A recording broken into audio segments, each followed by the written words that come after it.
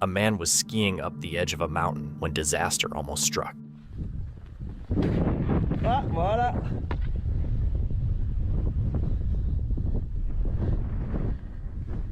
C'est ça que tu craignais?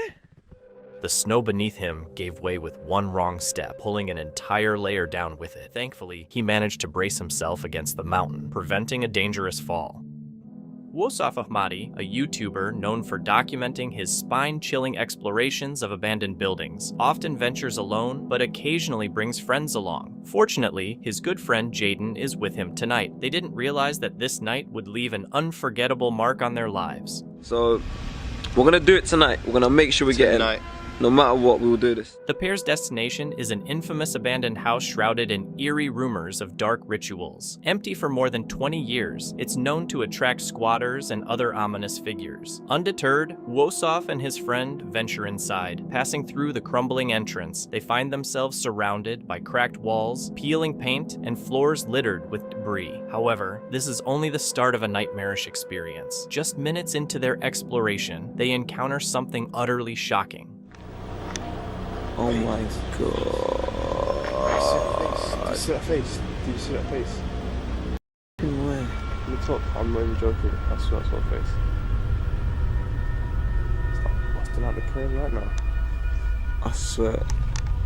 What is the 6 on the wall? Already unsettled by the ominous number 6 painted in red on a white wall, they had no idea that what awaited them next would be far more disturbing. Hey, did you hear that when we were bugging out? Yeah. Sounded like someone threw something from up there or something.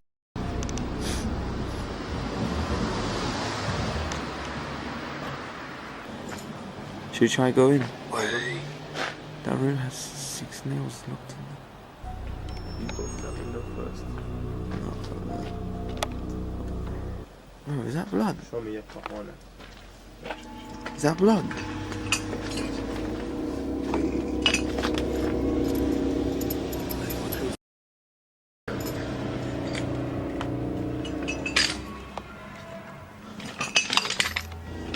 Oh!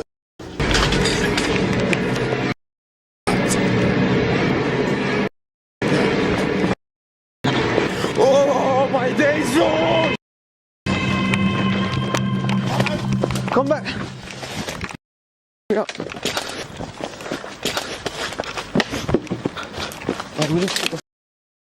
They spot a body on the floor, wrapped in a blood-stained white sheet. Shocked and terrified, Wosaf and Jaden freeze for a moment before their instincts kick in. They dash out of the house, only to stumble upon something even worse, a second body hanging from a tree. Heart pounding and adrenaline rushing, they sprint for their lives, tripping over debris and struggling to catch their breath. Get down! Hurry up, hurry up, hurry up, hurry up! Did you see what I saw? Oh my days! I swear to God, that was a bully. Thankfully, they make it out of the house and quickly call the police. When the authorities arrive, their worst fears are confirmed. 2 bodies showing signs of torture are found inside. What began as a harmless adventure turned into a horrifying experience for Wosaf and Jaden. This man was skiing happily when he suddenly spotted something out of the ordinary. Watch out, you better not. You better not crash, I'm telling you why. 'Cause you told your wife you're at work. A tall, dark shape showed up, peeking out from behind a tree. Its size and shadowy appearance matched common descriptions of Bigfoot. Sadly, the video ends there, leaving what happens next unknown. At a local bakery, a couple of kids are waiting for candy from the baker. It's Halloween, and the bakery is handing out treats to visitors. While the kids in the video are happily getting their candy, one boy stands a few feet away, watching from a distance. It could be that he's just shy or unsure about stepping forward, but some commenters think he might be seeing something unusual. At the start of the video, the boy says something like "look it," and even points at something in front of him. That's when things take a strange turn. Watch closely to catch what happens next.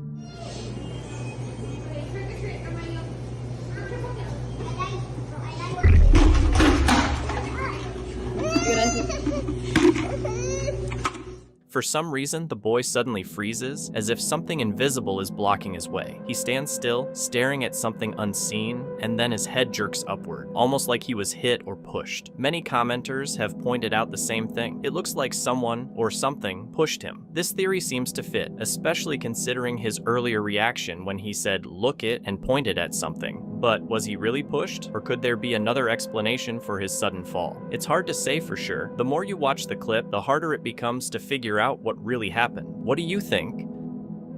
A truck was being chased by the police.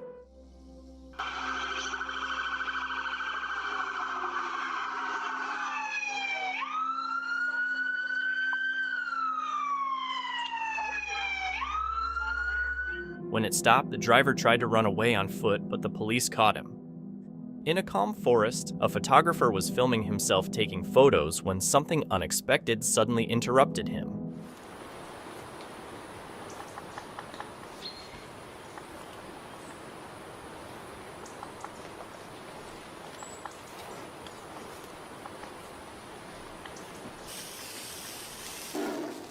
The photographer appeared fascinated by the bear and watched it calmly, at least until it came closer. That's when he used bear spray, spraying it directly into the bear's face. Startled by the spray, the bear retreated into the bushes. In February 2020, urban explorer Ridham Ryder, with his partner Clark, explored an abandoned house at an undisclosed location. It ended up being one of the most heartbreaking urban exploration videos. Unlike many other abandoned homes, most of the woman's belongings were still intact, indicating that the house hadn't yet been looted or taken over by squatters. Look at the size of this closet, guys. And you can see very, very bright colors and everything. It tells you that she was just a really spontaneous and outgoing and spunky old bird. Just a few minutes into their visit, Ridham and Clark stumble upon something really sad and disturbing. In the hallway, they find a body stain on the floor next to a walker. We took a few steps in the door and we saw this on the ground. Now, for those who can't figure that, figure out what that is a body stain. It seems like the elderly woman probably fell, couldn't get up, and sadly passed away before anyone could help her. My heart goes out to that woman. A group of campers was enjoying a fun night by the fire, telling stories and laughing, when things took a turn. An unexpected guest appeared at their campsite. Hey, you guys got pants? Bang pants. Yeah, bear spray. Hey, you guys got pants? Bang pants. Spray.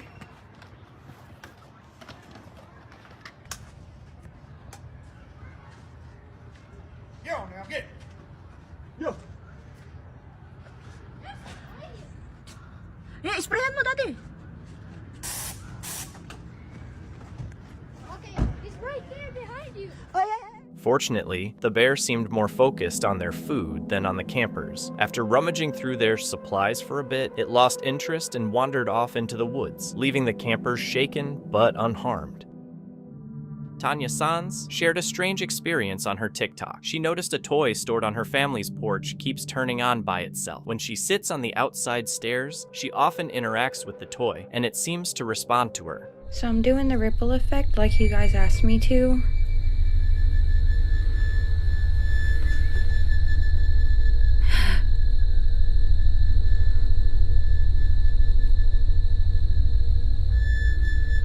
Whatever it is just stays right there.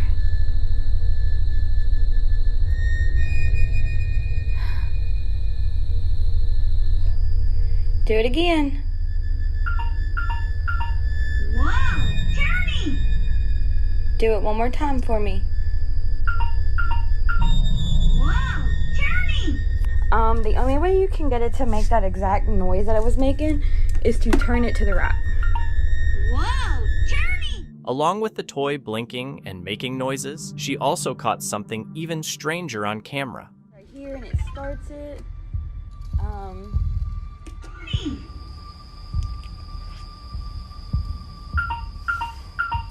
Wow, turning.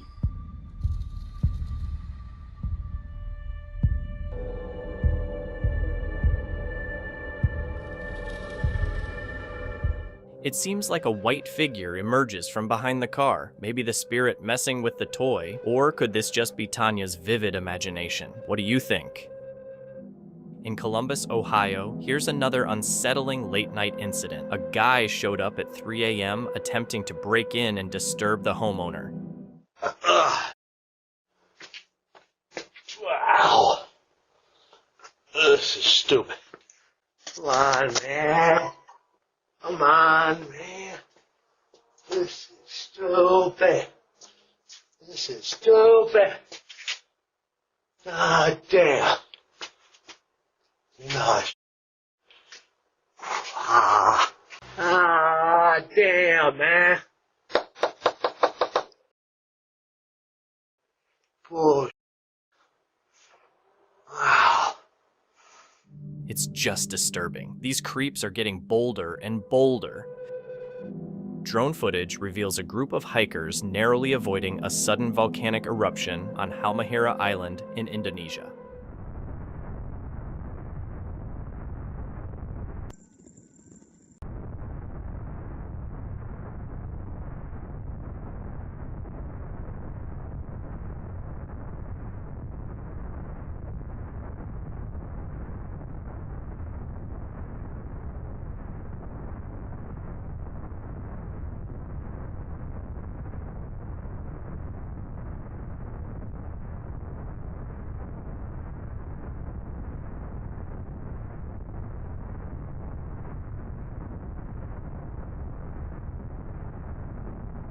With Mount Dukono erupting, thick black smoke poured into the sky, signaling the hikers to leave. Although they narrowly escaped, their decision to ignore the no-entry warning was dangerous, highlighting the need to respect nature's signals.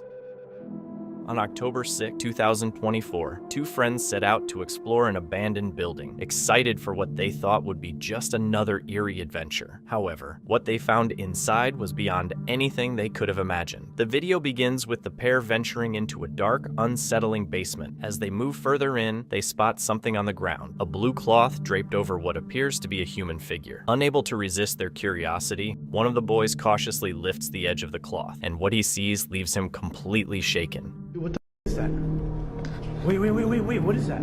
Wait, what is that? Seriously? Bro, that doesn't look like an animal. Bro, what if somebody freaking... Holy dude! Oh my god! Dude, what the oh my god! Take the oh my god! Go! Bring in that body! Go! Holy dude, where the we go? Dude, where the we go? Where the do we go? There's a body! Let's go! Go! Come on! Stop! Come on! Dude, stop crying! Why are you crying? Holy James, get over here! James, come on! Careful! Jesus Christ! There's a how do we get out of here? How do we get out of here? Oh, I don't know. Guys, there's a body. Oh my God! Jesus! How do we get out of here? Oh God! This way. Dude, holy! I need my light. Just guys, there is a body. They discover a blood-soaked, lifeless figure, a dead body. Panic sets in as they try to flee, but the building seems to shift and warp around them. The way they came in disappears, and their fear grows. The boy who uncovered the body breaks down in tears, overwhelmed by the horror he's just seen. The tension is unbearable, and then, without warning, the video cuts off. No further updates have been shared since then. The chilling encounter remains unexplained, leaving viewers haunted by the mystery.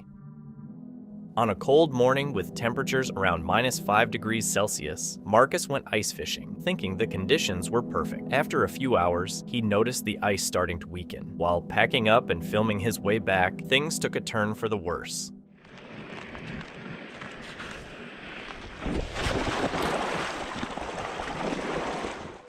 Marcus fought to get off the ice, but it kept breaking under him, and with no one nearby to help, panic started to take over.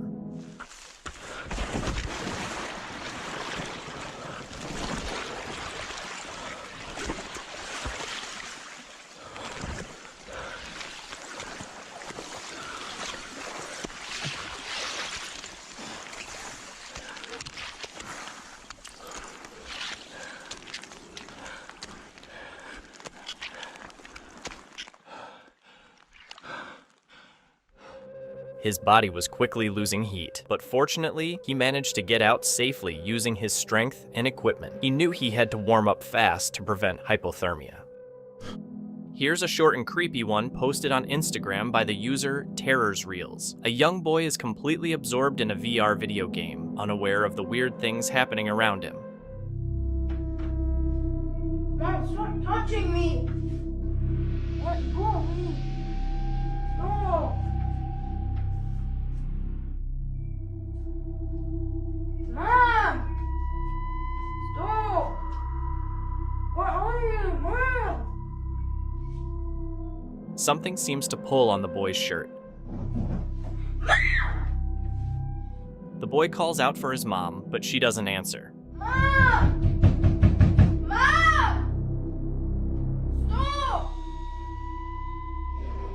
Some people are saying this is proof of a poltergeist haunting. One commenter suggested that the boy's fear is feeding it, possibly hinting at a spiritual connection. On the lighter side, another commenter, G2938, joked, "Why did his mom take 3 working days to show up? Jesus Christ." So, what's your take on this? As always, I'll leave it to you, the viewers, to decide. A truck with faulty brakes crashed into 5 cars, causing a lot of damage.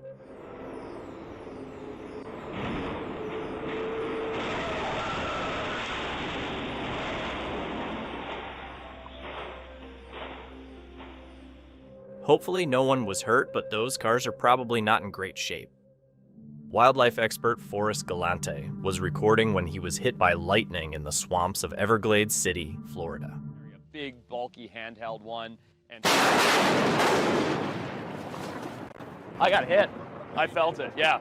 I got hit. That hurt. Yeah, it just hurt. While standing in waist-deep water during a thunderstorm, he experienced a surge of electricity pass through his body, causing muscle spasms and a metallic taste. This incident showcased the unpredictable risks of field work in remote areas, but luckily, Galante managed to avoid any serious injuries.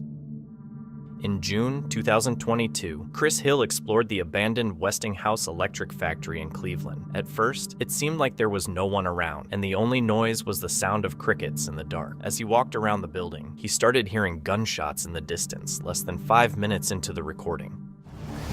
Alright, y'all, let's do this.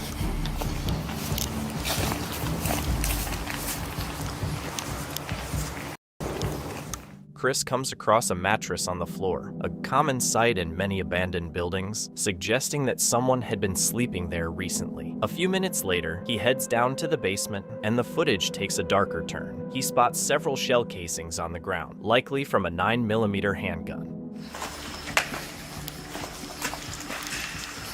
Alright, let's check the basement out. Soon after, Chris spots some disturbing messages on the walls, which isn't all that surprising. He keeps filming as he walks through the narrow hallways, but things get much creepier. A few minutes later, Chris runs into a hunched-over man standing at the far end of the room. He calls out, asking if the guy needs help, but the man doesn't move or respond. Chris decides to leave him alone, but then goes back to offer him a $20 bill. When he returns, though, the man is gone. As he keeps searching, Chris sees bats flying around the basement. When he walks into a room on the far left, he spots the man again, now standing in the doorway, staring at him in the dark. Oh, look.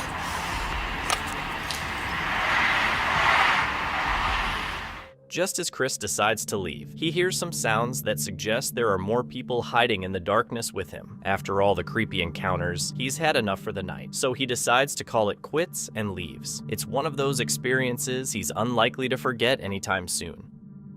This man was camping in the woods when he spotted this. Walking along here, and I run into this tree with this stupid grin on his face. It's just like the most perfect tree face I've ever seen. And then I look over here, another tree with a stupid grin on his face. He's like a little less happy, you know, he's just more is what it is kind of tree.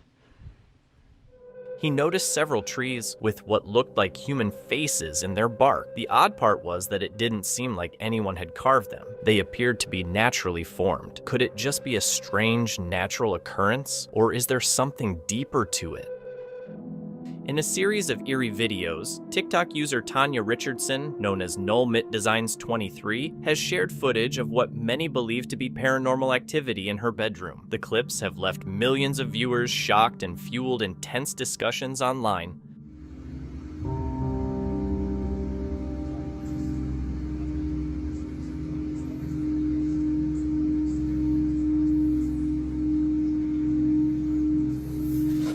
The unsettling videos filmed over several nights show Tanya recording the top of her bed where a faint but undeniable movement is visible beneath the blanket. You need to get Martin's head. Understand, it's a tape. Of course, that's easier with some people in our race. Tanya's pet dog, Frenchie, sadly passed away. The footage is undeniably eerie, leading many to wonder if this could be Frenchie's spirit trying to reach out.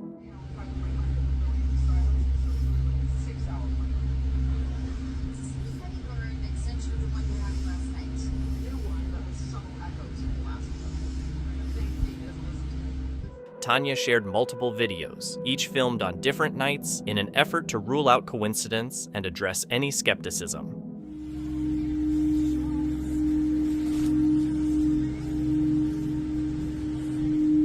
I miss you, baby.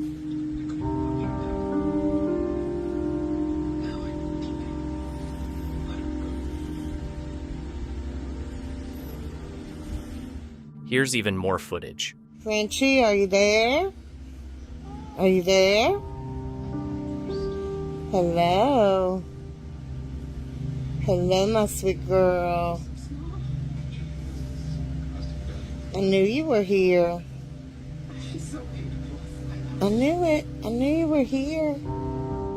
Tanya's love for Frenchie is clear, and her grief over his loss is still fresh. In a heartfelt post, she shared an old photo of Frenchie tucked under the covers, explaining that he had a unique habit of sleeping just under the blanket. This has led many to believe the mysterious movements in her videos could be Frenchie's spirit trying to connect with her. The response has been overwhelming, with viewers offering support and sharing their own stories of lost pets, creating a sense of community and understanding. Tanya's videos have sparked a deeper conversation about the afterlife, animal spirits, and the enduring bond between people and their beloved pets. This man was seen using a metal detector in his neighbor's front yard, likely searching for something valuable. For what? Just metal detecting. Sorry. Have a nice day. I don't want no trouble. I'm just leaving. When the neighbor called out to him, he quickly became nervous, covered up the spot where he had dug, and hurriedly left the area. A group of friends were hiking high up in a forest when they suddenly noticed something strange. Nah, kawannya berarti yang tahu nanti tunjuk lah. Nah. Nah. Hey. Wah, kada beres lang ini dah. Allahu Akbar, Allahu Akbar. A girl is seen high in a tree, screaming and moving in a strange, erratic manner. It's a disturbing sight, leaving viewers questioning how she got there and why she's behaving this way. You might have heard of YouTuber Yusuf Ahmadi, who's known for his thrilling explorations of abandoned spots across America. Sometimes he goes solo, but today he's got his buddy Jay with him. They're heading into an eerie, abandoned school that's been left untouched since 1979. Over the years, the school has built quite a reputation for being haunted, a hotspot for squatters, and even the site of multiple violent incidents. Despite all these creepy stories, Wossoff and Jaden aren't backing down. They decide to check it out in broad daylight, thinking it might be a bit safer. But, of course, safety doesn't last long, and within just 5 minutes, things take a terrifying turn.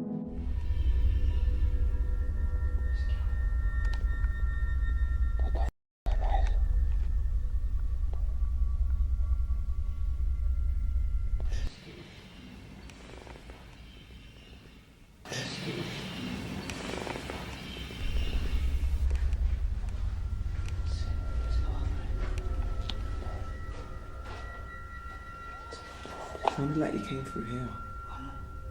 Guys, it They hear a sharp metal scraping sound against the wall, sending chills down their spines. Could it be a sign that they're not alone? With nerves running high, they continue their exploration, only to come across something even more unsettling.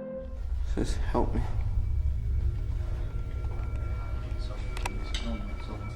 The walls are covered in eerie drawings and unsettling messages, suggesting someone has been here recently. But who would leave such creepy signs behind? Despite feeling more uneasy, Wussof and Jaden decide to press on and explore deeper into the school. Alright guys, so these are all the bullets we found. There's like a 12 gauge shell there, I think. I'm pretty sure this is a 9mm bullet.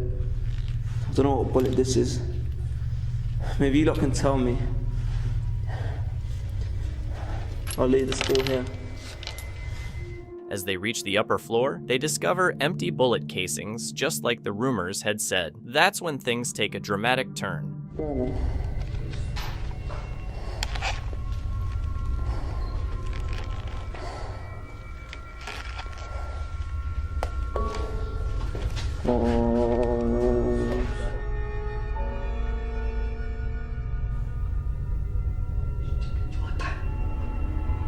Hello?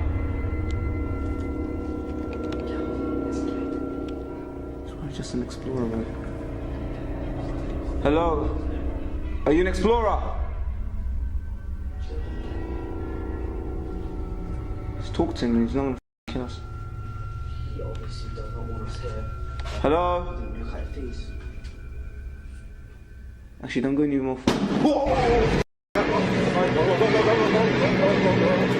They spot a figure at the end of the hallway, his face hidden by a hood, making it impossible to tell who it is. When they try to confront him, it's clear he doesn't want them there. Panic sets in, and they rush toward the exit, but escaping is easier said than done. As quietly as possible, they make their way toward the staircase, hoping to find an escape and get out safely. But what they find is far from safety.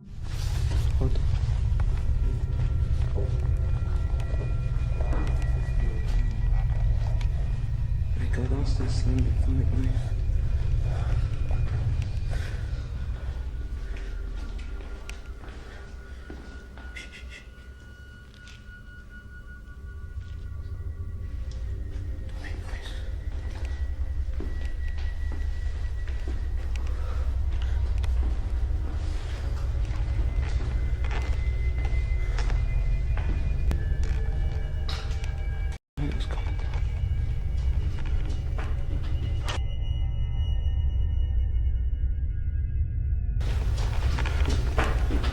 Come on, I'll help you. Get up. Help. They hear footsteps rapidly approaching, but when they look, there's no one in sight. They panic and race to stay ahead of whoever is following them. After what feels like an eternity, they finally find the exit and catch a glimpse of daylight. Thankfully, Wussof and Jaden escape unharmed, but the experience leaves a lasting impression on them. While hiking in New Hampshire, the man heard unusual sounds and decided to start recording. He filmed a large, dark figure moving through the trees. Unfortunately, he was too far away to capture any clear details of the creature. Whether it was a well-planned prank or a real Bigfoot sighting is still a mystery. In a video posted to YouTube in December of 2018, ghost investigators tried to infiltrate an abandoned house that seems to be haunted. At least, that's the impression you get from the unsettling atmosphere. As they explore the home, the investigator hears strange noises, things moving, debris being disturbed, and judging by how he's jerking his camera around, it's clear that he senses movements around him. The eerie noises and the investigator's reactions suggest something is lurking in the shadows of the house. 2층에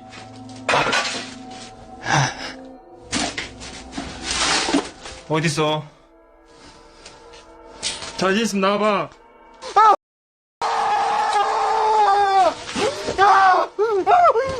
What What is in this home with him? The place looks as if someone abruptly left, with debris scattered everywhere, creating a chaotic and eerie environment. While exploring some upstairs rooms, the ghost investigators seem to sense a presence, and then one of them is suddenly grabbed. It's clear he's struggling with an unseen force within the house. The investigator fights back, but for a brief moment, he's dragged backward by the force. In a panic, he manages to break free and races out of the house, likely fearing for his life. What exactly is going on in this video? Is it possible that something in the house is pulling him, or is there another explanation for what happened? The investigator's desperate escape raises questions about the power of whatever entity may be haunting the home. Without a clear explanation, the incident remains mysterious, leaving viewers to wonder whether it was a paranormal encounter or a more logical but still unsettling occurrence. In Oshkosh, Wisconsin, a man shows up at 1 a.m. and covers the doorbell camera, clearly up to no good.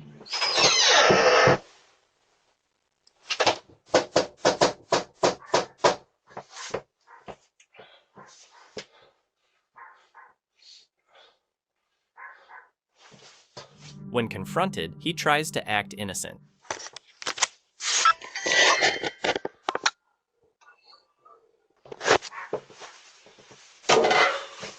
Oh, hi, sir.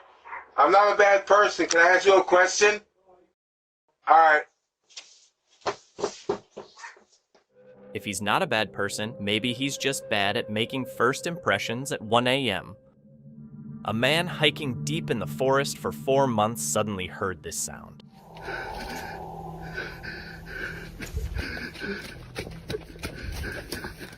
Frightening noises echoed through the trees, causing a chill to run down his spine.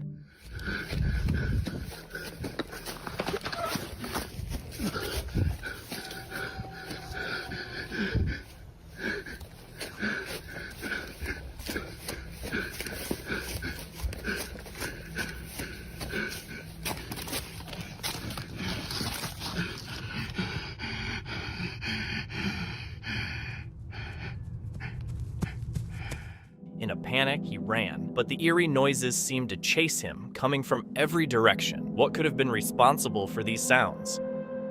In August 2015, John Blatt, a seasoned camper, posted a video from his solo camping trip at an undisclosed spot. After spending a few days there, he began to feel uneasy for no obvious reason. All right. I was planning on spending another night here. But I've had an overwhelming sense of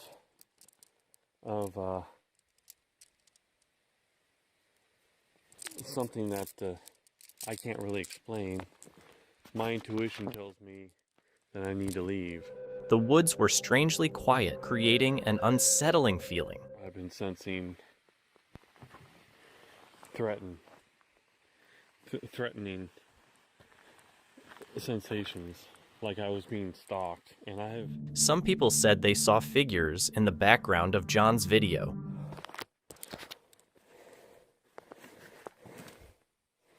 Damn it.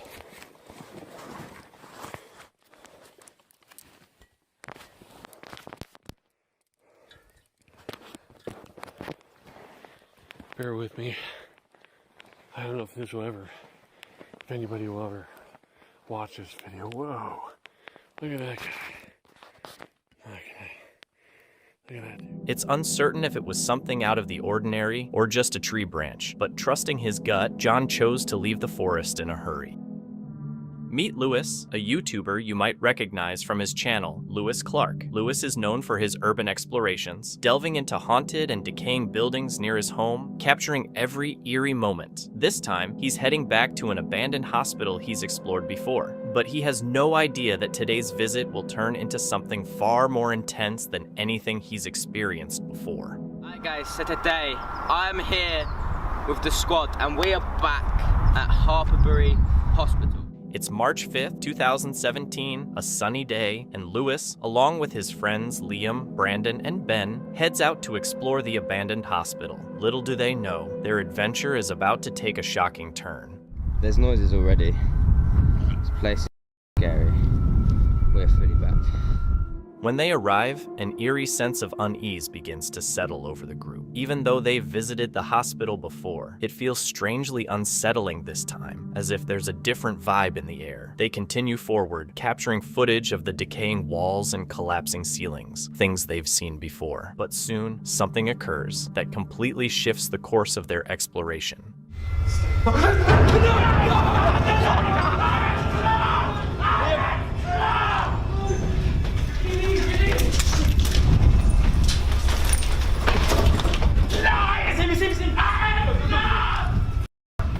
Out of nowhere, a guy jumps out of another room, knife in hand, yelling and coming straight at them. For a second, they're all just frozen. But then they snap into action and take off running as fast as they can, hearts pounding, trying to get away from this crazy guy.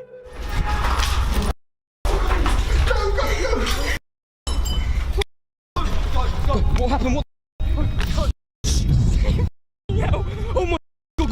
Go! Luckily, the guys managed to make it out just in time, barely escaping the guy with the knife. It was probably just a squatter letting them know they weren't welcome, and I'm pretty sure they learned their lesson. On November 15th, 2022, Flex, a YouTuber renowned for his outdoor adventures, and his friend Dan embarked on a camping trip to Epping Forest. A place called Hangman's Hill, and the old legend is that whenever a car is on the hill and you leave it in neutral, the car will roll up the hill. They checked out the famous Hangman's Hill, where people believe cars left in neutral will roll uphill. Curious, they decided to give it a shot, and to their surprise, the car really did roll uphill. Jumping in, you're going to put it in neutral. Put it in neutral now. That's neutral. Right, we're in neutral. Right, ready? I'm ready. Foot off the brake. Yeah. Are you ready? Let's watch him go up the hill. Foot off. Look at that, he's rolling up the hill. Oh wow, this is dangerous. This is scary. Yep, yeah, we're moving now. Yeah, it's going very fast. It's going very fast. It's going very fast. Ah! Right, yeah. Still in neutral. Can't be bothered riding the car off. Right, you ready? Right, get out. Laughing off the strange event, they kept going on their journey. Later, they came across an abandoned church next to a graveyard, and while exploring, something unexpected happened. We're in the forest. Is that noise? Yeah, what the hell was that? That wasn't a normal fox noise. Could have been. It could have been, but it didn't sound like a normal fox. An eerie sound suddenly shattered the silence. Despite searching for its source, they couldn't figure out where it was coming from, and chose to brush it off as they headed to their campsite. Everything seemed fine until this happened. Hard work. I ran into it.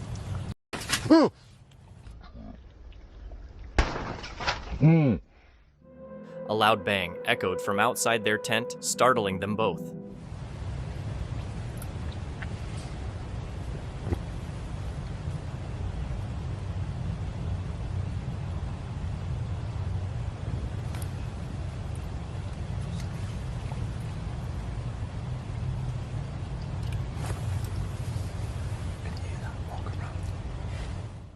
Shaken, they listened closely as footsteps echoed around the tent. When they looked outside, though, no one was there. The eerie feeling stuck with them through the night. Had someone been out there, or was it just their minds playing tricks? Just in case you didn't hear anything, there's a lot of footsteps, and a twig just snapped down there. We've not heard anything like that all night. It's been very nice, very quiet. Lights out, I think.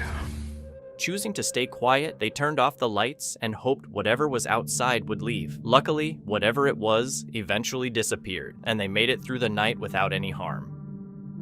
This eerie clip, shared by Grid Synergy in November 2017, features unsettling security footage from a computer lab at night. A man is working between two computers when an alarm suddenly goes off, startling him and causing him to turn around. Clearly puzzled by the source of the alarm, he gets up to investigate.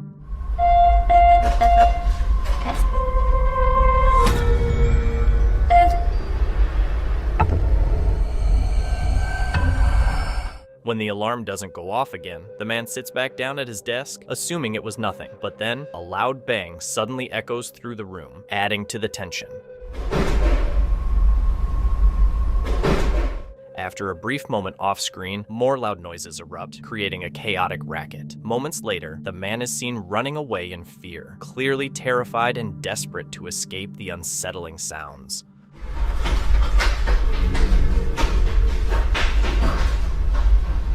What drove him to flee? With the man now gone, a strange creak is heard, followed by another loud bang, adding to the mystery of what just happened in the room.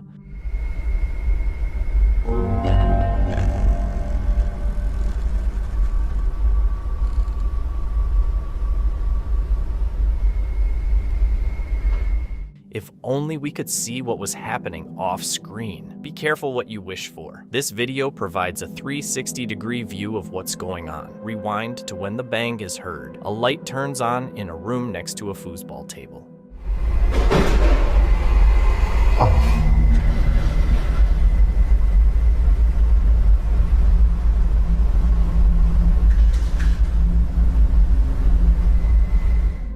When the man heads off screen, he goes to check out the room. He looks inside but sees nothing, though he picks something up off the floor, possibly the cause of the noise. As he leaves, he switches off the light. That's when the chaos begins. The door slams shut and a chair suddenly shoots back from a desk in front of him.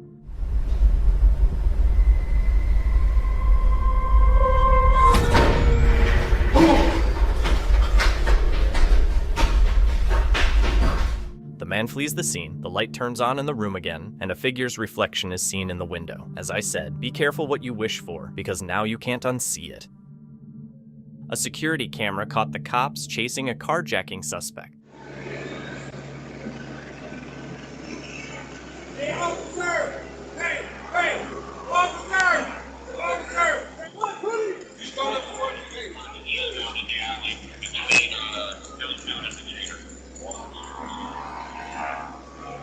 They eventually caught him, and it's good to see someone getting what they deserve. As he hiked through the forest, a backpacker heard rustling sounds from afar.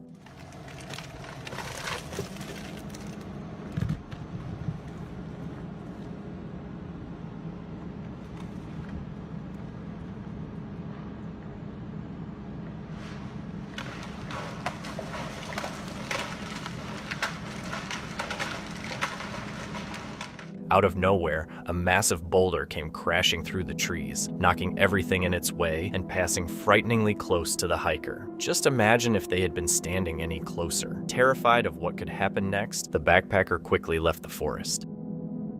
Urbex Hill is a channel focused on sharing the uploader's perspective as he explores abandoned locations and creates other captivating content. Known for his authenticity, Urbex's Hill has gained the trust of his community by consistently posting genuine, unscripted videos. In this video, he revisits an abandoned building in a dangerous area of Cleveland, Ohio, known as the Robert Fulton site. At first, the exploration seemed typical, though it was surrounded by a chilling atmosphere. As he moved through the building, he came across a staircase partially blocked by debris. Determined to continue, he placed his camera on a small table to free his hands and climb over the obstacles. However, what the camera recorded in his absence was completely unsettling.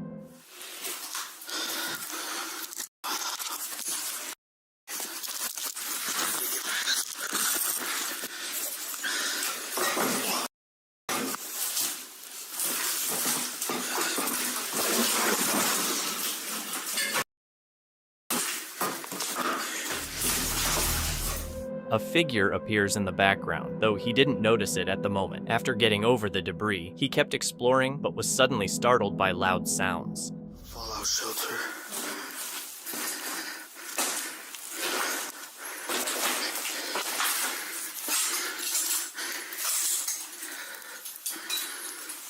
All these desks behind.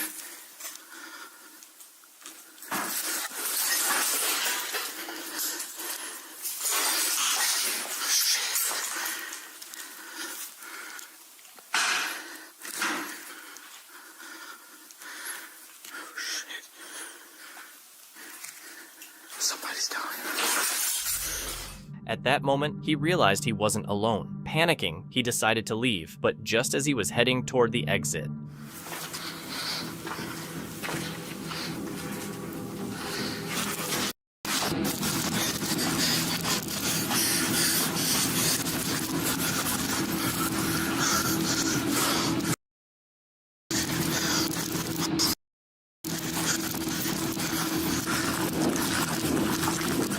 A man with a weapon saw him and started firing as he attempted to escape. Upon reviewing his footage later, he realized that this wasn't the first strange encounter he had that night. Considering the dangerous area, it's possible the people he came across were involved in something illegal that they didn't want anyone to see. Urbex's hill just happened to be in the wrong place at the wrong time. Fortunately, his quick thinking helped him escape without injury, and he still shares his explorations with his audience.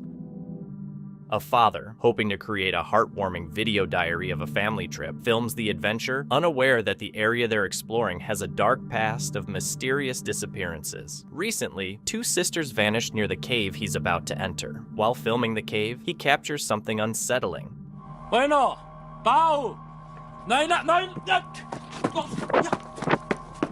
2 figures suddenly appear in the cave, catching him off guard. He quickly leaves the area, but it's unclear if there's anything supernatural involved. Many viewers wonder if these are the missing sisters or just kids messing around.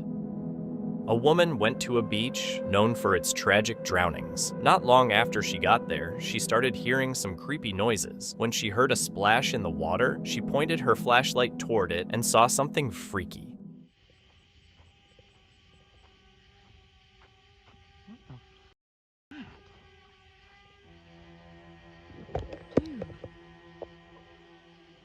Oh, no.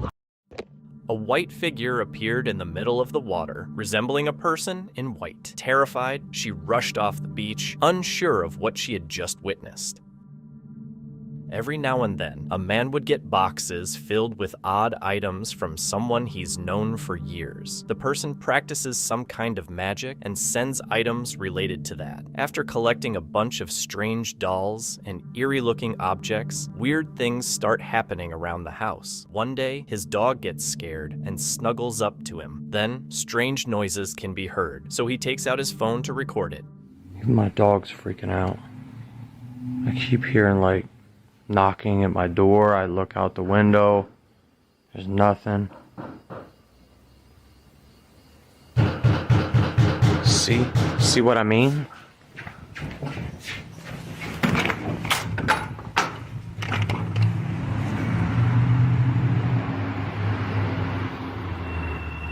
Stay in here, buddy.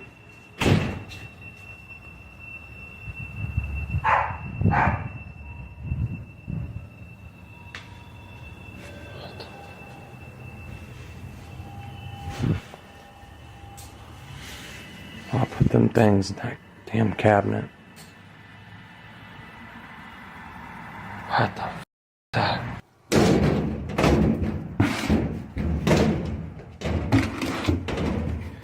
Yeah, I gotta get rid of these damn things. There's somebody that's gonna take one of them. I don't know which one, but... When he answers the door, no one is there. But soon after, strange things begin happening inside his house. He realizes something's wrong with these items, so he tries to get people to take them away. However, not knowing which item is causing the issues, he sets up a camera facing his collection to see if anything unusual happens, and it doesn't take long.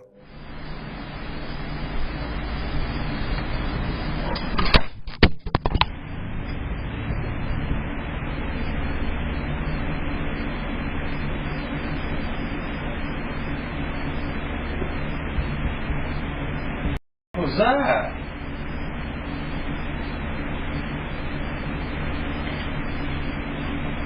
Bro!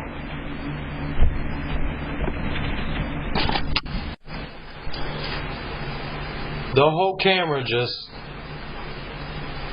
flew off the shelf. The camera spins on its own and falls off the shelf, and later that same night, this is recorded.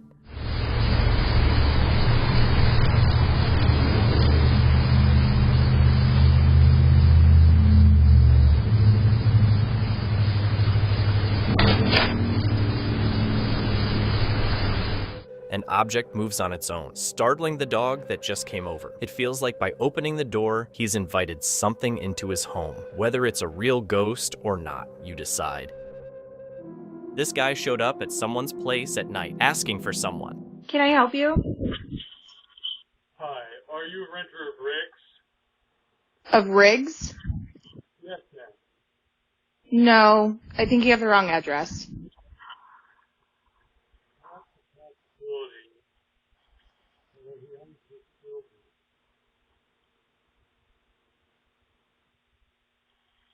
Can I ask your landlord's name? Ian? Yep. Ian? Does he No. live on the property? It's nice. Don't mean to disturb you.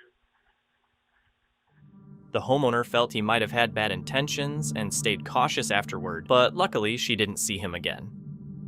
TikToker Bruno, who lives with his family on a big property, says strange things often happen there. His dad often spots a mysterious girl walking around the yard early in the morning. One day, while live streaming, Bruno decided to check out the back of their property. Quiero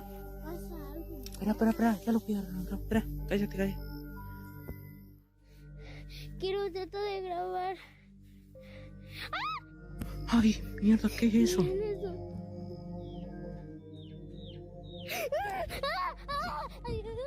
He spotted a dark figure at the end of the trail, which scared him, causing him to run away before the video ended.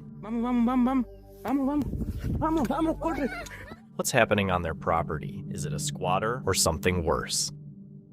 This haunting experience would stay with Omar and his friends Colton and Casey forever. Today, he's joined by the team from Mindseed TV as they explore one of the most haunted places in the world, the Conjuring Cabin. Omar, Colton, and Casey have faced numerous paranormal events, but nothing could prepare them for what was about to happen. Known for their bravery and skepticism, these explorers are about to have their beliefs challenged in ways they never expected. In 1839, Richard Myers, a successful banker, built his dream home on cursed land in rural Georgia. Despite moving some human remains to appease the spirits, strange events began as soon as his family moved in. Efforts to bless the house only angered the spirits, leading to a lightning strike that destroyed Richard's home. Years later, another family built a house on the same land and experienced similar horrors, eventually abandoning it. Now known as the Conjuring Cabin, the house stands as a chilling reminder of the dangers of building on cursed ground. As they arrive at the cabin, the first unexplainable event takes place. Well, from the stories. And this is when I was immediately reminded and why we need to be careful. As they step inside, they feel an overwhelming pressure on their chests, as if the house itself is bearing down on them. This eerie sensation is just the beginning. When they enter one of the rooms, they encounter something truly paranormal. Yeah, it was pretty dark in here.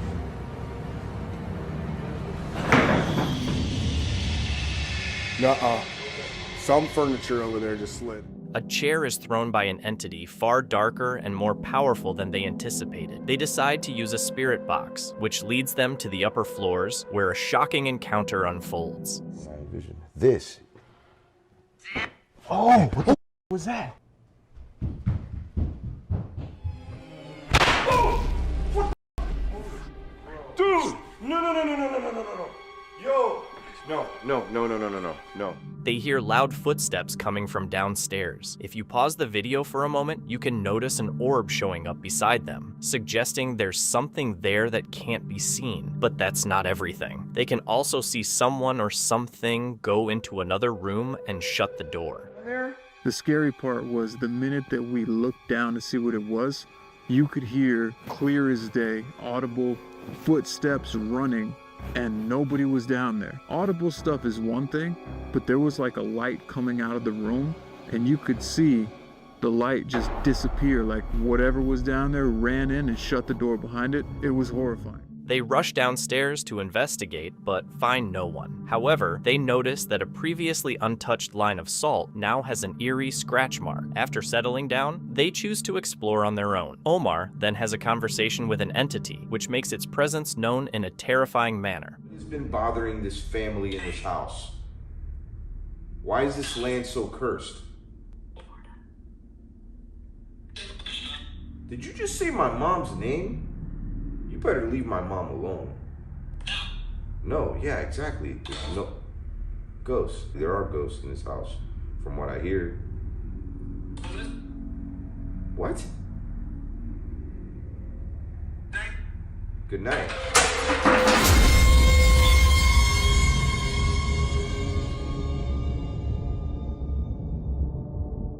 If you're still doubting the paranormal after seeing this, reconsider. This is clear evidence that there are forces beyond our comprehension. Room. You want me to go in the room? That's what you want?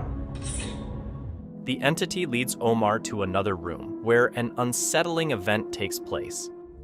All right, I'm in here.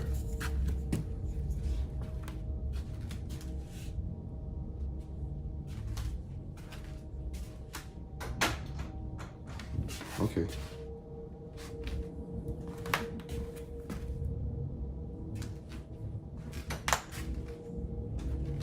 Hello? Is anyone in here?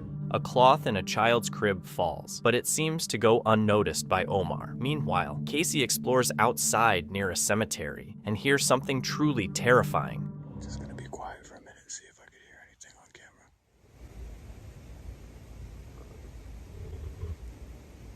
Okay, no. That sounded like something just growled at me. I'm good.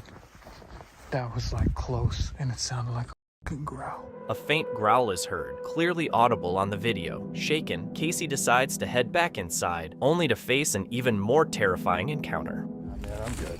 No way.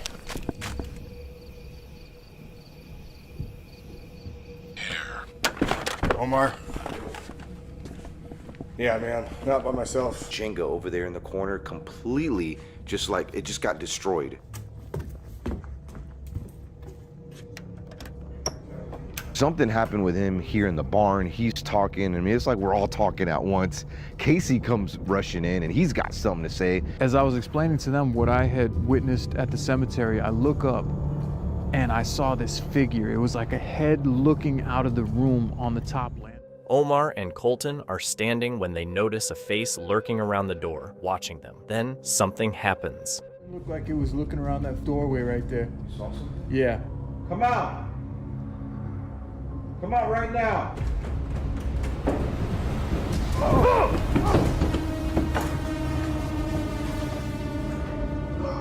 What's happening? Dude, look, the door! I'm leaving. A force so strong that it sent 3 grown men crashing to the floor. We've experienced phantom footsteps before. We've even experienced like charges of energy coming towards us, but nothing ever as powerful that is enough to knock 3 grown men on their ass. The 3 experienced explorers, who are rarely frightened, are deeply shaken by this experience. It's a clear indication of the paranormal. As they flee the cabin, they vow never to return. Personally, never, ever return to this place. Like this right now, this is as close as I'll ever. We're left wondering what kind of power could instill such terror in these brave men. A team of experienced cavers begins a mapping expedition in a newly discovered, expansive cave. When they arrive, it's obvious that not everyone can fit through the narrow entrance, so they have to remove some of the rocks. Despite the difficulties, they manage to get inside by using plastic boards to slide through. This is Gary. Come on, take a squeeze.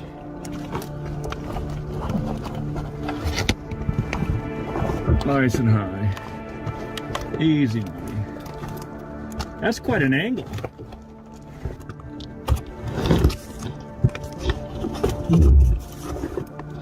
Goodbye, Gary, Brick Road. He does not love that at all. I was gonna make it in a second.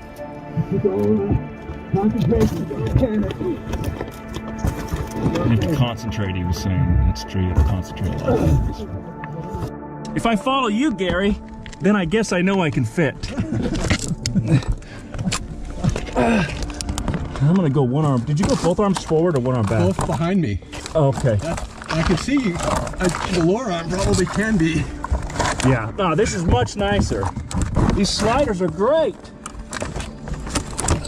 Yeah, we could probably bring a sheet through here and just leave it, because this makes this so much easier. You get something for, I'll smash that for your number of subscribers on your channel. Is that one of those? We don't even ask.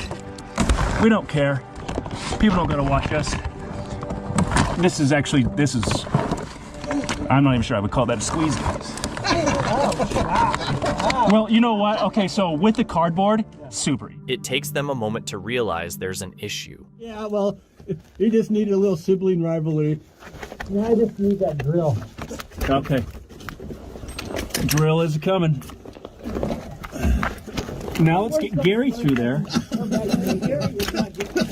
I shouldn't be talking too much over the show me. I know. We can get you through. It's also body twisting techniques to get through stuff. Some of it, Well, if you can twist your body, you can get through a smaller space. I know that, like, I can by just one Superman or one. Oh, sir, what? Come help me.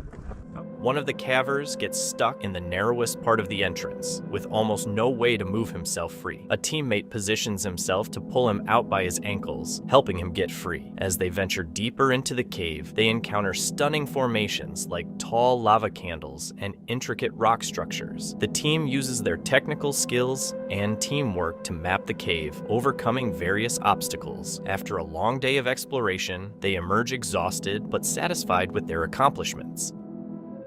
This video comes from a Polish YouTube channel called The Slamming Door, named after a loud poltergeist that often disturbs a small home in Europe. The homeowner eventually set up cameras in all the main rooms to capture the aggressive spirit's activity. Everything seems normal in the bedroom until about 50 seconds into the video, when the poltergeist makes its presence known in a dramatic way.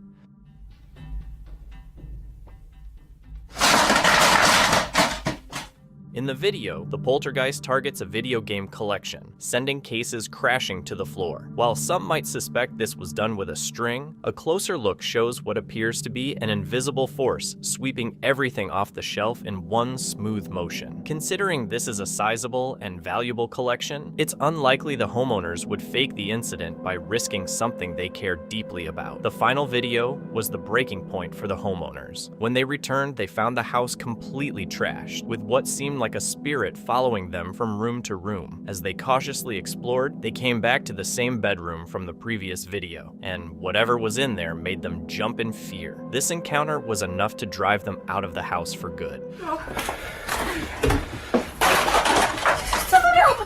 As they rushed to leave, the kitchen light began swinging wildly, and a chair briefly pulled out on its own. While it would have been helpful to see the entire room to confirm no one else was there, the homeowners were clearly too frightened to stay and fully document the event.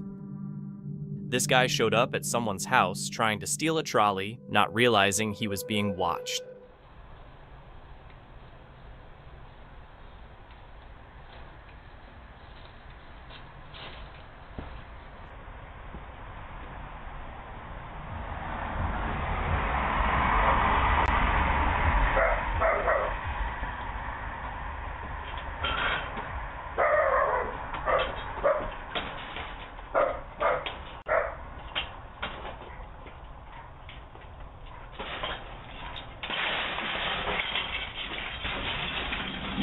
The homeowner came outside and told him to return the trolley, which he did. Hey, bring that back. I don't care if you need it or not, we need it too.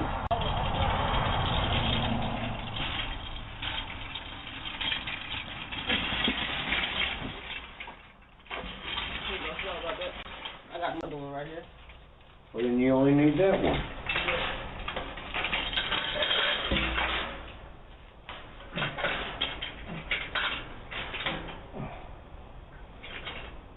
I wonder why he needed it at that time of night.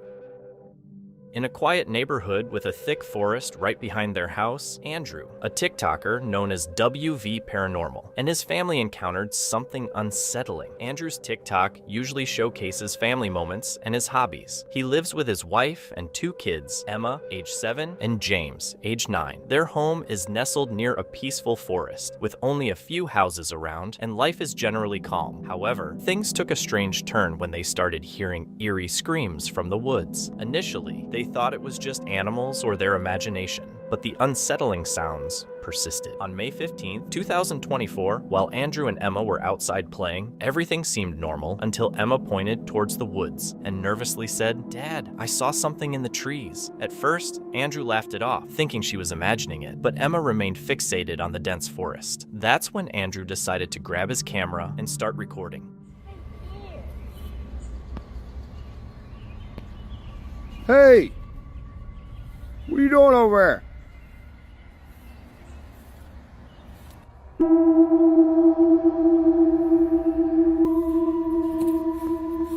In the distance, barely visible between the trees, Andrew spotted a tall white figure. He couldn't tell if it was a person or something else. The figure moved in a strange, unnatural way. Slow, stiff, almost like it wasn't human. Andrew called out, but there was no response. The figure turned and walked deeper into the forest. Driven by curiosity, Andrew decided to follow it. Andrew ventured deeper into the forest, following the path where the figure had disappeared, but it was gone, vanished, as if it had never been there. Feeling uneasy, Andrew quickly returned to the house and made sure Emma was safe inside. Days passed, and the family never saw the creature again, but they remained on edge, unsure of what they had encountered in the woods. They decided to post the video on TikTok, which sparked a lot of speculation. Some people believed it could be a cryptid or a skinwalker, but to this day, no one knows for sure what it was. The mystery remains unsolved, leaving everyone to wonder what truly lurks in those woods. Omar from Omar Gosh TV and his friend James take on a very different exploration this time. They visit a notoriously haunted house in one of Florida's most dangerous neighborhoods, which has a dark past involving witchcraft in the 80s and 90s. The house was once home to drug dealers, and a drive-by attack here claimed a man's life. Ever since, the spirit of the deceased has haunted the place, often disturbing tenants. Upon arrival, Omar and James, known for their fearless investigations, feel uneasy and are watched closely by the neighbors. A Bible on the porch suggests attempts to protect the house. One of the investors reveals that a worker recently quit after encountering a ghostly figure. As the investor continues sharing details, something strange occurs. This way, into the home. Are they still there? No, because the reason why not. Oh, what the hell is that? What the heck? Bro, what was that? Oh, bro, I just got chills. Look at this. Look at it. I got chills. Look, I got chills. No. Dude, what just happened? I don't know.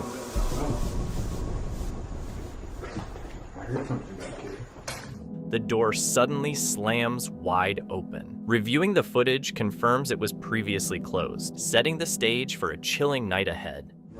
Bro, are you kidding me? Did that door really just open up by itself? Seriously? Was it? It was closed, right? I don't know. I just checked it. It was locked. It was locked. This door was locked? Yeah, it was locked. I came to and I checked it. It was locked. I couldn't open it. The back of the house. I didn't even see back here. Hello? Bro, what the heck was that? Do you think you have people trying to get in here? I'm not staying here. Just call me when you're done. The door. I'll see you later. All right, man. I'll call you in a little bit. You want me to close the door or you want me to leave it open? Yeah, go ahead and close it. We're gonna kind of barricade ourselves in here and lock the doors. All right, no problem. All right, yeah, you can. All right, bye. Bro, were they planning on leaving or staying? Did they just get freaked out and I thought they were gonna stay. That's what I thought. I thought they were going to stay, and then all of a sudden that happened. They were like, we're leaving. We're getting out of here. The investors quickly leave after the unexplained event. As they move through the house, they reach the location where the man was discovered dead. He was found, and this floor does not feel safe at all. Bullet holes are visible all throughout the house, and they even find a bullet. The eerie atmosphere is thick, with strange noises echoing from around the house. So much stuff still left here. Yeah, there is. Oh, there's another house next to us too. It's not like it makes me nervous in this neighborhood. Oh, what the is that?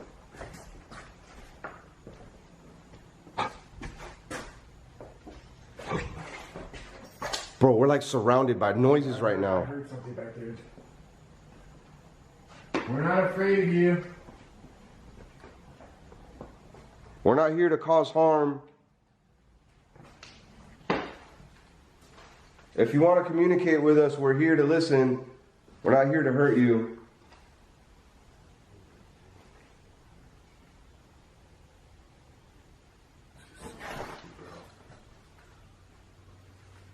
I definitely feel a presence in this. You see something in there? Dude, I saw something in the window right now. There's somebody out there. Maybe this is the room. I'm telling you, this is the room. Dude, are you serious? Yeah, I'm scared to walk right here, though. I feel like it's a trap. No kidding. Oh, crap, bro. Like, creepy. What the hell? No. Hell no. Bro. No, bro. I don't like this. I don't like this. What the hell was that? Omar sees a figure move by. Could it be someone messing with them? Or is it something more menacing? After reassuring each other, they go through the house once more, only to encounter more eerie sounds. Oh! Oh! Oh, that wasn't you? No! I thought you fell. Hello? I'm telling you. They step outside to check, but find no one. Where could these noises be coming from? Deciding to sit down and try to capture something on camera, they then witness something truly disturbing. Bro. Did you see that? No. The door's open. You don't see the door. Am I tripping? There's somebody. No, careful. There could be somebody out there. The door unexpectedly swings open once more, even though it was closed only moments earlier. Upon reviewing the footage, you can clearly see a shadow behind the door's glass, yet there are no footsteps to be heard. What could this indicate? Oh. Whoa.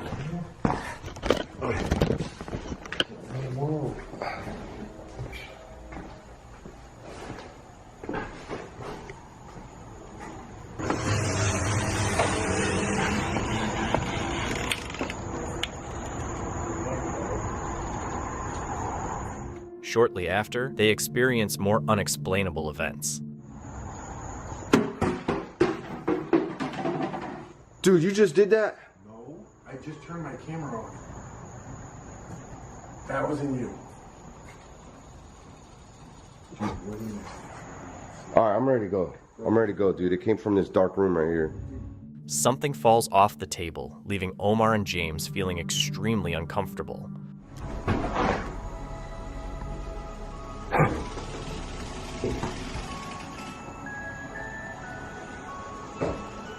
Yo, what the hell is going on in this house, bro? What the hell is going on in this house? Is this all wind? Is this wind? I don't know anymore. While filming, they hear a book fall, but don't realize what it is until Omar spots it. That's moving. What the hell? Dude, whatever spirit is in here, you need to go toward the light. If you see any kind of light. That Bible's on the floor. Bro, this is not... That Bible, it was up here. I remember putting it on the paint bucket. Wait, where is it? That's right there on the floor. I never put... No, right here. That Bible was on the paint bucket. It wasn't on the floor unless you moved it. No, I didn't touch it. The eerie events lead them to decide they've had enough of the horrors for one night. Come on, let's go, bro. Get your camera, get whatever you left, let's go. As they leave the house, Omar and James reflect on the events of the night. Understand that sometimes we end up leaving a place after we see a lot of activity and they call us for it, or they say that we're scaredy cats. It has nothing to do with that. I've been in some of the scariest places that no one would ever dare to go into. Now, the reason some of my friends and I will leave a place after seeing a lot of activity is out of respect for the spirits. Not only that, but sometimes these spirits will follow you home if you provoke them to the extreme. So it's not because we're scared. We're just doing it out of respect. Plus, I don't want something following me home.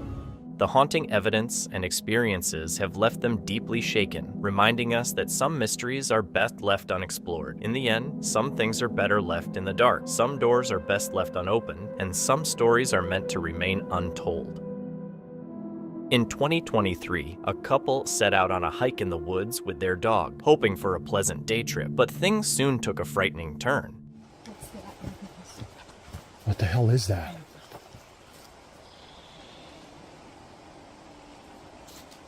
Something's growling.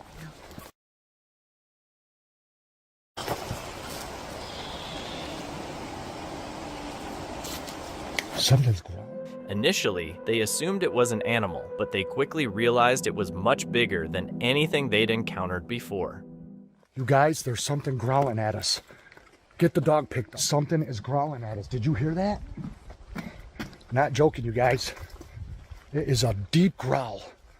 Keep walking, keep walking. The couple's fear escalated as they understood they weren't alone and something far larger was hiding in the woods. In a creepy video shared on Reddit by user Zombie Paranormal, viewers get a glimpse of a strange scene filmed inside an electrical goods store. Oh, that's a Cool TV. In the TV reflection. Rowan's like, hell no, I'm out. If we watch that again in slow motion, the reflective surface of the TV shows what looks like the image of two children. One of the reflections is visible for a second or two, then disappears without a trace, leaving only the reflection of one child on the TV screen. Rowan's like, hell no, I'm out.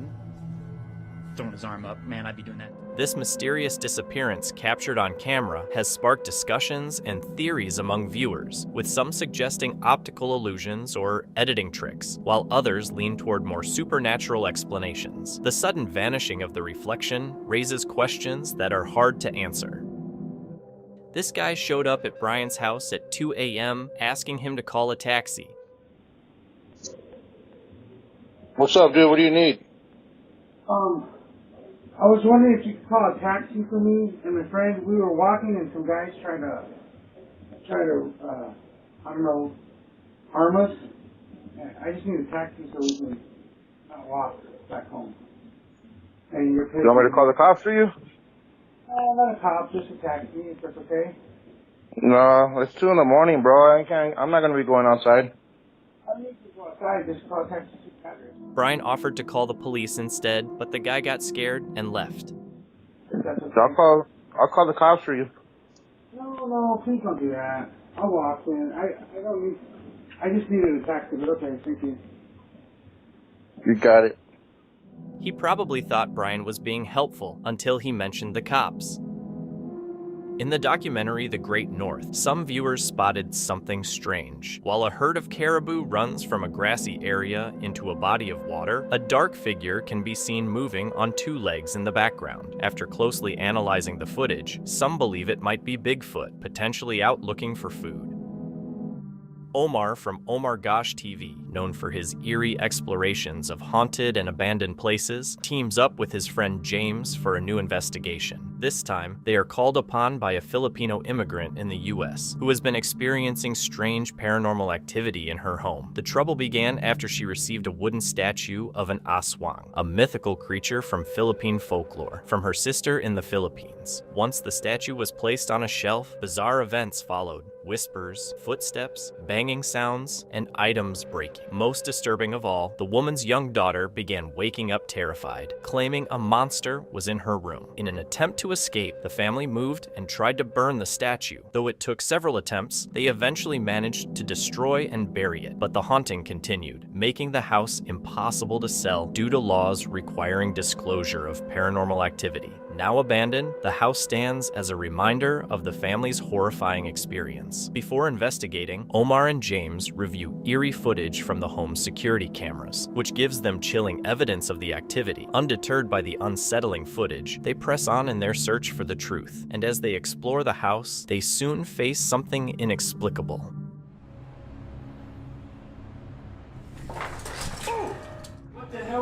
Dude, I just saw all these puzzle pieces just fly off the table. I'm not even kidding you, bro. I've never seen anything like that. Dude. I'm not crazy, okay? I'm not crazy. You saw that. Wait, is the door open? The door is The door closed. is not open. For sure, the door is not open. Like, I know that's not the wind. Maybe there's a window open. Okay. It was when you sat in that chair. You sat in that chair and it off. I didn't even think about that. No, don't let it freak us out because it's gonna really, like, you know what I mean? If we show... I'm not scared. I'm not scared. A puzzle on the table is suddenly knocked off, which is unsettling, but it's only the beginning of a presence making itself known. In the children's bedroom, they encounter even more mysterious occurrences.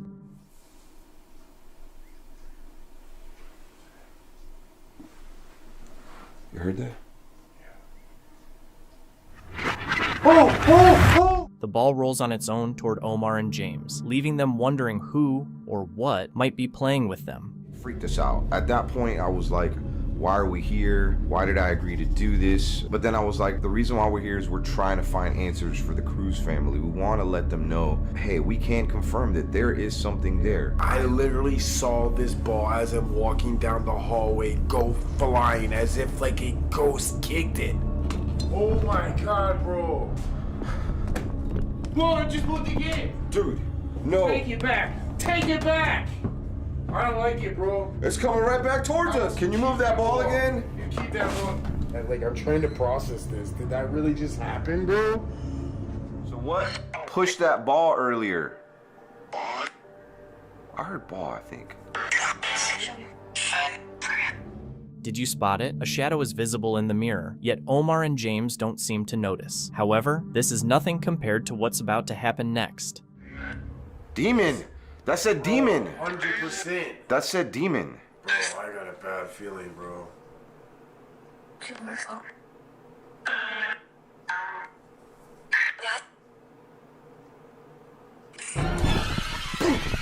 Look behind you! Look behind you! Look behind you! What is it? Look behind you!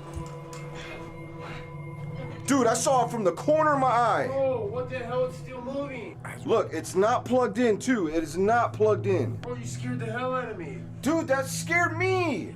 This just started moving out of nowhere. The chair begins to rock back and forth on its own, clearly not touched by anyone. How is this happening? They decide to try the spirit box once more, hoping it will reveal more about the entity haunting the house. Is there anything that you could do in the house here? Oh, it said no. This time, the painting on the wall shifts on its own, but Omar and James don't seem to notice this strange occurrence. They get ready to explore the girl's room again, but what they face next is even more disturbing.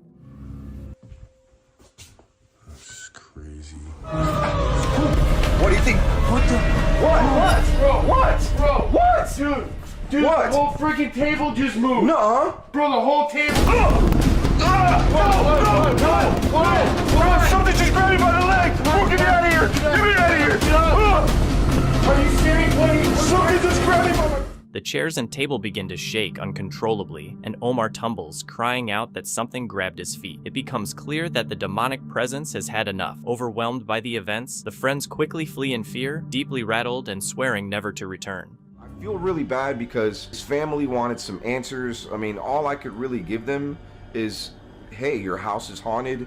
It's still haunted. You need to either bulldoze it or sell it to somebody that wants to take care of it. What kind of power could cause such fear? Who or what is responsible for the haunting in this place? Their beliefs are shaken to the core, and their minds are tormented by the horrifying experiences they've had.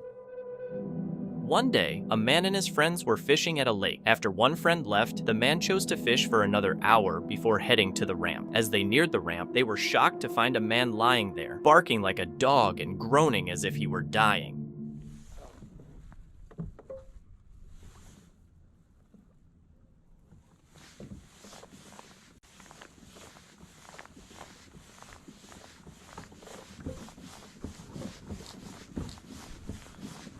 How you doing, bub? No, I'm good, man. I'll ease her up in here.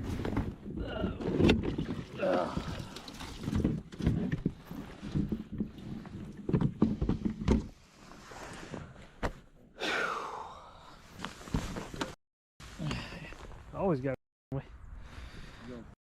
I ain't gonna you. I ain't gonna you. You don't give me any reason to, I ain't gonna do it.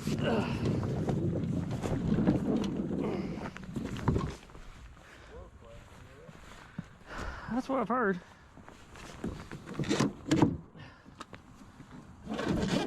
He kept asking if they had a weapon, saying it was a great day to die. The fishermen, feeling uneasy, decided to move away and paddled their kayaks further from him. However, the man continued to approach, saying he wanted to die like a dog and even threatened to attack them. I wish dogs would treat you like, you know, Disturbed by the situation, the fishermen decided to call the police. Yeah, I just wanted to report a guy. I'm at Holston River Park. He seems to be high, and he's threatening to kill himself and threatening to kill others and walking around down here on the boat ramp making a bunch of crazy noises and stuff, and waiting on my wife to show up so that we can go get my car because I did a river float, and I've already had to tell him to back away several times, and he's saying he wants to kill himself. They hurriedly left the area and talked about the unsettling experience during their drive home. What happened to the man is still unknown. This clip is from a larger video that the uploader unfortunately couldn't recover. According to him, he received a phone alert after noticing a small shape entering through the front door. Moments later, the same figure was seen darting across his bedroom.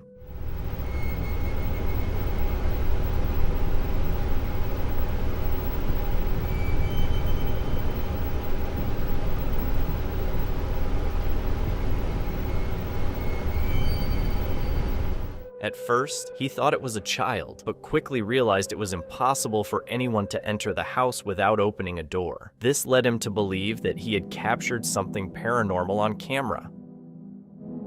On November 18th, 2022, Jeremy, well known for his lightsaber videos and tutorials, was relaxing at home. Suddenly, he got a notification from his security camera. Someone was at his door. Here's what he captured.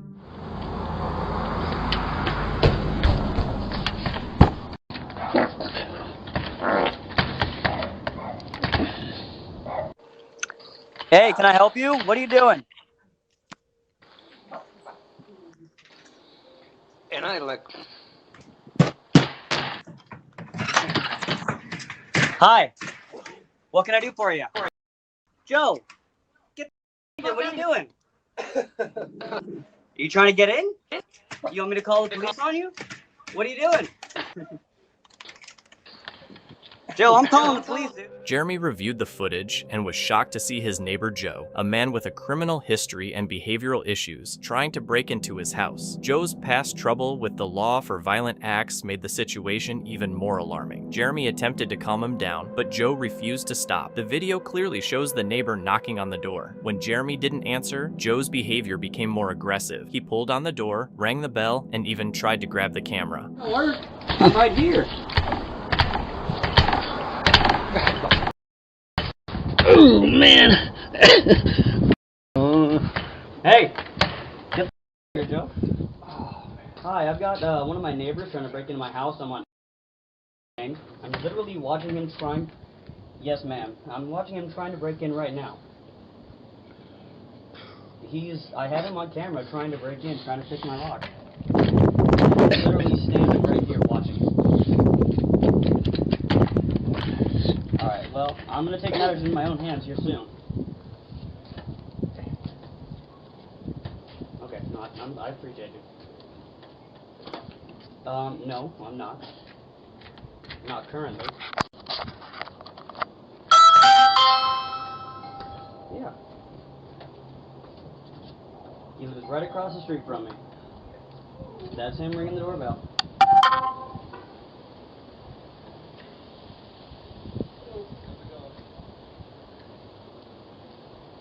Okay. I do.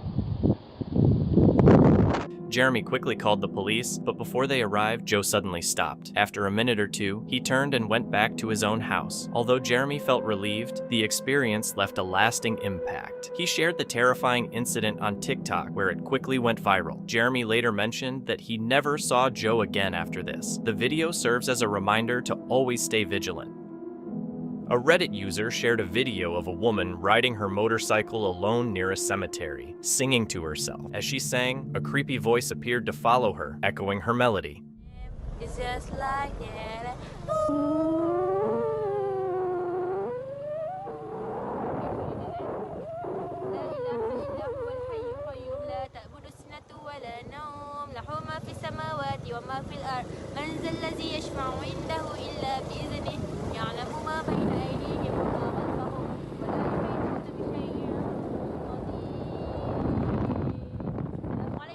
Even when she started reciting a verse from the Holy Quran, a prayer often used for protection, the eerie singing continued in the background. Later, when she reviewed the footage, she was shocked to hear the strange sound so clearly. While many commenters suggested it could just be wind hitting the microphone, others wondered how the sound could persist long after she had stopped singing. In September 2020, John and Tim from the popular YouTube channel Exploration Unknown set out to document their visit to a hidden, abandoned altar deep in a dense forest. However, what they encountered that day turned out to be far more dangerous than they had anticipated. The adventure began like any other. They had heard rumors about an altar lost in the woods and decided to check it out, but right from the start, there were warning signs. Where are we? It's supposed to be public land. This is private property, bro. Well, maybe it's like this over here, somebody's private property. And I know this over here should be like public land. As they followed the directions they were given, it became unclear whether they were on private or public property. Just minutes after reaching the location, they got their answer in the most terrifying way possible. I saw something behind you. Shh. What? What, dude? Oh my God, dude, it's a car. Shh. Hide. Dude, they were waiting. Everybody's here. Shh. Get down. Oh God, dude, we gotta get out of here. He shut the engine off. Oh God, he's getting out.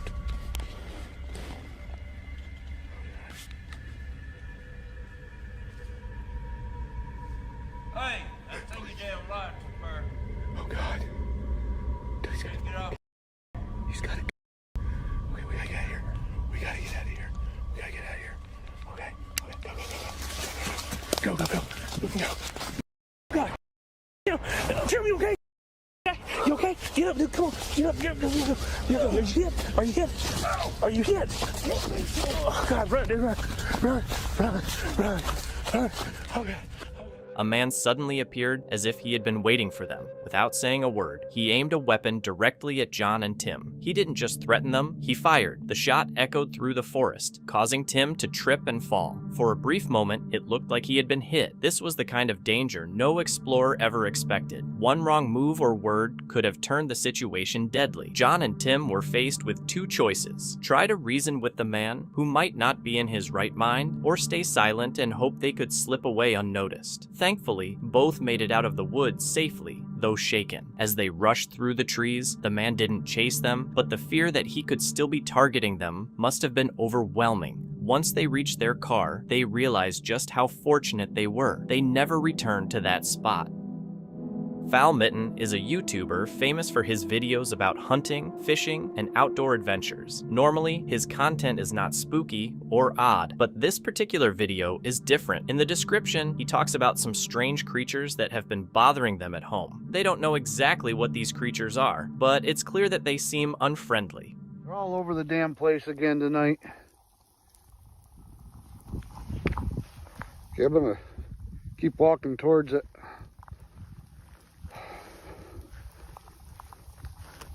Might actually get to capture something here.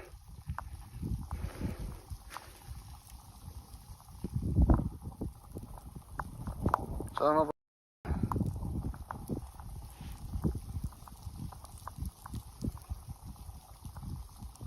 All right, whatever you are, you need to leave. Stay out of this place. This is our home. He issued a warning to the creature, but it didn't react. With no response, he decided to load his weapon. This is our home. Need to leave.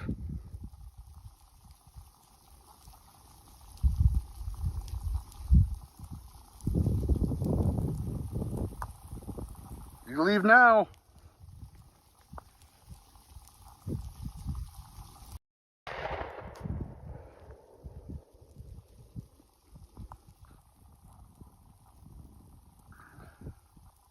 I don't think it's going to come around for a little bit. After issuing a few more warnings, he discharged his weapon, causing the creature to flee. But what was it? It looked partially human, yet something was off. Eyes don't reflect light like that. This was something entirely different. Can you escape this escape room ghost? The YouTube team, Ghost Club Paranormal, along with their friends, are investigating an escape room in Los Angeles called The Basement, which has been dealing with some intense paranormal activity. Just as Jade begins introducing the group, a loud bang echoes in the distance. Whoa, what was that again? Hello? Hello? The team later finds a doll in the middle of the room that none of them had seen there before. Wait, it wasn't there. I don't think it was. Later, they hear a sound coming from above them. Whoa. I am so on edge. I know, me too. I feel like I'm in like a real life Scooby-Doo scenario now. Meanwhile, Kelsey Davies and her team record an EVP on camera in the next room. Over here. Oh. Later, both Kelsey and Jade see the same entity. Was it black, like a shadow? Yeah, it was literally. Is someone in here playing around with them? Or is there truly something paranormal in this escape room? Whatever is happening in this scary place, I honestly hope they can escape from it. A YouTuber called Nerdy Weasel explores an abandoned house in his neighborhood with a ghost meter to find out if it's really haunted like people say. The first sign of something strange happens when he enters the old house, and the ghost meter goes off on its own. Here, how's it? Bro, I don't feel safe right now, bro. Some everywhere. Yo, I'm not tripping. There's somebody right there. I'm not tripping. There was somebody right there. You can even check the camera back. He thinks he caught a ghost on camera, and even though the camera doesn't show it, I still believe the video because the ghost meter beeps right when he starts talking about seeing a strange figure. Yo, I'm not tripping. There's somebody right there. I'm not tripping. There was somebody right there. You can even check the camera back. Also, at 2 minutes and 30 seconds, if you look closely, a ghost orb floats by the doorway where he says he saw the figure. They get really scared and climb back through the window when the ghost causes something to fall from inside the haunted house. We're here at the. We're here at the Plantation Club Draft House. Just when they thought they were safe, the ghost meter is hit with a surge of paranormal energy and starts going off like never before. It's not due to electronic interference because the equipment had been quiet until that terrifying moment. They try to escape by walking quickly down the block, but there's no escaping the paranormal. Eventually, it seems to leave them alone until about a block later, when Nerdy Weasel feels a strange presence again. Oh, someone walking behind us. Chill.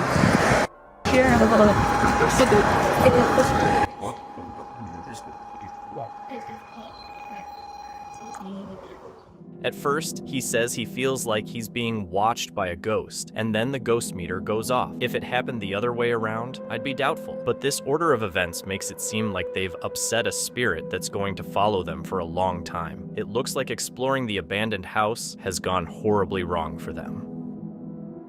Late at night, a woman was seen at someone's door, looking around for something. They moved this time. He ain't even. When the homeowner caught her, she started asking about a little girl.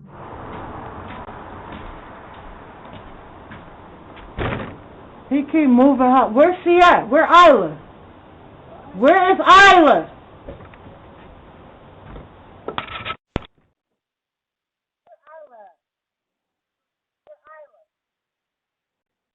Where is the little girl that belongs to Dennis Earl William James? No, he playing like he don't know. No one better to come to this house. He's raping her and raping her breeding love. I'm not drunk. This kind of behavior is definitely suspicious. It's a good thing the homeowner didn't open the door since her intentions didn't seem trustworthy. A YouTuber decided to explore a spooky, isolated area notorious for odd occurrences. As he went deeper, disturbing sounds started to echo around him.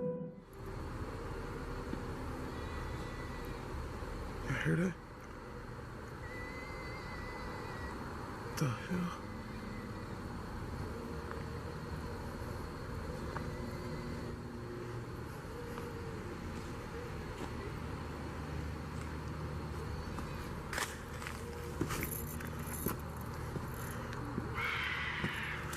Whoa. What the f? Suddenly, he caught sight of something chilling. What was that?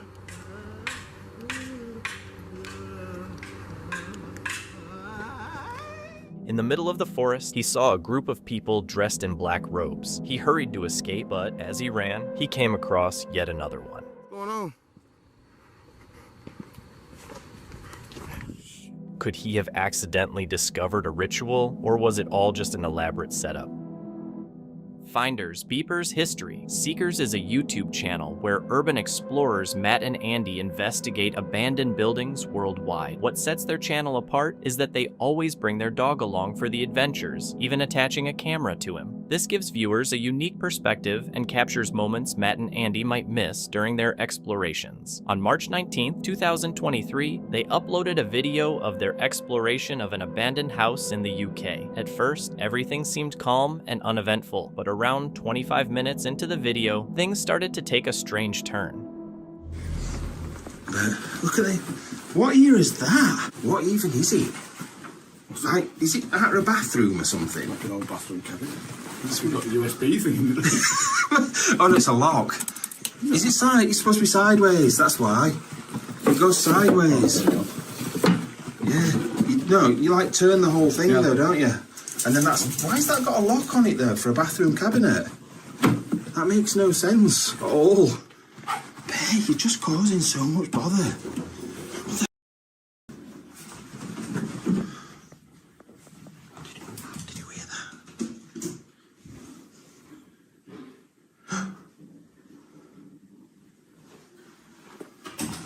Someone has definitely just run down those stairs.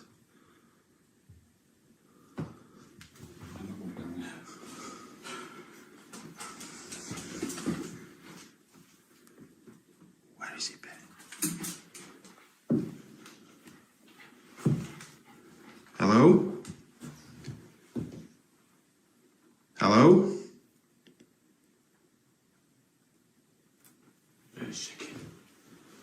Hello?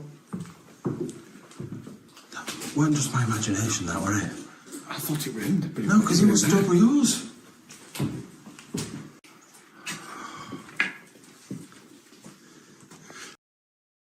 What torch are you using? Yeah.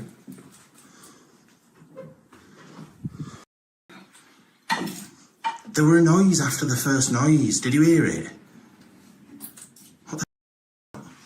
I didn't even notice that door.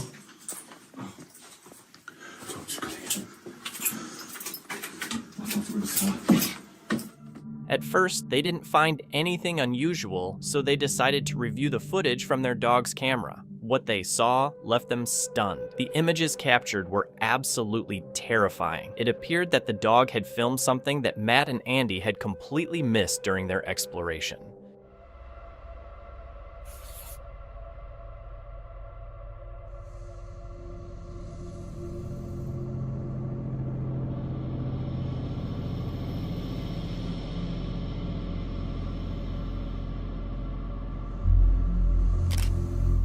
They discovered someone hiding under the bed. Although the footage from the dog's camera wasn't entirely clear, it was obvious that someone was beneath it. After watching the footage, Matt and Andy explored for another 20 minutes, but eventually decided to leave. The person under the bed was probably someone homeless, using the abandoned house for shelter. It seemed likely he didn't want to be bothered, and he was probably more scared of them than they were of him. After a tiring day on the road, a trucker pulled into a rest area, planning to rest for the night. However, something unexpected occurred.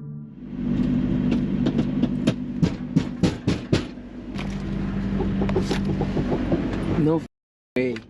Out of the blue, someone attempted to break into his truck while he was still inside. The trucker quickly checked the cab to ensure the doors were locked, only to find the intruder unbothered. There's literally someone right there, bro.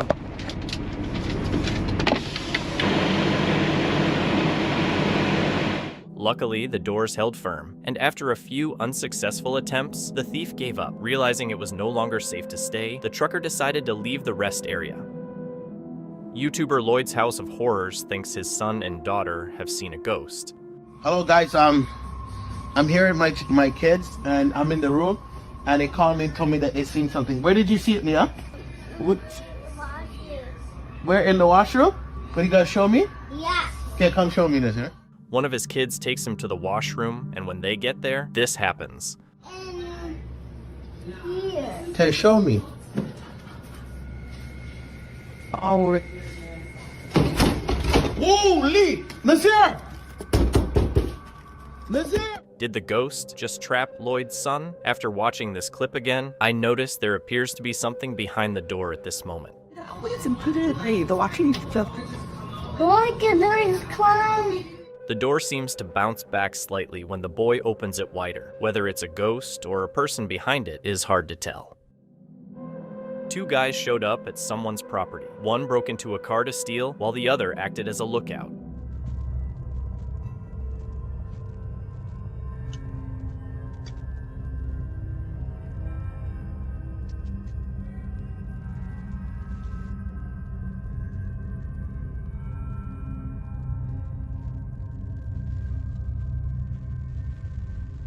They didn't know the homeowner was watching. When the homeowner shouted, they took off running.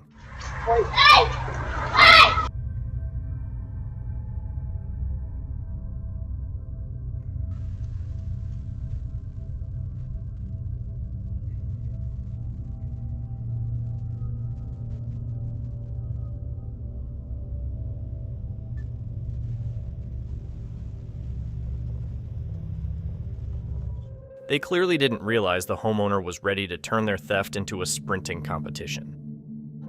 In an emotional court proceeding, Judge William Atkinson sentenced David Meyer, a De Pere man, to 10 years in prison for driving under the influence and causing the loss of Rebecca and Rayleigh Pennenberg, a mother and daughter who were walking along Lawrence Road in August of the previous year. I didn't know the family, had no connection, but I've seen too many of these cases, and I've seen too many people suffer from drunk driving.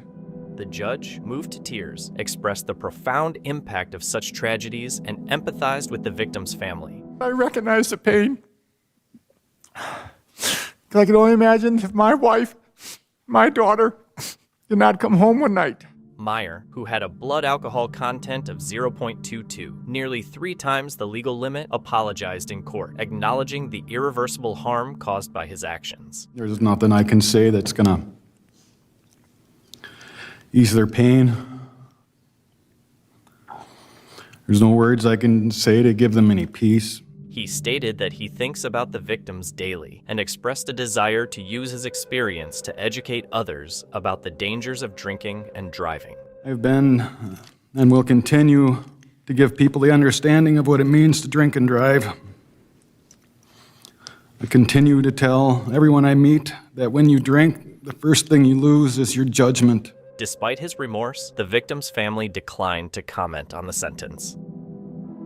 Dee, a 39-year-old from Ohio with a passion for the outdoors, often explores the forest near her home, sharing her adventures on her YouTube channel, Dee's Dark Adventures. However, during one hike, she was about to face an experience that would turn her peaceful trek into a terrifying ordeal. On June 28, 2024, a warm summer day, Dee set out on an old trail, enjoying the serene sounds of chirping birds and rustling leaves. It was a calm, almost solitary moment until the daylight started to fade and eerie sounds filled the air. Feeling like she was being watched, she started recording again.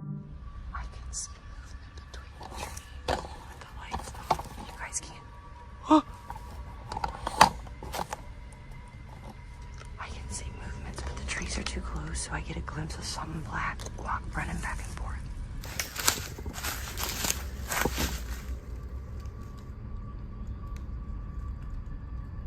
What is on my face? Here. Hi.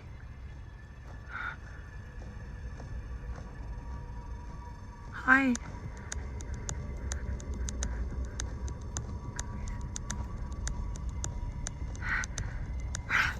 Yep.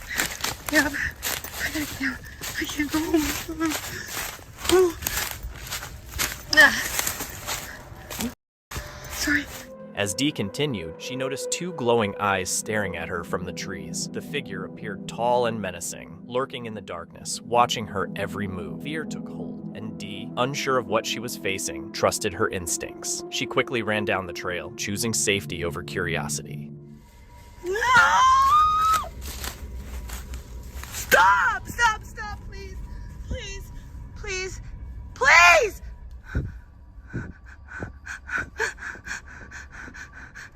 Please! Please! I'm leaving! I'm leaving!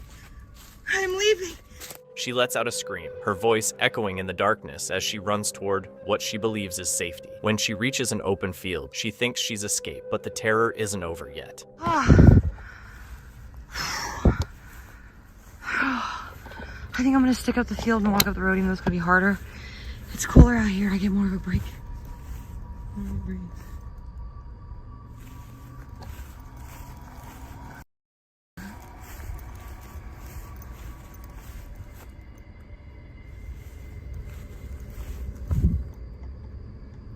What is that?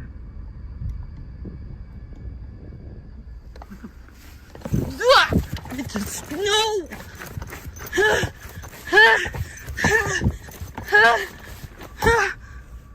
Fuck is it? Dude, no! It looks like a person, man.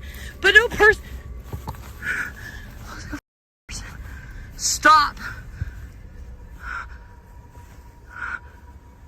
That ain't a person. That ain't a person. Ah! It just keeps getting up and down, up and down. Stop! Fuck, I can't run. Ah!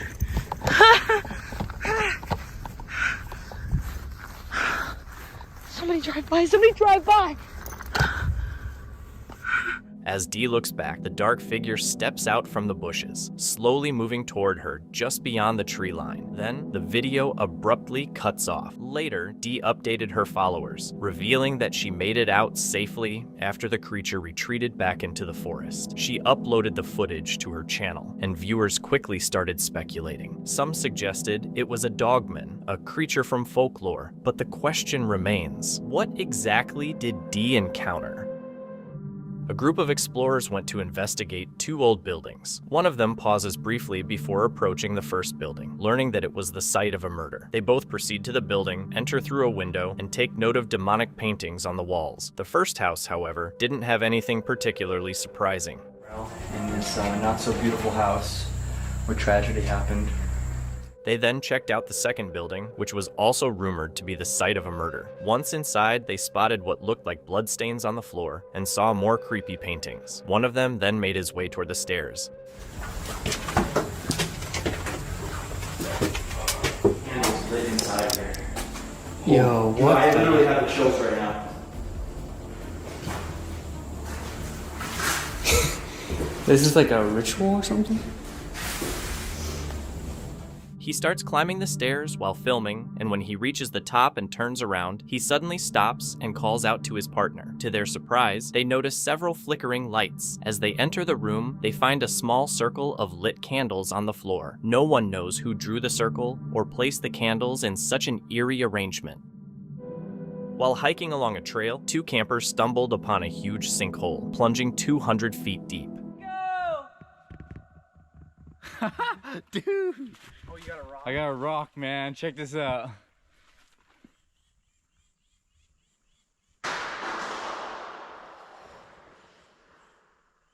Dang! Intrigued, they chose to explore the sinkhole and ended up finding some strange objects inside. There's a microwave down here? Yeah. Somebody carried a microwave all the way down that trail just to huck it down here. 2 miles. That is insane. Dude, a tire's down here. After squeezing through a tight passage, they saw markings that were from 1958. 1958 right here. Wow. That one's old. People have known about this forever.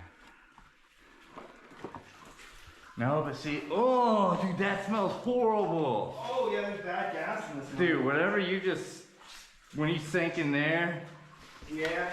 Oh. Wow, there's so many signatures back here. Yeah, David, 75. Ronnie, 75. 60, 60. Set a giant ornate 76. I'm guessing that this is as far as it goes if everybody's putting their signature here. The air was heavy with a bad smell, and drawings on the walls suggested others had been there before them. Despite the dead ends and tight spaces, they kept pushing forward. Oh, we're doing this.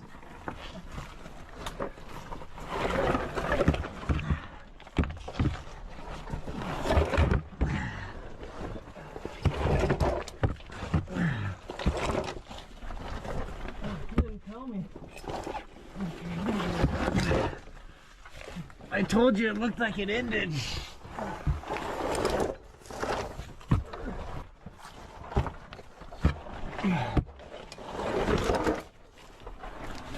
Gnarly. I know.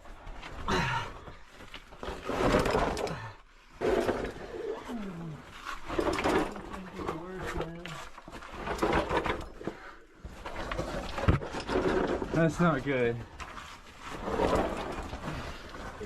This I can do.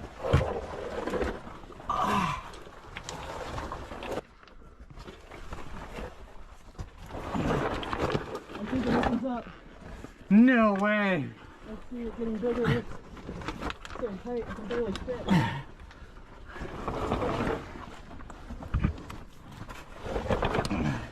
Oh, it's rough.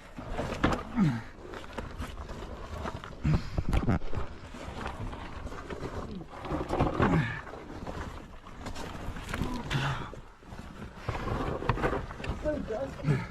I know. It's rocky and dusty.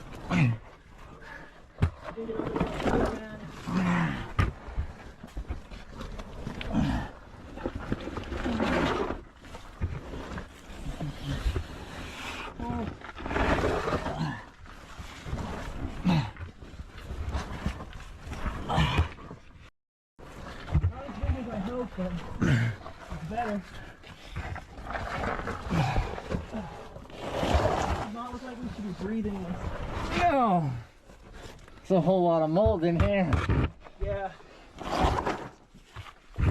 In the end, they chose to leave, knowing the risks that lay within the sinkhole.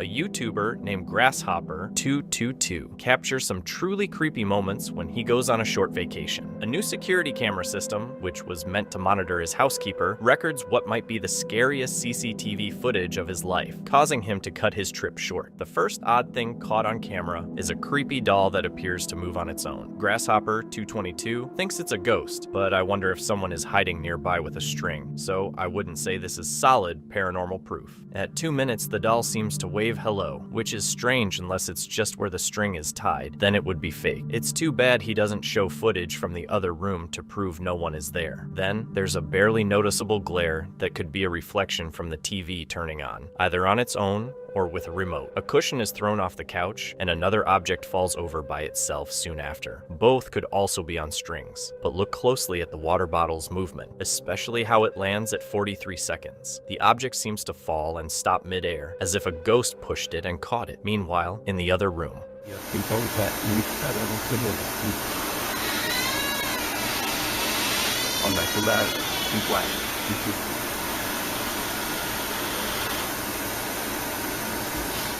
a ghost opens the door and then slams it shut.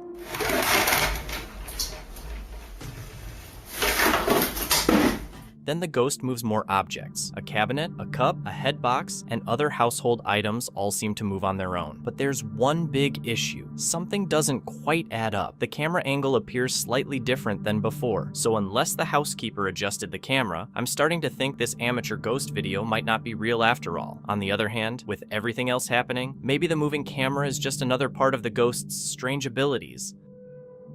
2 men showed up, claiming the homeowner sold their brother an empty box instead of headphones.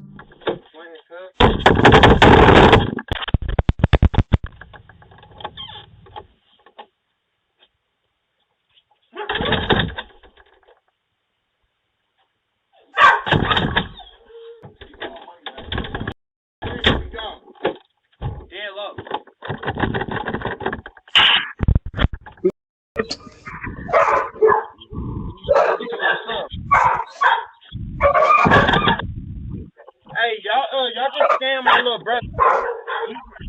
He just paid for some beef, and y'all gave him $50 money. The homeowner said he didn't know them. You don't know the address, man. What you mean? No, this is the address he gave us, cuz. Man. You got Who are you looking for? Man, y'all just sold my little brother some headphones. Y'all gave him an empty box.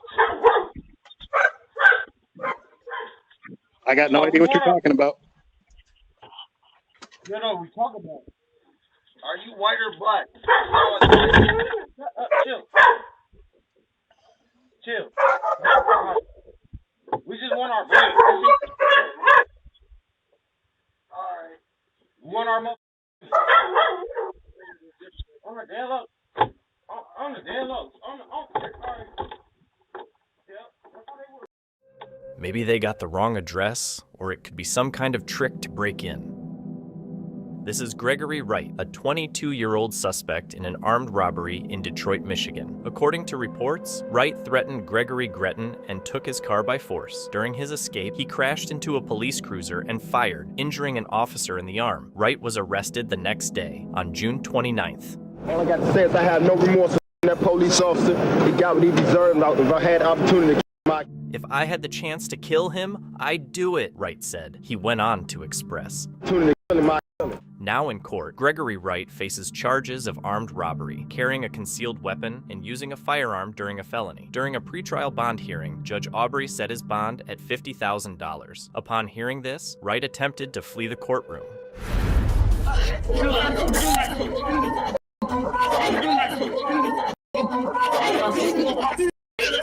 After a scuffle, 7 officers finally managed to restrain Wright. Judge Bray revoked his bond and ordered him to remain in custody. The case later went to trial, where Wright was sentenced to life in prison. A video that's been making waves on social media for months has gained a lot of attention, and you might have seen it. Posted on Instagram by a user, it sparked plenty of talk. The footage takes viewers along as the person behind the camera explores an old, run-down bus, abandoned and worn by time. Just when things start to feel unsettling, something strange happens. Through the grime on one of the windows, a young girl can be seen peeking out. But the moment the filmmaker tries to get a better look, the figure disappears. There was no trace of the girl, no sign she was ever there. The online reaction was instant, with comments flooding in from curious viewers offering their theories. What was this mysterious figure? Why was she on the bus? Some speculated a tragic event might have occurred nearby, maybe an accident or misfortune, leading to the belief that the girl's spirit was tied to the spot due to the trauma. But, like many so-called paranormal encounters, details were scarce. No one could say exactly when or where the video was filmed, which made it tough to dig deeper or even debunk the experience. Until more information comes to light, the true origin of this eerie clip will remain a mystery. Ridgely Hospital, located in Lancaster, UK, was a women's psychiatric facility that operated from 1916 until 2013. It gained recognition as one of the first psychiatric hospitals in the UK to push for humane treatment of its patients. The hospital housed thousands of individuals and used modern treatment methods, including electroconvulsive therapy for conditions such as severe depression, obsession, and mania. In April 2022, YouTuber Exploring with Tom visited the abandoned hospital at night with 3 friends. Throughout their exploration, they were loud and oblivious to their surroundings, which is risky in such locations. It's crucial to remember that many abandoned properties are still government-owned, making unauthorized exploration illegal. Disturbing a potential squatter's residence could lead to far greater risks than just legal trouble. We're not scared of you. Oh yeah, well I am scared of you. I think someone is here now, to be honest with you. After hearing strange noises coming from one of the rooms, the 4 explorers shout out to see if anyone else is in the building. This is when things begin to take a disturbing turn. What? Be careful, be careful. There's someone there. Someone there. Just see what it is. It might be, might need help. Hello? Hello? What? Go! Go! Go! Yo! Go!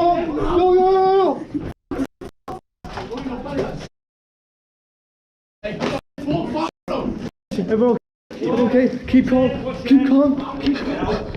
Man! What the Don't hurry up! Get out! Get out! Get out!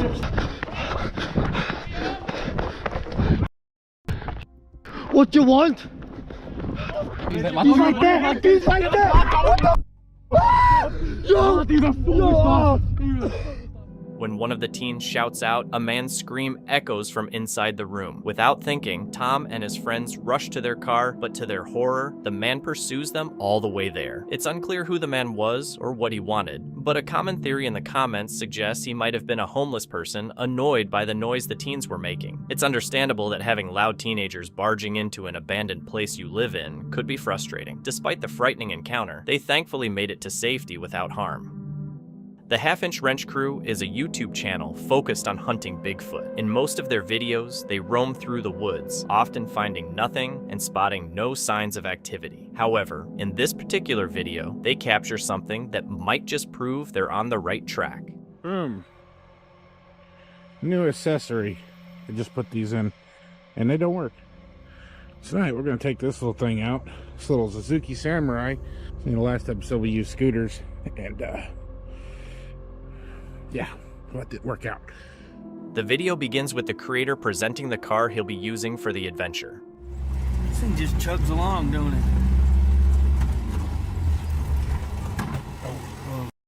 Are you kidding me? Oh no!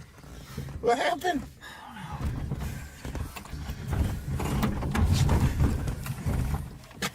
What the happened? What do you mean? I don't know, something. What? Did it? Yeah. That won't start? I got nothing. Pop the hood. When they arrived in the forest, the engine stalled, and they started to panic upon hearing something. Did you fall out? Yeah. Okay.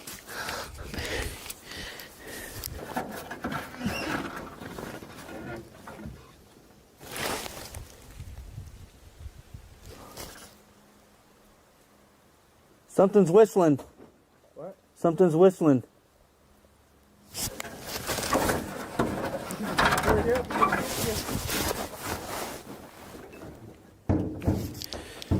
Oh my god.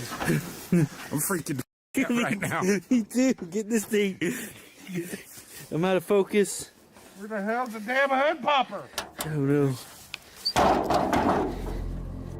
So thank God. Just the terminal. Just terminal. Yeah. If it happens again, we're rolling backwards out here.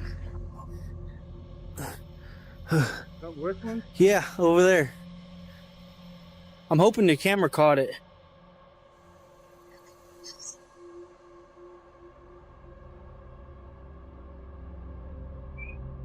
They eventually identified the issue and managed to get the car started again. Head gaskets go. Why is that hillside so lit up?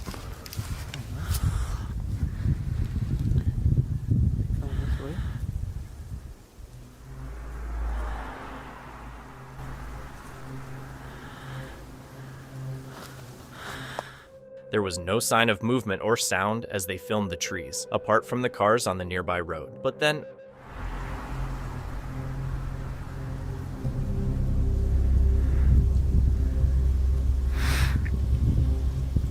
a figure crossed in front of the camera in the darkness. They didn't notice it while filming, but when they reviewed the footage later, it was visible. What did they capture? There was no sound of twigs breaking, which would typically happen if someone were walking. This abandoned asylum is reportedly also used for satanic worship. YouTuber Exploring with Angelo goes on a frightening Randonautica journey there, and things quickly take a terrifying turn. Do you hear something? I do. Wait, how please? After arriving at the abandoned asylum, they begin to get really freaked out. Oh my bro. Oh my Angelo. Who's in there?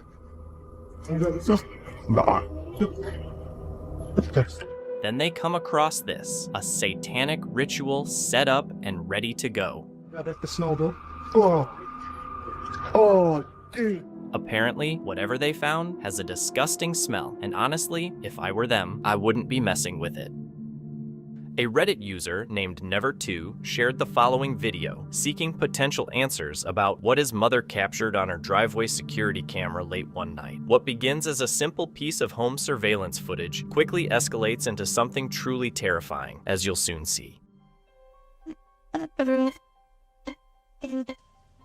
Wow.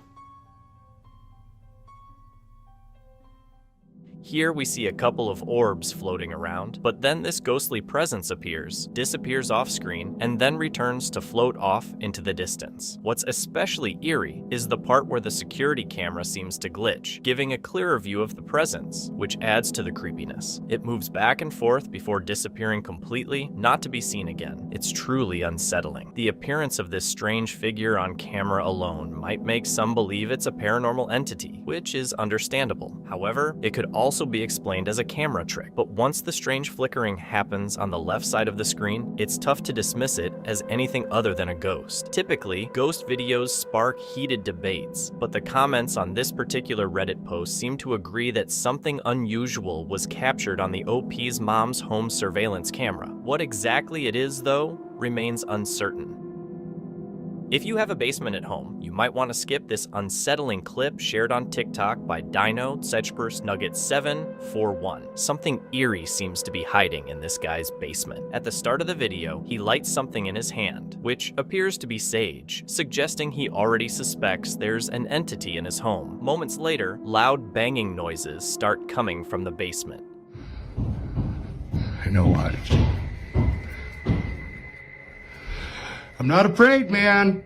He calls out to whatever is lurking in the basement and, with the sage in hand, opens the stairwell door. When he switches on the basement light, a hooded figure briefly comes into view before stepping away. The man cautiously descends the stairs and turns a corner into a large, empty room, but there's nothing there. As you watch, you might expect the hooded figure to jump out at any moment, but there's no jump scare. What happens next is even more unsettling. While he scans the room and finds nothing, a strange laugh or cry echoes from upstairs. It's unclear if someone else was home with him, or if that sound came from the mysterious creature. Either way, it's enough to send chills down your spine.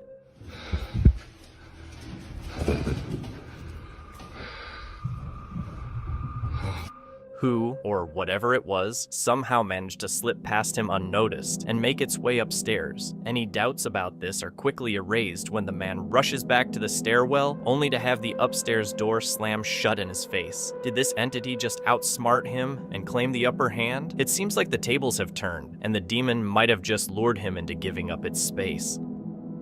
A TikTok video shared the story of a family who had recently moved into their grandparents' house in a secluded area. One night, they received an alert from their doorbell camera about movement outside. Initially, they assumed it was their outdoor cats, but they became worried when they saw a man at the door. One family member grabbed a weapon and opened the door, only to find the man with his hands up, asking for help.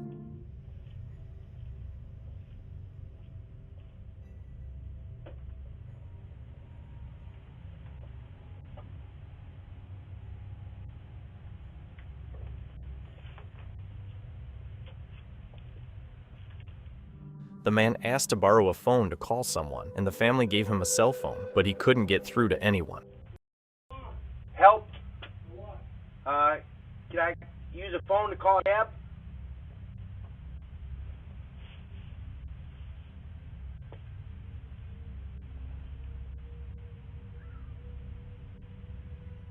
After a while, he started walking down the road, so two family members followed him to see where he was going. They found him walking toward another house and decided to give him a ride to town, wanting to keep him away from their house and others nearby. While in the car, the man kept his hands up and acted like he needed help. Reports from others in the area said he had been asking for help at different homes a week earlier. It's unclear whether his intentions were genuine or if he was trying to gain access to people's homes. This is Gregory Wright, a 22-year-old suspect in an armed robbery in Detroit, Michigan. According to reports, Wright threatened Gregory Gretton and took his car by force. During his escape, he crashed into a police cruiser and fired, injuring an officer in the arm. Wright was arrested the next day, on June 29th. All I got to say is I have no remorse for that police officer. He got what he deserved. If I had the opportunity to kill my... If I had the chance to kill him, I'd do it, Wright said. He went on to express. Now in court, Gregory Wright faces charges of armed robbery, carrying a concealed weapon, and using a firearm during a felony. During a pretrial bond hearing, Judge Aubrey set his bond at $50,000. Upon hearing this, Wright attempted to flee the courtroom.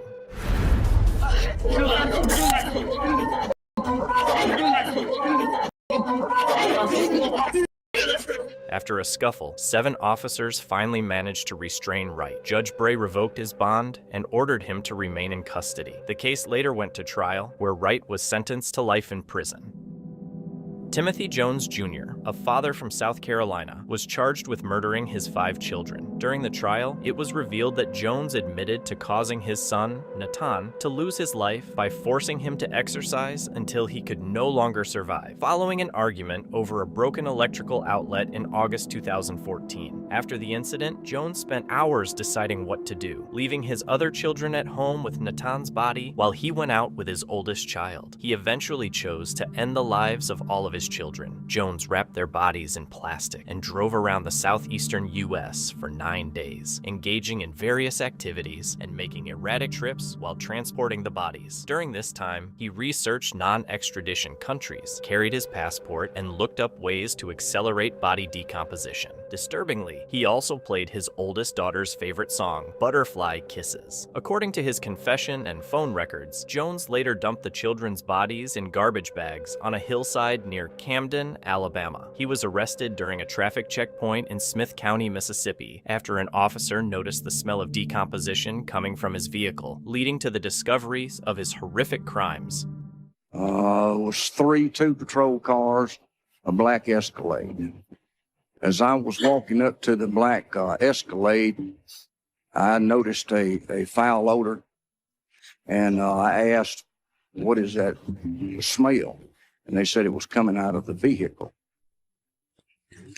It was a smell of decomposition.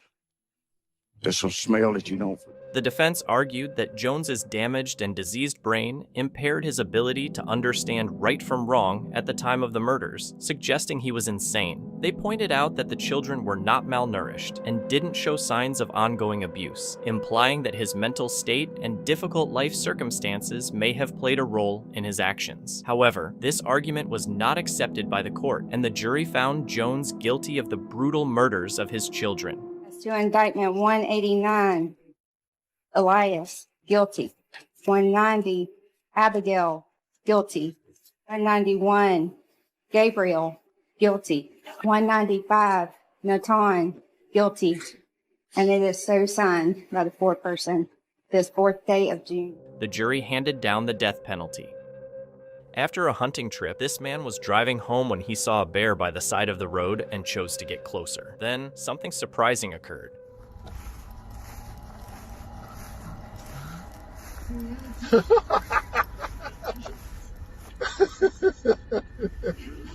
The bear was startled and charged at him. In a rush, the man scrambled into his car to escape. Thankfully, both the man and the bear were unharmed after the terrifying ordeal. It was a close call that left him shaken but grateful. Connor, an urban explorer from Sussex, England, decides to revisit an abandoned children's home. To his surprise, while the exploration was definitely unsettling, it seemed uneventful at first. At least, that's what he thought when he finished editing and released the video. However, his viewers later pointed out something truly terrifying.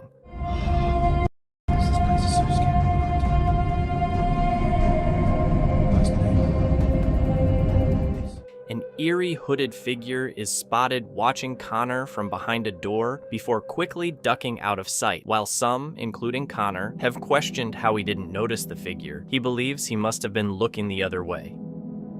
Robert Fulton Elementary, an abandoned school located in a rough area of Cleveland, Ohio, has stood vacant for over 13 years. At 92 years old, the building has fallen into severe disrepair, with water and weather damage compromising its structure. Local residents have raised concerns about the property, describing it as an eyesore and a potential crime hotspot that lowers property values. In response, Cleveland's mayor announced plans to transform the site into mixed-income housing, though funding is still needed to complete the project. In May 2023, Chris Hill from the Herback Hill YouTube channel uploaded a video of his second visit to the abandoned school. His first visit in 2022 was marked by strange noises, such as humming, chanting, creaking, and banging. Despite the dangerous condition of the building and the potential risks, Chris chose to return alone at 1 a.m. for another exploration, though he cautioned against visiting due to the danger of theft or worse.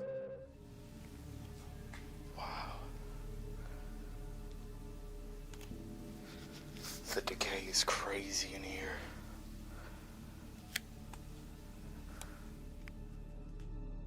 From the start of the footage, it's clear that Robert Fulton Elementary stands apart from other abandoned buildings. Unlike most abandoned schools, this one only ceased operation about 13 years ago. Once a place where children learned and played, it now feels more like a scene from a horror movie, with its decaying walls, pitch-black interiors, and unsettling atmosphere. The school is in a far worse condition than many buildings that have been abandoned for much longer, making it a much more eerie location. Despite the danger, Chris Hill ventures inside alone, documenting the deteriorating state of the building. As he explores the dark hallways filled with peeling walls and debris, strange noises begin to echo, though no one else is present. As he makes his way to the upper floors, he avoids unstable surfaces that could collapse under his weight. After about 15 minutes of exploration, Chris heads to the basement, which appears to be the most dilapidated area of the school. There, he finds signs that others may be using the building, including a flooded boiler room filled with water.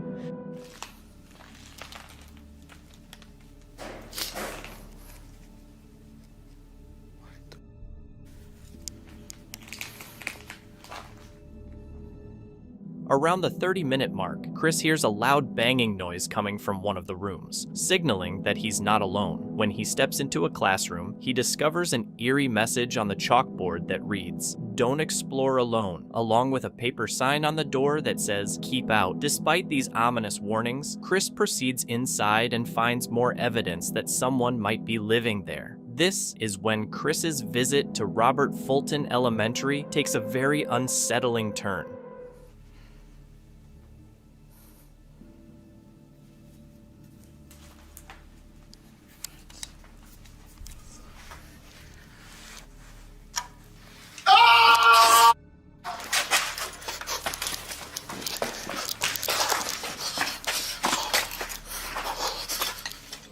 Fearing for his safety, after hearing a blood-curdling scream, Chris quickly ran out of the building, hoping the man wasn't following him. Upon reviewing the footage later that night, he noticed something unsettling that he missed during his visit. As he entered the building, his camera captured the shadow of a man walking into one of the rooms in the distance. While it's unclear where the man went after that, the strange noises Chris heard during his exploration suggest the man may have been watching him all along. Although the scream was terrifying, it's important to note that the room Chris entered was likely the man's living space. From the squatter's perspective, it was probably just as frightening to have an unfamiliar person peek into his room. Encounters like these can escalate quickly, but fortunately, Chris made it out unharmed. He hasn't posted any further footage from the location since.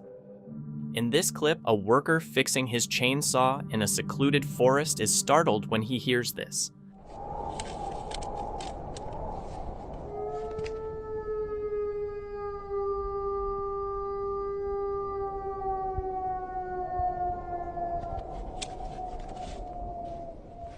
A chilling howl echoes through the woods, prompting the worker to quickly retreat to his vehicle for safety, never discovering what was responsible for the eerie sounds. A YouTuber named Spunk Flunk recorded this video with the simple intention of asking people to follow him on Google+. Little did he know, he accidentally captured a paranormal moment while filming. If you look at the doll on the bed at the 29-second mark, you'll clearly see the doll move its hand to the side and then back down. Click add to circles and then just click following. That'd be awesome. It'll only take like a few seconds and that'll get me to 1,000 followers. The fact that the doll moves its hand back down suggests this wasn't done with a string, which makes it even more strange. Given that most of Spunk Flunk's recent videos don't involve the paranormal, it's even more curious. It could be a simple trick of the camera, a reaction to external factors like vibrations, or, as some might suggest, a truly paranormal event. What do you think? Could it be something natural, or does this seem like an eerie encounter? A man knocked on the door and waited for a response.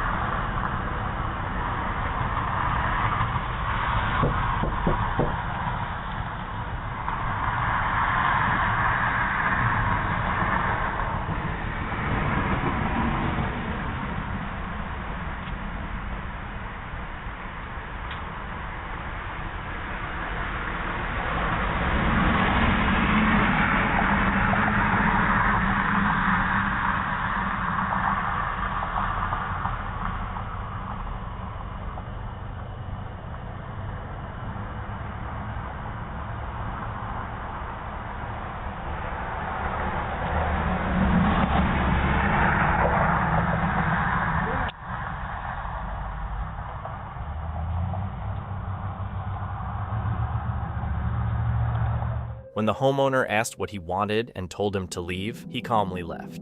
Yeah, what you want? Hey, get off that porch. Get off that porch. I'll call the police. Get off that porch. A dope addict.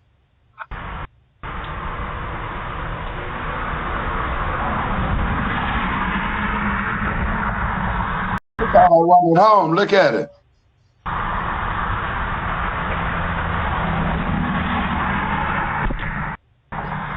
All the police anyway, Jim.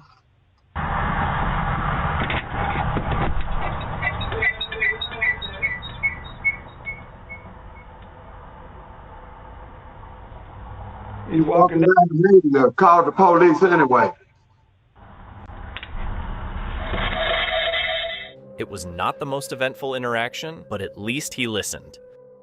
On July 21st, 2022, the Rochester Police Department was involved in a violent confrontation with suspected gang members while searching for the man responsible for taking the lives of 2 men just 48 hours earlier. The 2 officers who were sent to find this man ended up getting hurt, with one of them sustaining a fatal injury. The perpetrator, 21-year-old Kelvin Vickers, had taken the lives of 25-year-old Mel Rand and 19-year-old Ricky Collin, who were caught in a gang turf war. However, it was later discovered that neither Mel nor Ricky were involved in the gang conflict and were just heading to a music event. After the incident, officers Anthony Merowitz and Tino Sang were sent to patrol the area in an unmarked vehicle. Vickers, waiting for the police to show up, ambushed the officers when he saw them. He walked up to the back of their car and fired through the glass about 16 times. Sino was struck in the ankle, thigh, and shoulder, while Anthony was hit at least twice in his upper body and other areas. Both officers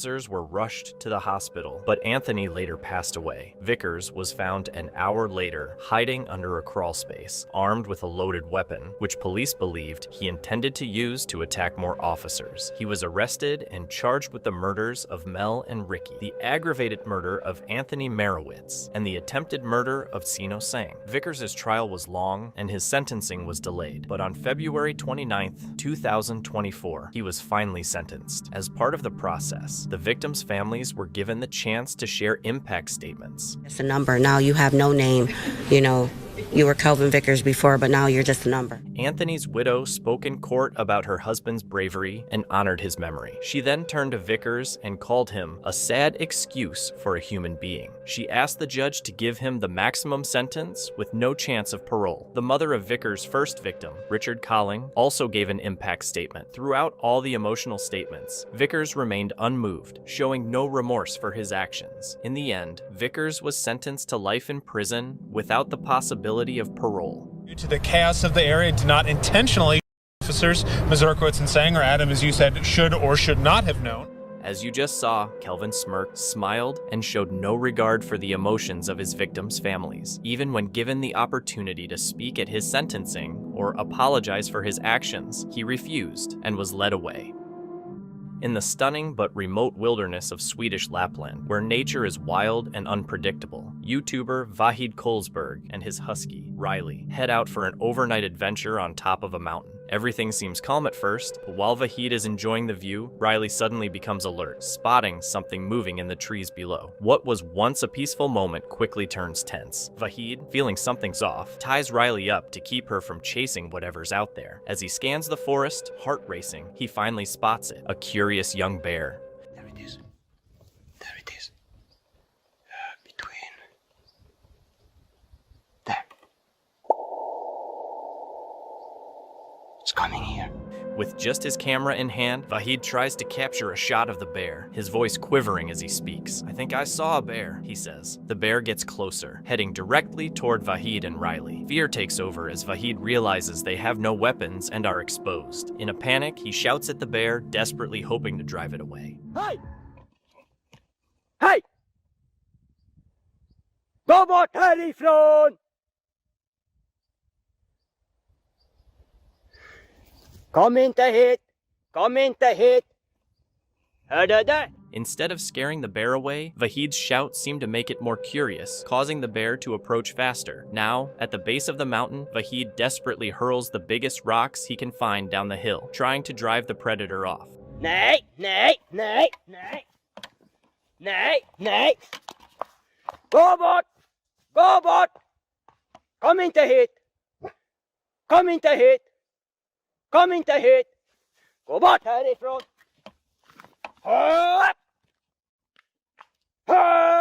The rocks miss their target, but the noise and chaos are enough to make the bear pause before retreating into the woods. Fahid and Riley feel a wave of relief. They're safe. Still, the experience leaves them rattled. It's a clear reminder of how unpredictable nature can be and the constant risks of being in the wild. What would you have done if you were in Vahid's place? Would you have run away with your dog or stood your ground like he did? YouTubers Mo Sargi and CJ Faison are investigating an abandoned chicken farm when things start getting weird. While climbing the silo, they begin to have objects thrown at them. With the force and speed at which these objects are coming, they could potentially be dangerous if they hit the explorers. Right now I'm dead. Oh, no doubt. You know how much? The duo keeps exploring one of the farm's buildings, and that's when things take a weird turn. They hear someone yell at them to get out. A bang.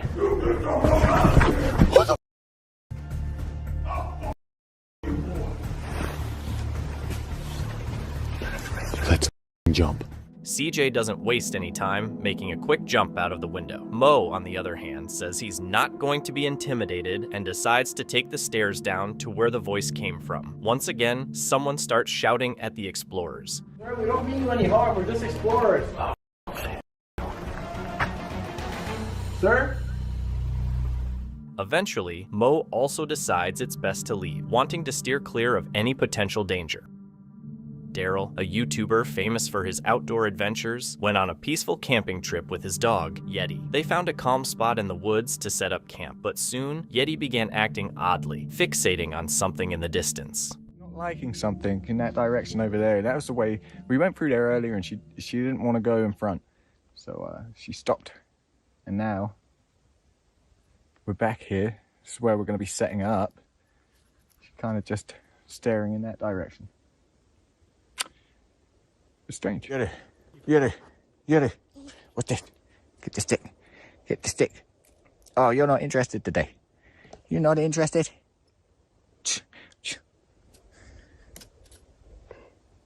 Okay. Normally, she'd be all over there. I don't know what's up with her today. She got told off this morning by a farmer.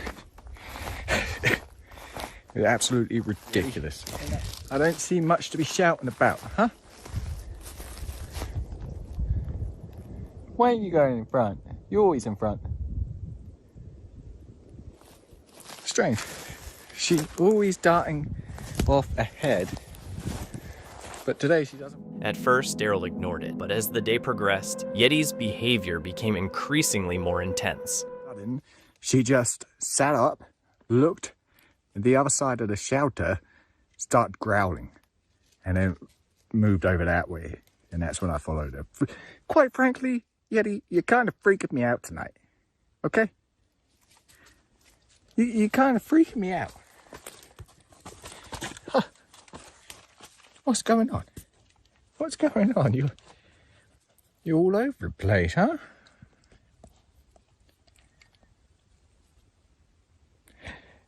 Kind of gather that she's not too fond of this place, huh?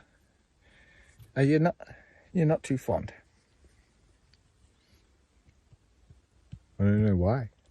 I find it quite nice. Constantly looking in that direction where we come in.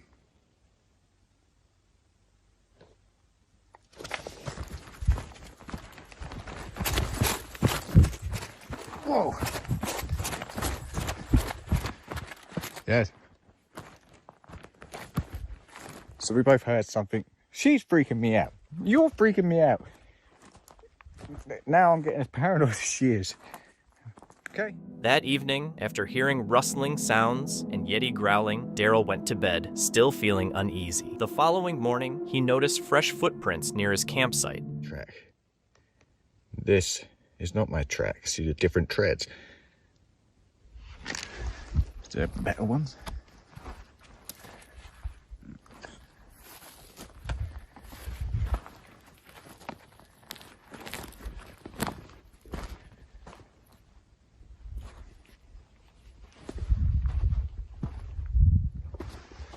Look at this.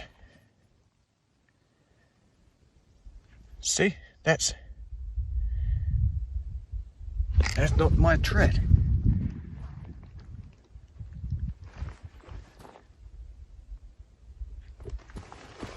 And that's fresh. And I wasn't there yesterday because I always look for tracks on the way in to see who's been around. No one's been around. So that wasn't there yesterday. And that may have been a reason. Realizing they had been watched during the night, Daryl's unease grew. Yeti's strange actions and the unexplained footprints solidified his suspicions that someone was nearby.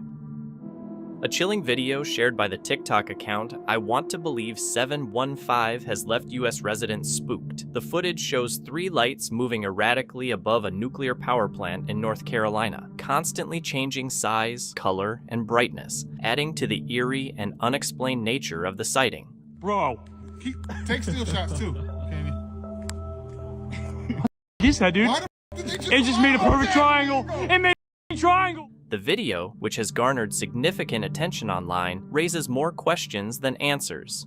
They're swirling around. Oh my god. Oh my god. Jay, what are we seeing? North Carolina is home to 4 Duke Energy nuclear power plants: Sharon Harris Nuclear Power Plant, the Brunswick Nuclear Power Plant, McGuire, and Catawba nuclear stations. While the exact location of the sighting remains unclear, Reddit users have carefully analyzed the footage, with some suggesting the McGuire nuclear station based on the tree line visible in the video. But here's the thing, these are not flashing lights, like there are no runway lights, these are... Oh my god. The lights appear to be hovering just above the nuclear power plant, sparking concerns about safety and national security. Oh my god. As UAP sightings continue to capture public attention, calls for transparency and investigation grow louder. The scientific community emphasizes the need for rigorous analysis and evidence-based explanations. When the owner called her dog, it quickly realized the voice was coming from the camera and tried to understand what was happening. Where are you? You see me, I see you, baby. Oh, you're so cute. Rosie, you're so cute. Oh, me? So cute. Later, when the owner told the dog to come inside, it went straight in without hesitation. Come on in the house. Come on in. Come in the house. Be a good girl. Come in. Rosie, get in the house. Come on, get in the house. It must have been a bit confusing for the pup, but it figured it out like a champ. Julio Cesar Rivera was sentenced to 455 years in prison after pleading guilty to a series of crimes, including 5 armed carjackings in 2021. As soon as they said that it was 45 years, I just started crying because it's like, it's not just for me, it's for the other victims as well. Among his victims was Alana Castaneda, whom he injured in the face during a failed carjacking attempt. Just to find what I did, nothing's gonna make it sound okay. I appreciate that his parents might think he was put up to it, but these were his choices, these were his decisions, this was his... Rivera's sentence was reduced due to his guilty plea in 3 cases, including Castaneda's. Despite his apology in court and claims of personal growth over the past 2 years, the severity of his actions, including his use of a firearm, left an indelible impact on his victims. I got a lot of time to sit here and think about what I've done. I'm not the same person I was 2 years ago. I pray every day for forgiveness and just for being good health. Castaneda expressed relief at the sentence, feeling it served justice not just for her, but for Rivera's other victims. She continues to face physical and emotional scars, having undergone 3 surgeries with another pending. Yes, I was listening to him, but at the same time, it's like, you did what you did. Rivera's family sought leniency, citing his troubled upbringing and negative influences, but the court emphasized his personal accountability for the violent crimes.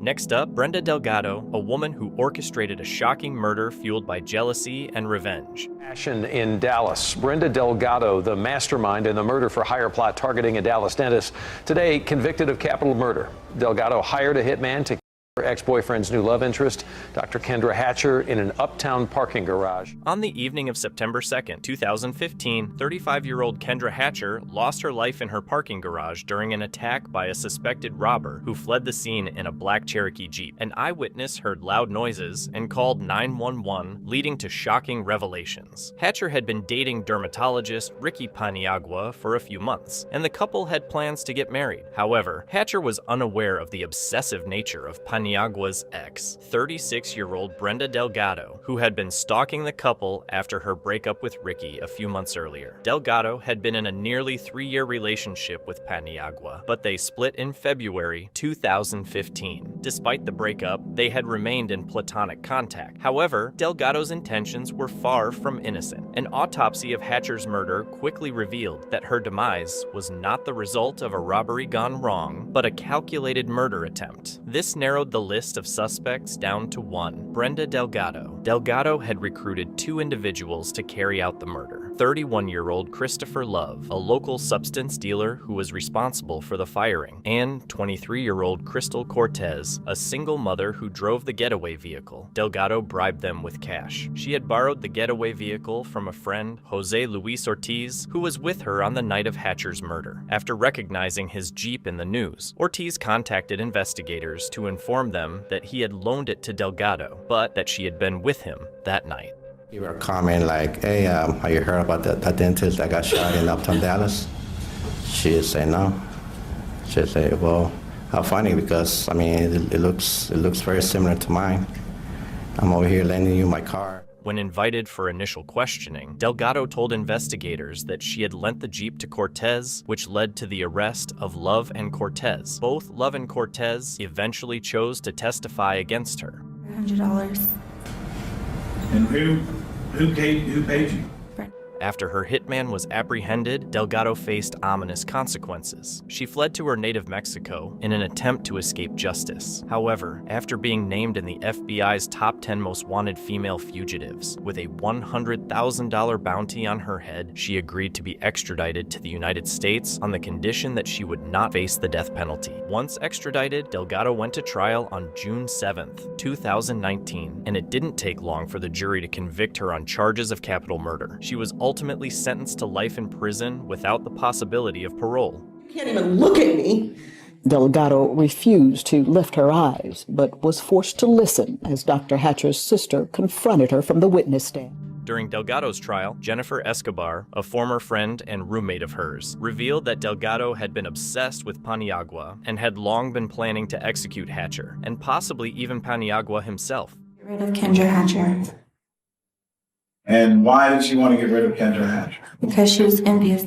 During her sentencing, Delgado maintained a cold, emotionless expression as she was sentenced to spend the rest of her life behind bars. Jury unanimously find the defendant guilty of capital murder as charged in the indictment. Thank you, ma'am. During the victim impact statements, Hatcher's mother, Bonnie Jameson, told Delgado that she had earned her place behind cold steel bars for the rest of her life. She added a damning statement saying, "If justice could have handed you a death sentence, make no mistake, I would have been there front and center." Earned your spot on this earth behind cold steel bars for the rest of your miserable, pathetic life. Today, Delgado is incarcerated at the maximum security William P. Hobby Unit for Women in unincorporated Falls County, Texas, where she is expected to remain for the rest of her life. As for her murder accomplices, Love is currently on death row for carrying out the murder, while Cortez was offered a 35-year sentence in exchange for testifying against the other two.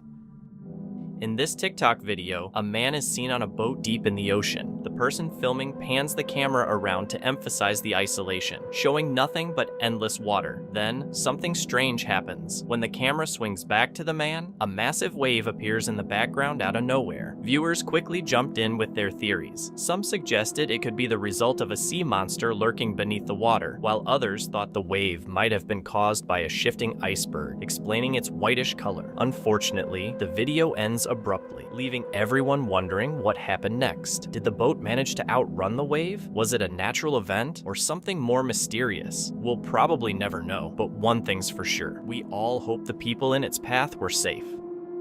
In central Ontario, Canada, there's a small town called North Bruce, nicknamed the Devil's Elbow by the locals. This creepy name comes from an old mansion that used to belong to an occult high priest. People in town believe the mansion was haunted because of the dark rituals the priest held there. Even though the mansion has been empty for a long time, its spooky reputation scares away anyone who might want to buy it or live nearby. Some work has been done on it over the years, but at the time of John the Urban Explorer's video in 2019, the place was still abandoned. John decided to explore the creepy mansion alone at night, but things didn't go as he expected. The mansion was actually in pretty good shape compared to many other abandoned buildings, except for the garage, which was falling apart. Just 5 minutes into his exploration, John started to hear weird noises coming from upstairs, but they seemed to disappear as soon as he went up the stairs.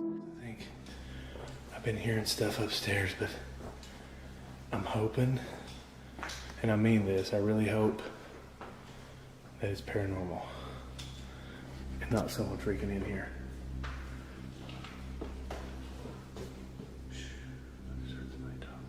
My keys are making noises. Freaking somebody down there, dude. Come on, quit messing with me. I'm just trying to freaking, I'll leave. There's somebody else in here. As I've got myself in a bad situation. Oh, jeez.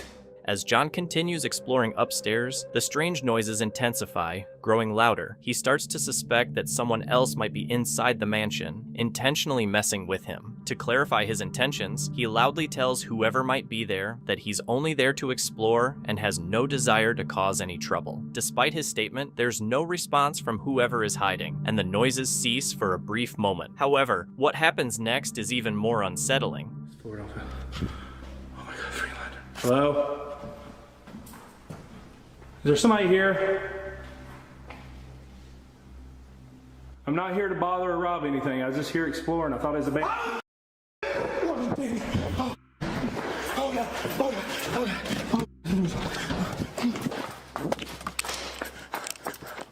John is suddenly startled by a man's voice shouting, "I'm going to kill you!" and catches a fleeting glimpse of someone. Fearing for his safety, he quickly runs out of the mansion and doesn't stop until he's far away from the building. The identity of the person remains a mystery, as does their intent, whether it was a threat or just a prank. Many viewers believe it's unlikely the person was another urban explorer, as those in the exploration community usually help each other and follow certain safety rules. The bizarre behavior of making threats in an abandoned building doesn't align with typical explorer behavior. Since John fled before he could identify the person, the question of who it was and why they acted that way remains unresolved.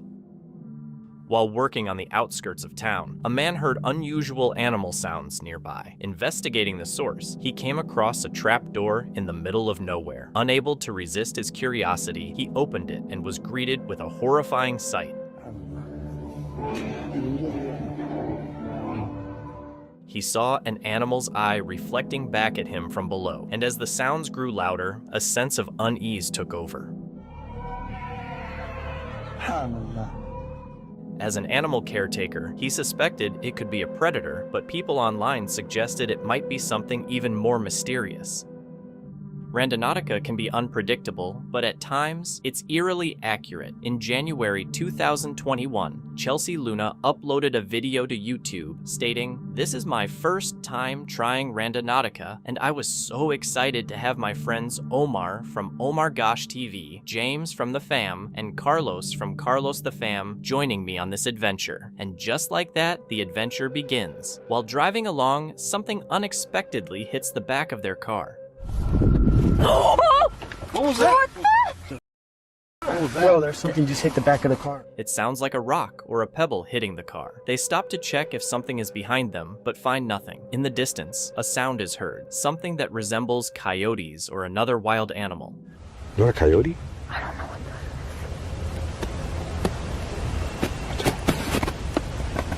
is. Oh, stop! Whatever it is scares the group, and they hurry to get in the car and lock the doors. Later, as they're driving, they come across something even stranger. Monster. What is that? What? No, you heard something? It sounded like a growl. Yeah, it sounded like a growl. They continue on, and a strange sound that the crew missed is heard in the background. It almost sounds like a disembodied voice screaming, saying, "You." At one point, the app leads them to a statue of an angel defeating a demon. Carlos mentions that he had been thinking about an angel, which makes it even creepier that the app led them to this specific location. Does this unsettling adventure make you want to avoid using Randonautica again? Because honestly, it definitely does for me.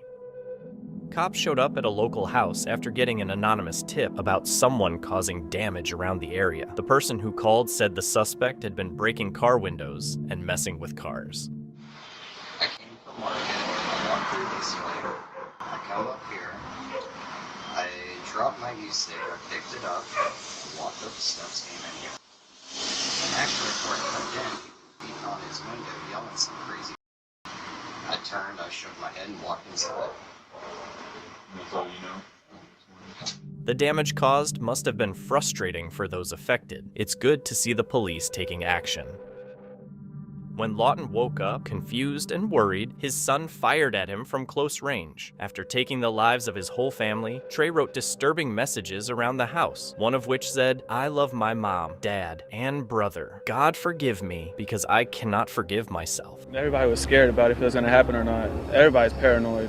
Family members were at the home today collecting sentimental items. Investigators say besides the gore... Despite the violence, Trey wasn't done. He loaded his black Ford Mustang with a rifle and hundreds of rounds of ammunition, then drove to Waller High School, his former school. He parked his car and sat in the lot for a while, thinking about his next move. However, instead of carrying out the mass attack he had planned, Trey eventually drove to a friend's house. By the time he arrived, his parents' bodies had been discovered, and Trey was arrested by law enforcement at around 9:30 p.m. that same day. Here's the home. Police say Sessler also admitted animals, at closed businesses and schools in the middle of night, also setting fires. Crime scene investigators who examined the Sessler family home described it as a war zone. The house was covered in blood, with large pools staining the floors and splattered on the walls. Furniture was overturned, and broken items were scattered across the rooms, making it look like the house had been destroyed in a violent struggle. Bloodstains marked the path Trey had taken after each incident, allowing investigators to piece together the terrifying sequence of events. Shooting large animals has talked about setting a few small grass fires.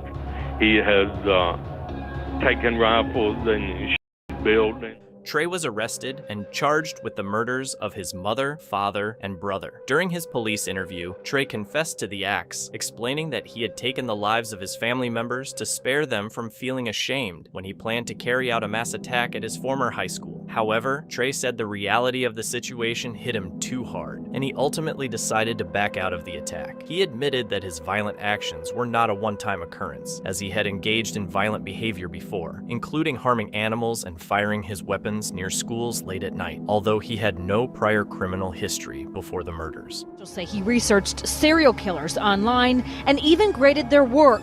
He told investigators. Further investigation into Trey revealed that he had been strongly influenced by past mass violence incidents, particularly the Columbine High School tragedy in 1999 and the 2007 Virginia Tech massacre. Trey had spent a significant amount of time researching both events and appeared to idolize the perpetrators. Authorities discovered a document on his computer where he had graded and studied the actions of 8 different serial killers. This disturbing glimpse into his mindset showed how deeply Trey had immersed himself in the world of mass violence and murder. As Trey Sessler stayed here from time to time. He'd just pull up in his garage and stay however long, a couple of days.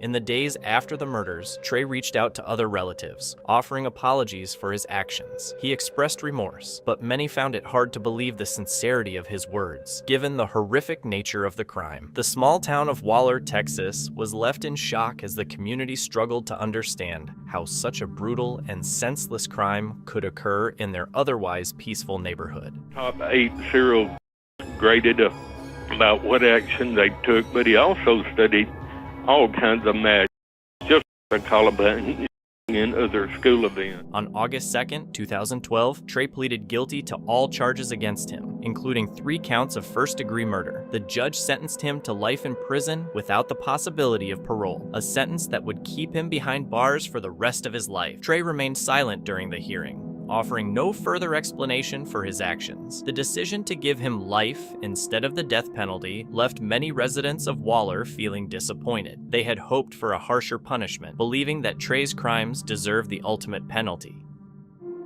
While trekking through a secluded area, a photographer discovered an abandoned church and chose to explore it.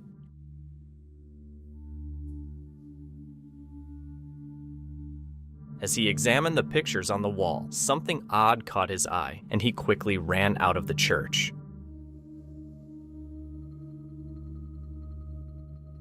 When the video was reviewed in slow motion, a strange figure was spotted watching him from the window. In another frame, just before he fled, the same figure was seen sitting on a bench. This eerie encounter leaves one haunting question: who or what was the figure?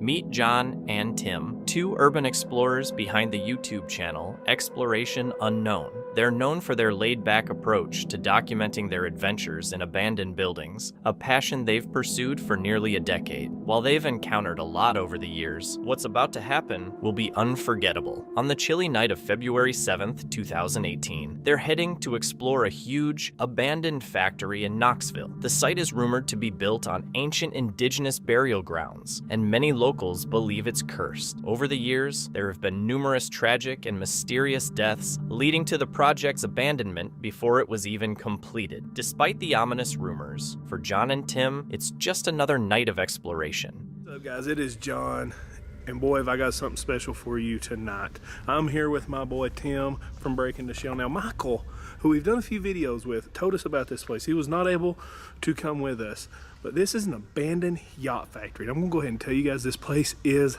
massive.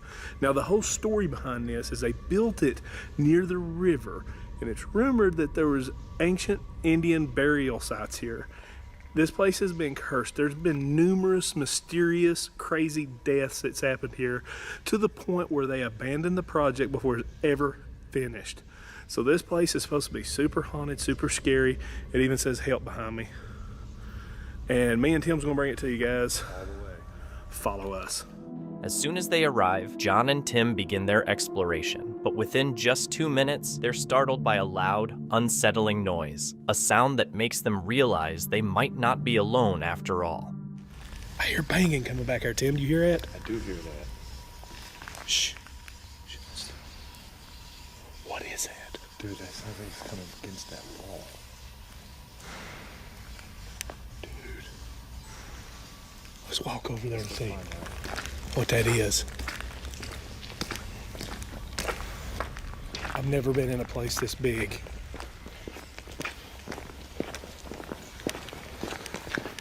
I hear something behind us.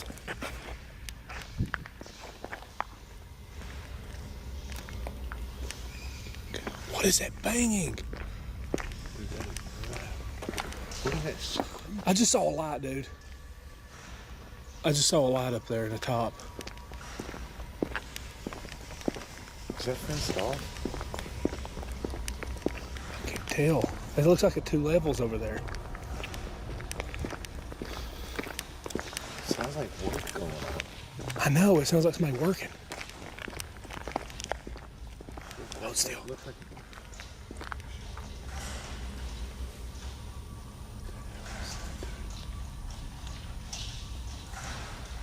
Hello? It sounds like somebody is up there, man. They hear a dragging noise coming from the upper floors, as if something heavy is being moved. John briefly spots a flickering flashlight beam, indicating someone is up there. However, when they call out, there's only silence, with the unsettling noises persisting. What? Sounds like something's coming this way. It's getting closer. Dude, that is getting closer.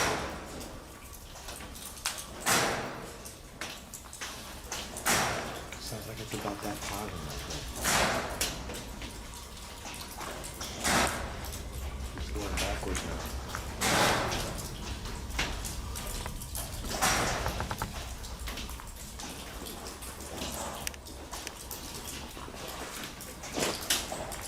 There's something up there. Oh my God, dude. I'm starting to... The noises grew louder, getting closer and making both of them more anxious. It could be a squatter or perhaps someone who wasn't in their right mind. They stepped back a little, trying to get a glimpse of whoever was making the noise. I don't know what that was. No, it's not. I still hear it moving, but it's not so loud.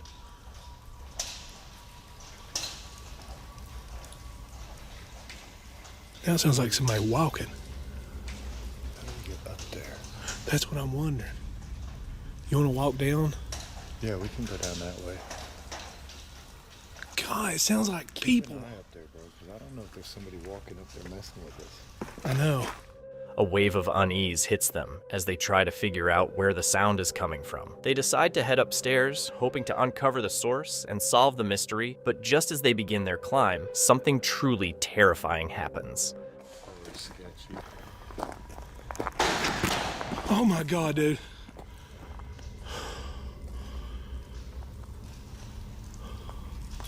Dude, there's somebody here.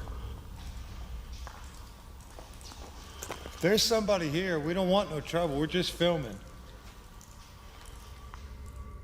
A sudden bang echoes from above, making their skin crawl. They shout out, hoping to calm whoever might be nearby, assuring them they're not a threat. But will that be enough? As they continue exploring the large building, they look for a staircase to the upper floors, but find nothing. They pause, listening to the unsettling noises, only for the camera to capture something truly terrifying. Insane. I'm gonna freak out by that hole right there. I know. There's got to be somebody in here with us.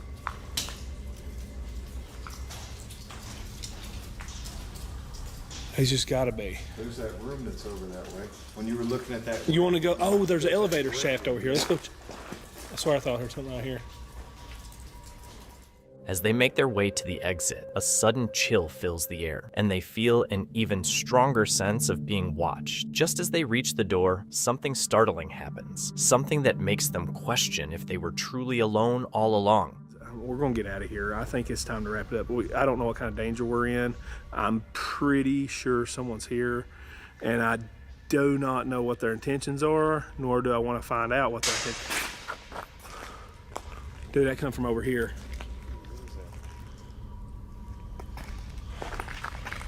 Holy get out of here. Oh my God, dude.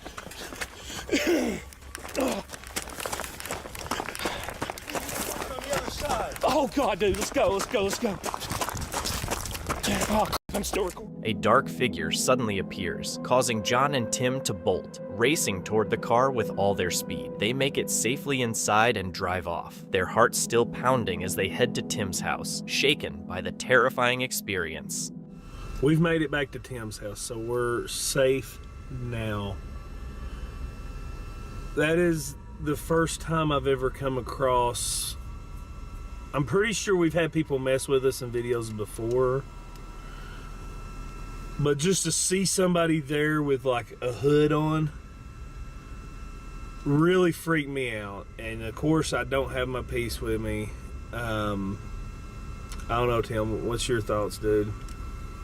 I'm still kind of rattled over my hands are still shaking, man. I'm freaking. I haven't been able to focus on anything. I mean, we just got here. Like, I'm still nervous, like that person's still with us. I mean, my heart is still racing. The boys sit there, shaken, trying to wrap their heads around what just happened. They've never had an experience like this, and it sticks with them long after. One thing's clear: someone was playing games with them.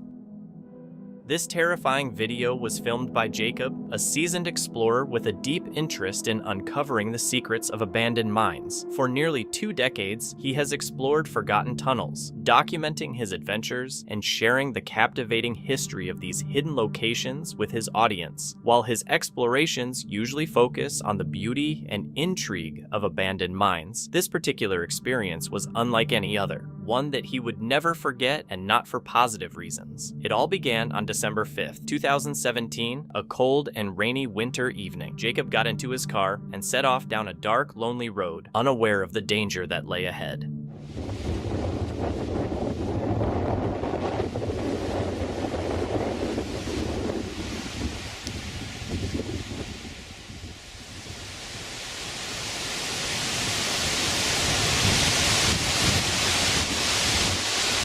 Okay, that's the portal to the wall deck mine. I'm inside. The wind has kind of died down a little bit, and it's not raining, so I managed to stay dry.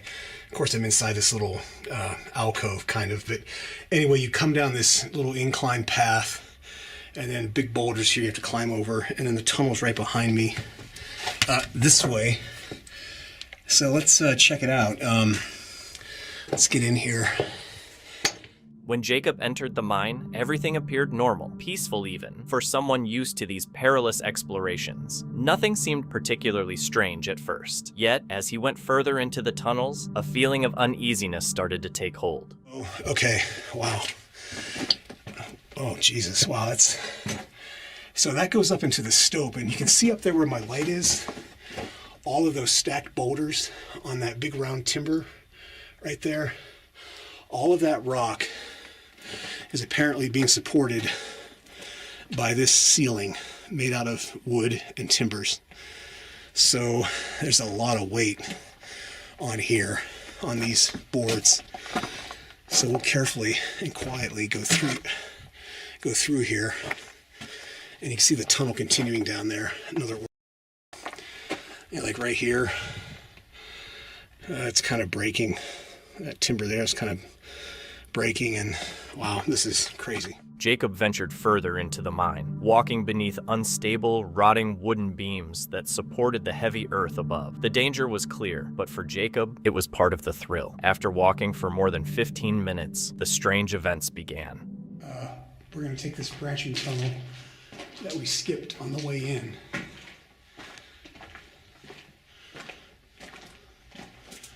I'm assuming that X means a dead end or somebody. Did you catch that? It was brief, but if you look closely, you can see a faint flash of light, resembling a flashlight, at the tunnel's far end. Jacob didn't seem to notice it and kept walking, and that's when things started to get even more unsettling. Oh, crazy. And then you can see how big these timbers are. That's about almost a foot in diameter, the big cross timber. So they had to put big ones in here to hold up all of this rock. And you can see right here where some of these boards are bending. Do you hear that?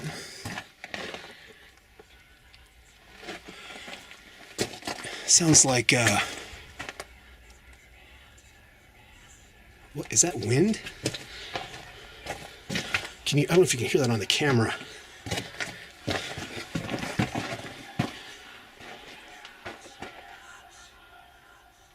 Do you hear that? It stopped.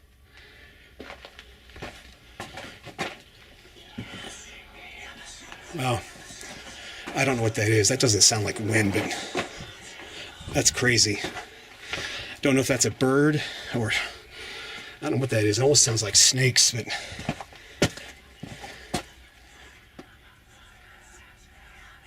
wow. I've heard some weird stuff in mines, but that is definitely creepy. I don't know what that is. So let's get out of here and head back out to the portal. That was weird. Eerie, disturbing sounds reverberated through the tunnel, almost like whispers or faint conversations just beyond hearing range. For someone like Jacob, who wasn't easily scared, this experience left him shaken in a way he had never experienced before, sensing that something was wrong. I think I keep hearing something. That was strange. I hear the air blowing here. Wow. I'm getting out of here, and you can really hear that airflow.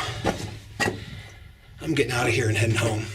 Overcome by a strong sense of danger, Jacob chose to make his way back to the entrance, hoping to escape to safety. However, the mine still had more in store for him. As he neared the exit, he noticed another area of the mine he hadn't yet explored. Steeling himself, he cautiously approached it. That's when he saw something strange. Steel chains hanging from the ceiling. Initially, it didn't seem too unsettling, but as Jacob got closer, something horrifying caught his eye. Creepiest mine tunnels I've ever been in, just because of how dilapidated it is, and all these chains hanging down from the overhead, and there's a Down the tunnel even further, but still pretty wet.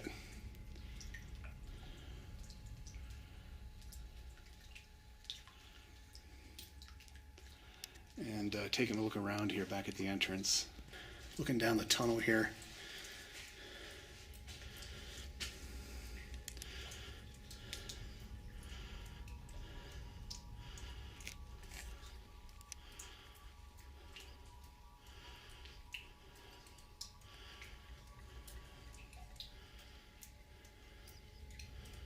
I don't know why that one chain is swinging back there.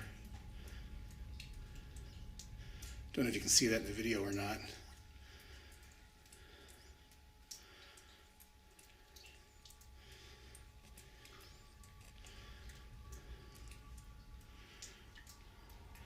Yeah, this mine definitely has a very spooky vibe to it. And obviously something is making the chains swing. So time to get the hell out of here. One of the chains was swinging wildly despite being completely still just moments earlier. Whatever caused this was unnatural. Along with the faint whispering sounds, Jacob realized that something powerful, or perhaps paranormal, was making its presence known. At this point, Jacob had seen enough and chose to leave the mine, unwilling to risk any more danger. Thankfully, he made it out safely, but the experience left him deeply unsettled. He still wonders what truly happened in that abandoned mine, as there was no rational explanation for the eerie sounds and swinging chain, leaving the mystery unresolved. Ghost hunters Taboo, seekers of the paranormal, uploaded an intriguing video to YouTube. In the video, Andre and Nastia make contact with something through their Ghostbox device, which tells them to visit an old cemetery alone at night. The device warns them that if they do, they will definitely encounter paranormal phenomena, so they decide to follow the instructions. Andre enters the cemetery as instructed, carrying a Kinect-based SLS, structured light sensor camera, originally designed for gaming consoles, but repurposed by ghost hunters to detect and map out human-like shapes as stick figures invisible to the naked eye. They point the camera into the cemetery, and what it captures leaves them stunned.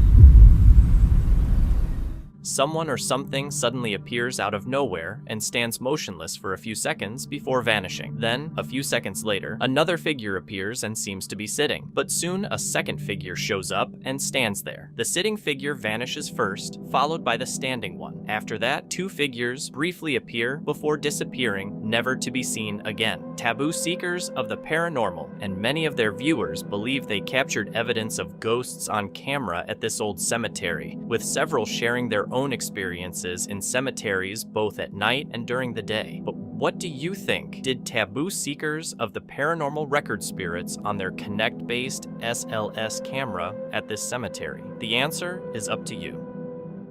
In a bold move, this man is seen stealing plants from a front yard.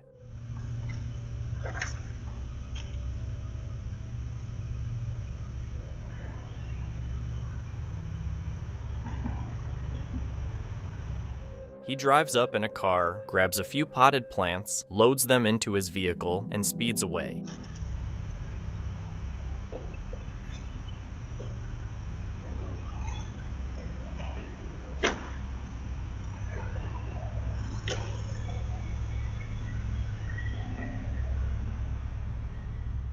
Looks like he's growing his collection, just not in the most honest way.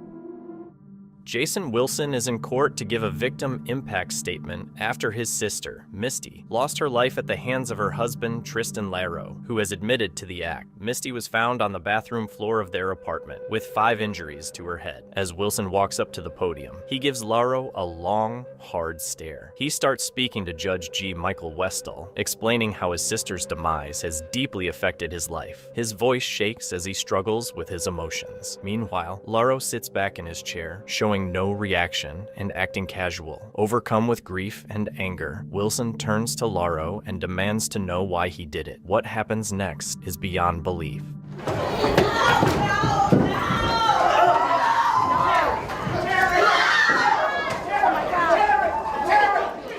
As deputies hurry to hold Wilson back, Laro suddenly makes a move, as if he's about to fight back. A deputy quickly steps in, grabbing Laro from behind and pulling him to the ground. At the same time, other deputies struggle to restrain Wilson, using just as much force. On the floor, Wilson continues to resist more aggressively, while Laro appears to stay still. Let's take another look at how fast everything happened.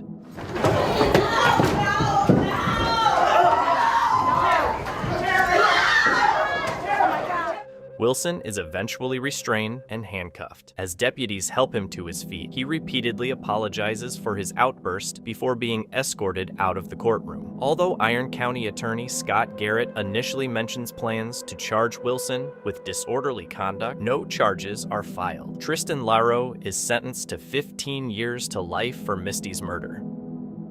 In 2014, Florida State University law professor Dan Markell was murdered in a meticulously planned assassination. The investigation revealed that Catherine Magbanua acted as an intermediary, coordinating the murder-for-hire plot between the Adelson family, Markell's former in-laws, and the hired hitmen Sigfredo Garcia and Luis Rivera. Magbanua was romantically linked to both Charlie Adelson, Markell's former brother-in-law, and Garcia, the father of her children. In May 2022, after a retrial, Magbanua was found guilty of first-degree murder, conspiracy to commit murder, and solicitation to commit murder. On July 29, 2022, Circuit Judge Robert Wheeler sentenced her to life in prison without the possibility of parole for the murder charge, plus 2 additional consecutive 30-year sentences for the conspiracy and solicitation charges.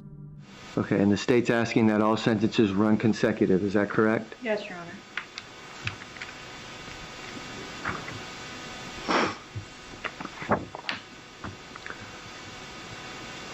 All right, the state's ready to proceed to sentencing in the state of Florida versus Catherine Magbanua, 2016 CF 3036 and 2018 CF 497. Ms. Magbanua is present here in the courtroom along with her counsel. On count 1, which is the count of first-degree murder, you have been found guilty by a jury. You will be adjudicated guilty, and you will be sentenced to life in prison with no eligibility for probation or parole. On count 2, which is the conspiracy to commit murder, you have been found guilty by a jury. You will be adjudicated guilty, and you will be sentenced to a consecutive sentence of 30 years in the Department of Corrections. On count 3, the solicitation to commit murder, you have been found guilty by a jury of that count. You are adjudicated guilty, and you will be sentenced to a consecutive sentence of 30 years in the Department of Corrections. You have credit for time served of 2,119 days. Your court costs are $2,625 and $100 cost of prosecution, and those will be civil judged. You have 30 days to file a notice of appeal, and if you cannot afford counsel, then one would be appointed for you. During the sentencing, Dan Markell's sister, Shelley Markell, delivered a poignant victim impact statement. She reminisced about their shared childhood and the families they had begun to raise, expressing profound sorrow that her brother would no longer be present for future moments. 4 months after hearing eerie children's laughter in the woods, Grizzly Gaz returned for another trip. As night fell, unsettling noises began to echo around him.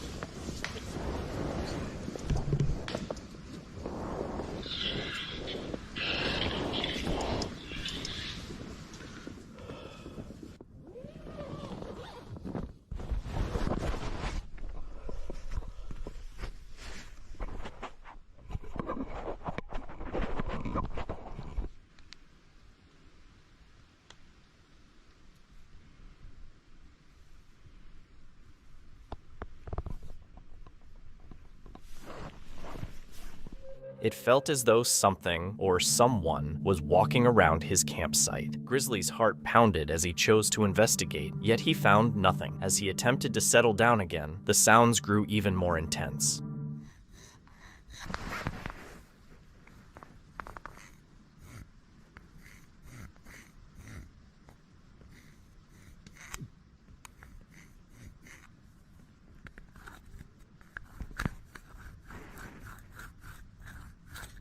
Hi. I can hear you. Fortunately, he managed to stay safe and made it through the night. The anxiety of not knowing what's out there must have been terrifying. Christopher Brian Hill, an urban explorer with the YouTube channel Urbex Hill, has spent over a decade sharing footage from his explorations of some of the creepiest abandoned buildings across the country. His explorations often involve unexpected and sometimes dangerous encounters. One notable exploration took place in June 2019 when Chris visited the long-abandoned St. Joseph Hospital in Warren, Ohio, which had been left to deteriorate for over 21 years. Initially, it seemed like a quiet and typical exploration for Chris as he roamed the desolate hallways, filming the eerie surroundings.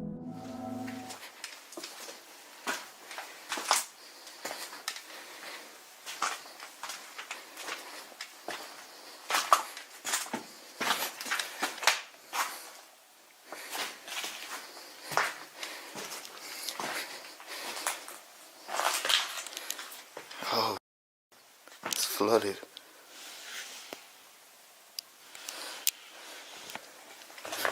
After uploading the video to his channel, Chris's viewers noticed something he had missed during the exploration: a dark, mysterious hand moving in a doorway. This eerie discovery sparked a wave of speculation among his audience. Could someone or something have been following Chris that night? As Chris ventured deeper into the abandoned hospital, he started hearing unsettling sounds. Footsteps echoed through the halls, faint whispers lingered in the air, and the occasional creak of the building seemed to follow him, adding to the eerie atmosphere.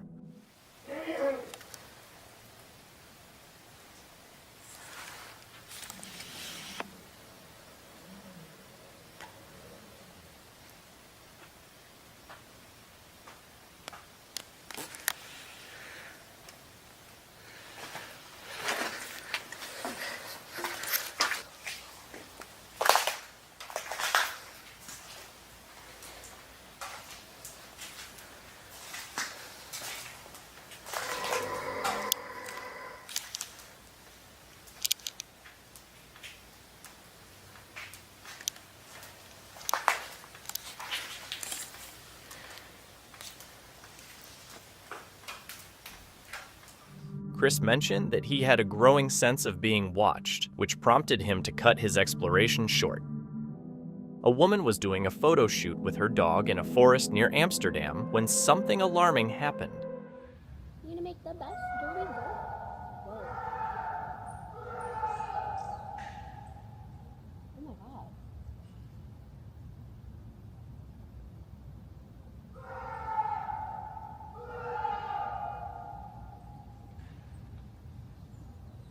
Holy shit.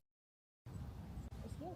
The sounds bounced off the trees, making it nearly impossible to pinpoint their source. She called out in both English and Dutch, hoping someone would respond, but the screaming persisted.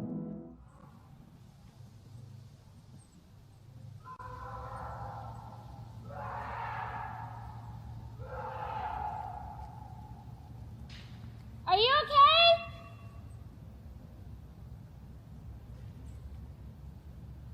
Alles gut?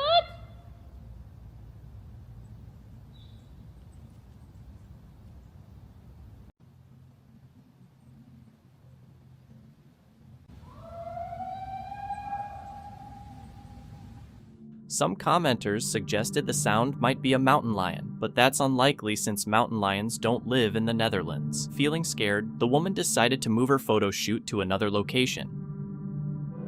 Reddit user CrazyGrapefruit415 has shared a spine-tingling account of a haunted house where they and their friends gather for weekly poker games. The chilling footage from the home security camera has sparked a debate among users about whether it's a genuine ghostly encounter or an elaborate hoax. The story begins innocently enough, with a typical poker night among friends. However, the OP recently learned that the house is allegedly haunted, a fact revealed when the homeowner shared some eerie footage from the home security camera. The camera, set up to monitor the poker table during real money games, captured unexplainable events that left the OP feeling uneasy. Equipped with motion detection, the footage shows chairs moving seemingly on their own.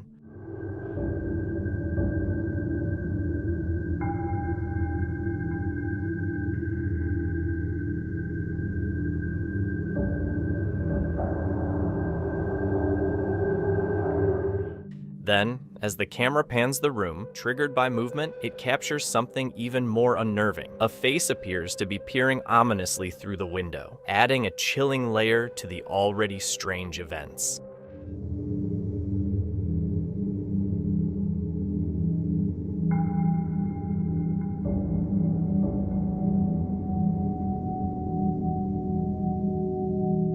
According to the poster, the homeowner and their family have experienced strange phenomena in the house for years, making the haunting a long-standing issue rather than just a recent prank. Despite the chilling details, Reddit commenters have been cautious. Skeptics pointed out that the base of the chair is not visible in the footage, leaving room for the possibility of hidden strings or manipulation. Others argued that the face in the window looks more like a cardboard cutout than an apparition. The debates continue as users scrutinize the footage, dissecting it frame by frame. The camera captures a group of individuals checking all the cars to find one that's unlocked.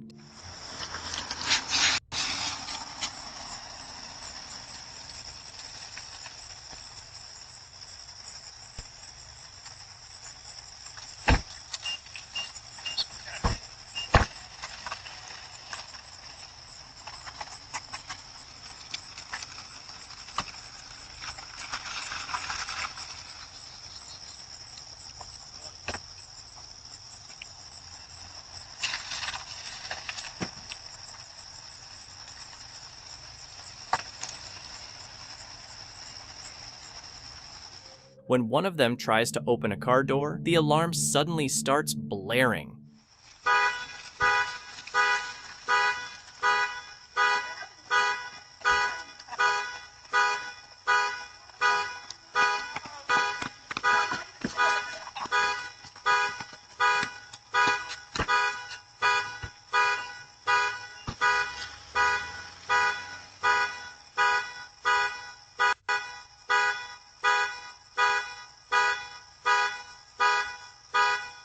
Stealing cars is tough. You know what's easier? Filling out a job application.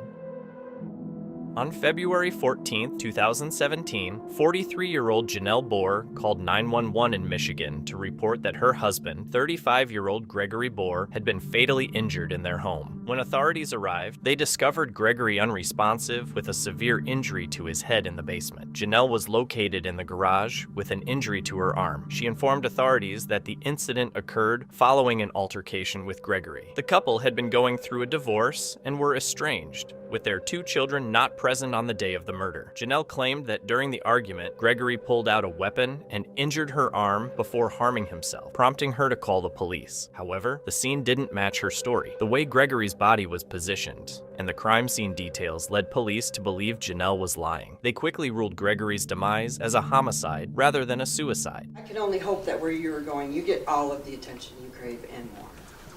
Greg was a man to whom family came first. He was my firstborn son and often my helper, both as a child and as a man. He was my son, my friend, my neighbor. By killing my son, you have torn the fabric of my entire family. He was honest, trustworthy, dependable, and kind-hearted. He was too kind to be safe from a monster like you. I will never forgive you for what you've done. You've shattered our lives, and most importantly, the lives of Greg's children. I only wish I could trade your worthless, selfish, pathetic life for Greg's. You've stolen a good father from his children. You have taken my big brother and one of my best friends. You do not deserve to bear my family's name. You are nothing more than a sick animal that should be put down. No human being deserving of their next breath would do what you have done. I wish you had never met my brother and none of this had ever happened, but it's too late for that. What you have done can't be undone, and it cannot and will not be forgiven. I am disgusted with the sentence of 17 years minimum. I think it is a sad and pathetic punishment for what you have done. I assure you that when the time comes for your first parole hearing, I will be there, likely with your son and many others at my side, arguing for why you should stay for your final 2 years of your sentence. Hopefully you will die in your cell, cold and lonely, before that day comes. I hope you rot. Forensic tests soon revealed that Gregory Bohr had not harmed himself. In fact, it was Janelle who had injured him before discharging additional rounds into the room. She also injured herself in the arm, likely to make the police believe her version of events. Janelle was arrested and charged with open murder and felony firearm offenses. Further investigation showed that after ending the life of Gregory, Janelle had rearranged the crime scene to support her story. She claimed that Gregory was abusive and violent, but everyone who knew him contradicted her statement. As a result, Janelle eventually pleaded guilty to second-degree murder, which reduced the likelihood of a life sentence. In February 2018, Janelle stood in court while her former in-laws gave victim impact statements. Gregory's mother, Sharon Bohr, addressed Janelle, telling her, "You had no right to kill my son. He did nothing but believe you, take you in, and love you. I can only hope that where you are going, you get all of the attention you crave and more."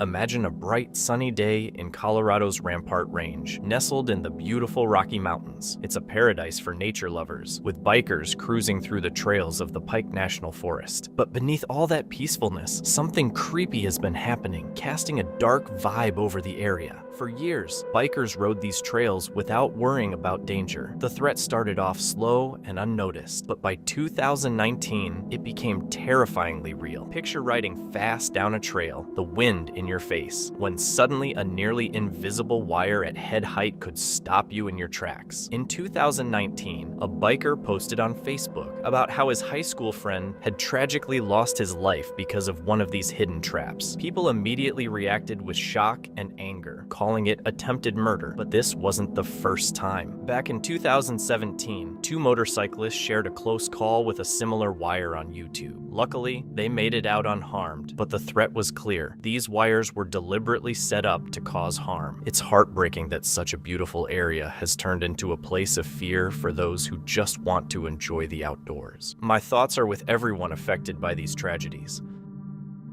Popular YouTube explorer Franco TV is checking out an abandoned town, typically looking for paranormal evidence. But this time, things take a creepy turn. While exploring, Franco hears some odd noises and spots someone standing under a streetlight, moving at an unnaturally slow pace. It's just weird. Alright, I don't see him, but what I think I'm gonna do is see if I could go that way and then turn back. Realizing he's being followed, Frank wisely calls for help, likely a move that saved him. He safely reaches his car, but like many of us would, curiosity takes over. Feeling protected inside the vehicle, he decides to take another look to try and figure out what this person is up to. However, the situation takes a frightening twist when a creepy figure emerges, holding something in his hand and, hopefully, wearing a mask. What the hell? That's a dude.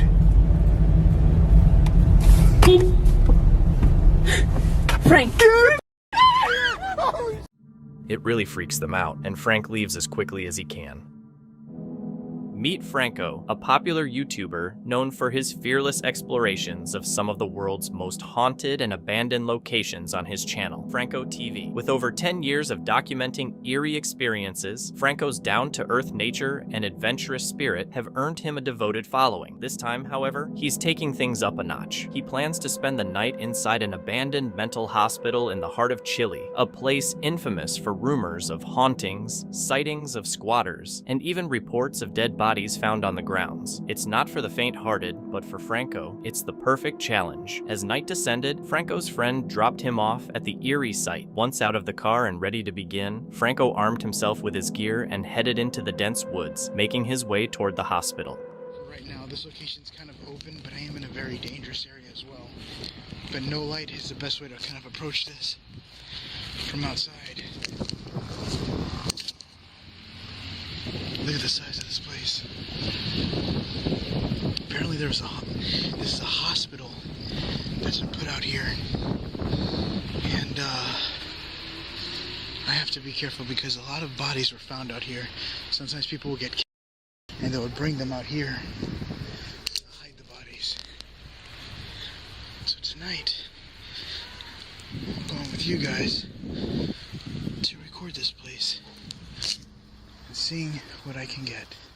Right from the beginning of his video, an eerie atmosphere sets the tone. Franco highlights the dangers of exploring such a place, emphasizing the need to stay alert for anyone with bad intentions and any unexpected situations that might arise. Despite the risks, he presses on, switching on his night vision to avoid being seen. He cautiously approaches the imposing, abandoned mental hospital, then ventures deeper into the darkness, searching for the perfect spot to set up camp for the night.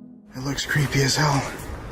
I'm now making my way to the second floor.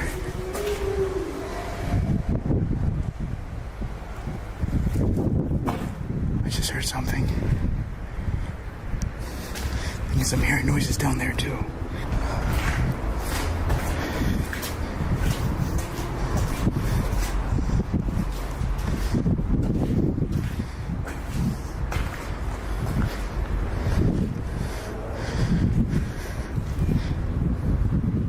As Franco ascends to the upper floors of the abandoned mental hospital, a loud, unsettling noise echoes through the building. Though it's hard to identify the source, Franco brushes it off as the sound of a stray dog and carries on with his exploration. I did hear what sounded like a creepy howling sound.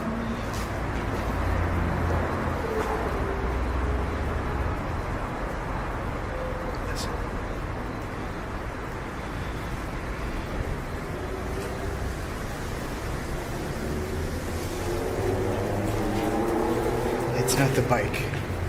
I hear something else.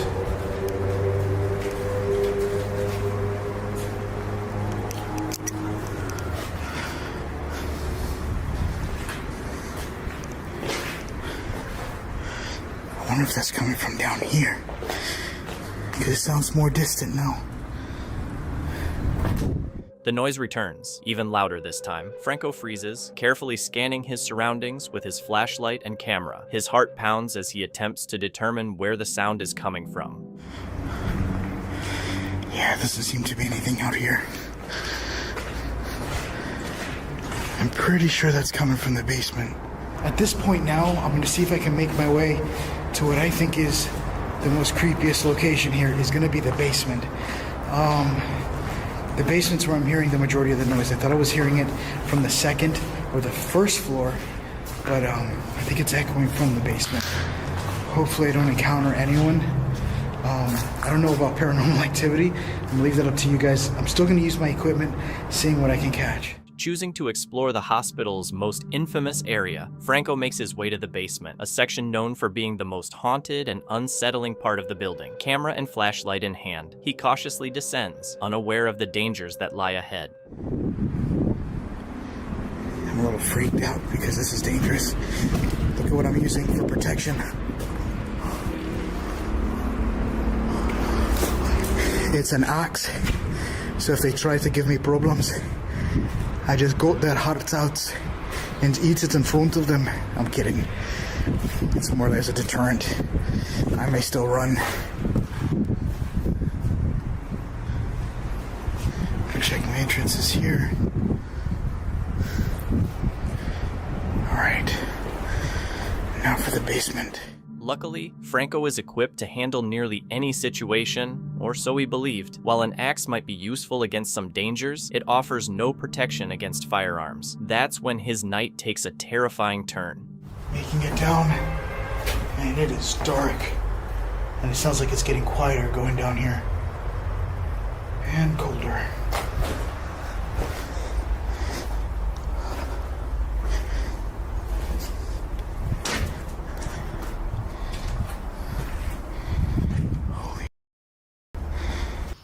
Switched over to night vision.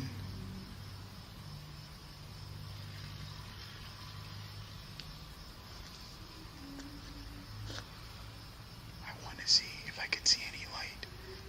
I can't see anything. Only a little door at the very end, but no shadow. Look.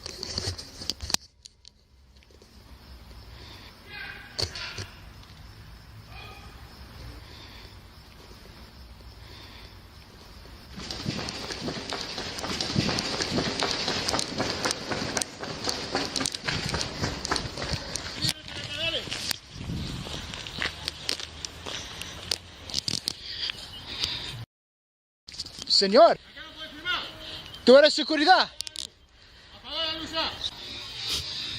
So I had to turn around. Because I have security behind me.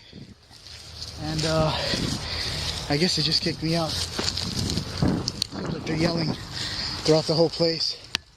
I would like to bribe them, but... While exploring the dark basement, Franco suddenly hears men shouting in Spanish. Realizing he's in grave danger, he immediately bolts for the exit, choosing to run instead of hide. As he makes it outside, he's spotted by security guards who fire warning shots his way. It's clear they want him out and fast. Shaken, but unharmed, Franco doesn't waste any time. He leaves the property and heads to his car, still processing the frightening experience. I just made it back to the car. We're heading out of here. Unfortunately, I wanted to stay more and do more of an investigation. But again, like I said in the beginning, that location was extremely dangerous. The location I'm in is extremely dangerous. I had a man run out and I got I didn't get hit, but he shot something. It looked like he had I don't even know what he had. All I saw was like a shadowy silhouette of a man yelling. At first, I thought it was probably a crazy guy or something, but no, I tried to talk with him, but he wouldn't let me talk.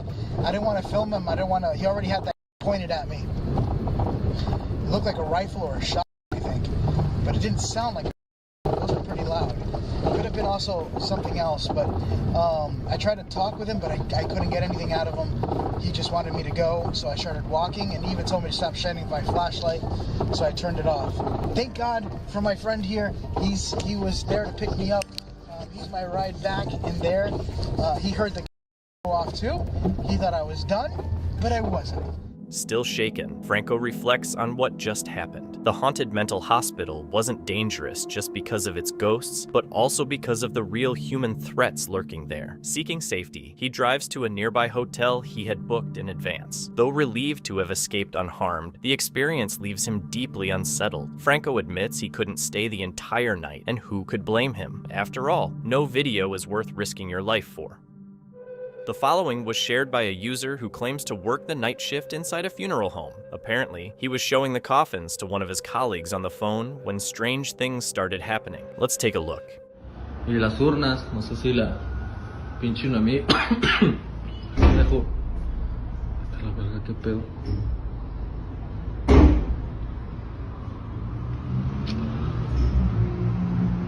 A ver, aguanta, güey. ¿Qué pedo con esta madre?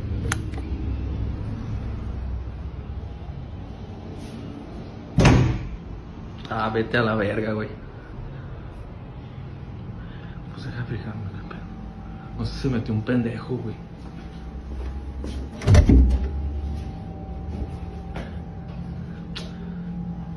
¿Esta madre está bien?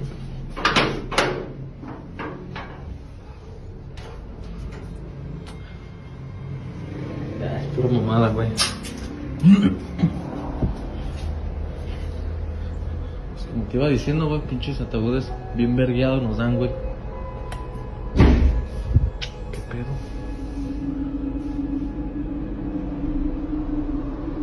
Güey, creo que se ve algo. We can see the door slam shut by itself. The man goes to check if anyone else is in the building, but he realizes he's completely alone. As he returns to the main area, the door seems to close again. Deciding to go back and investigate the source of the noises, he captures a strange black shadow on camera.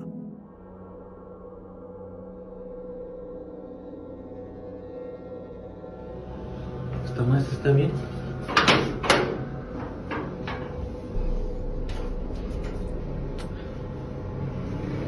Pura mamada, güey. Pues como te iba diciendo, güey, pinches ataúdes bien vergueados nos dan, güey. ¿Qué pedo?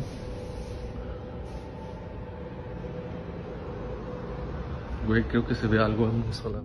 That's when the recording ends, but according to reports, the man ran out of the building shortly after, convinced that what he experienced was paranormal. Could it really be?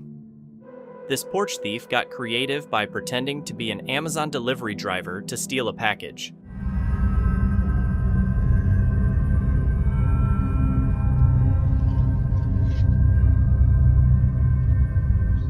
Luckily, the homeowner caught him in the act, so he had to return it. Hey! Put my package back. Put my package back.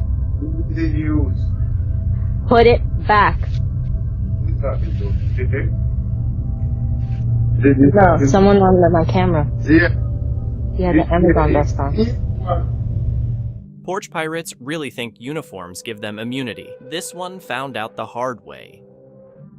Relentless and untamed, Victor Rodas, a 17-year-old alleged MS-13 gang member, was convicted in October 2023 for the brutal murder of Raymond Wood, a 16-year-old from Lynchburg, Virginia. The dragon's head was pulled out of a box and shown to the jury this afternoon. Maddox told the prosecution the blade alone was over 9 inches. In 2017, Raymond Wood was found in Bedford County with 29 stab wounds, leading to his tragic loss. The investigation revealed that Victor Rodas, along with other gang associates, had abducted and murdered Wood, allegedly as part of gang activity. During the trial, evidence suggested that Rodas played a key role in the crime, which was believed to be an execution-style murder, a tactic commonly used by MS-13 to maintain control and instill fear. The jury found Rodas guilty on multiple charges, including first-degree murder, abduction, and gang participation. An admitted MS-13 gang member also testified.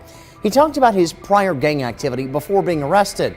He also talked about the culture and day-to-day activity of being an MS-13 member, what they do and don't, and how to be a part of the gang and how to get out. Testimony continues this afternoon. We will have the latest from the courthouse tonight.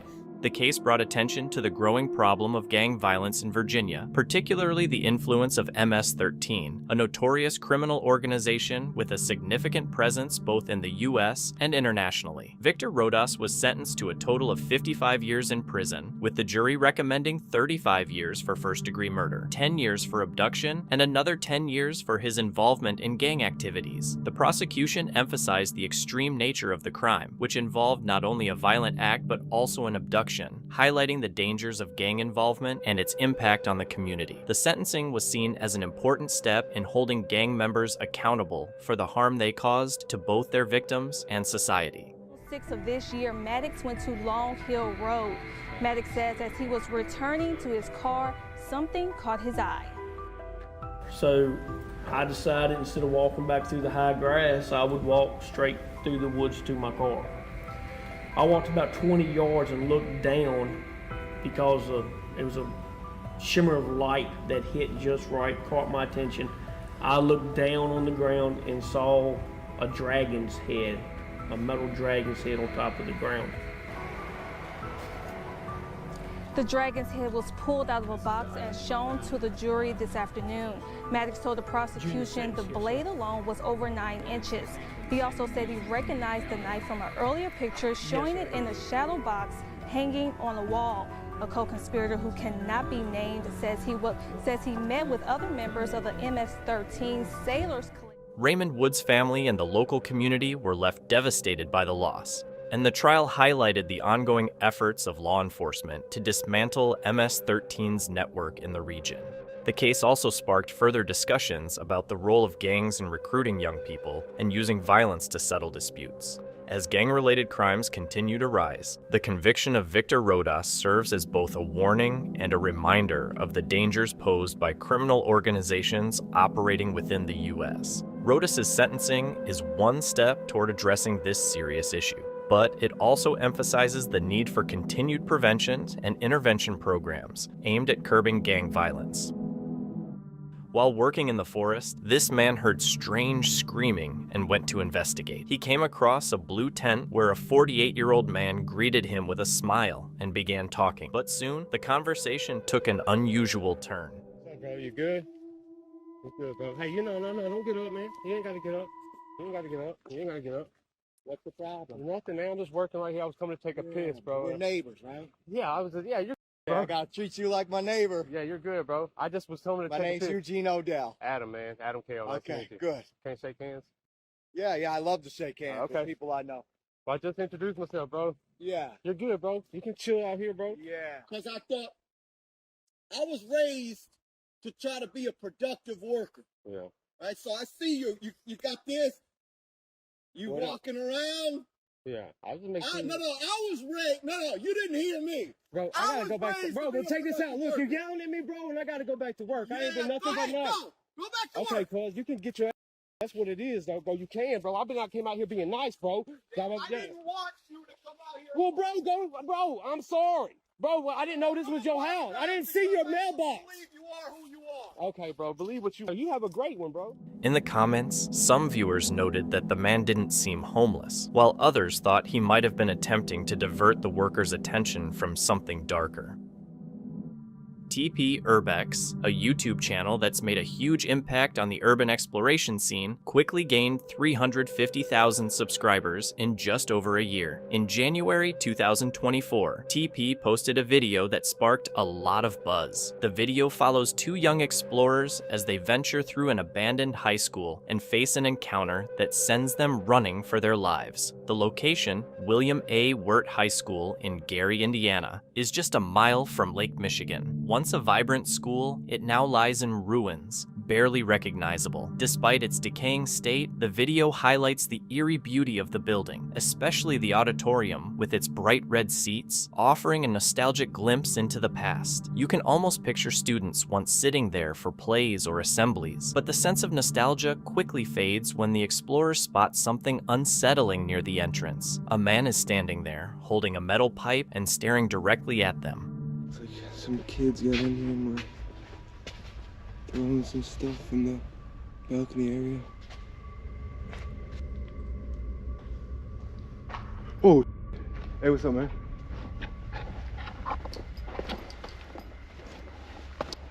You want us to get on out of here?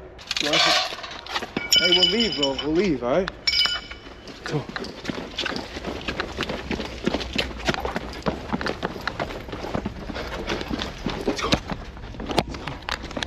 Get out of any door, this door right here. You sure? Let's go. Yo, let's go.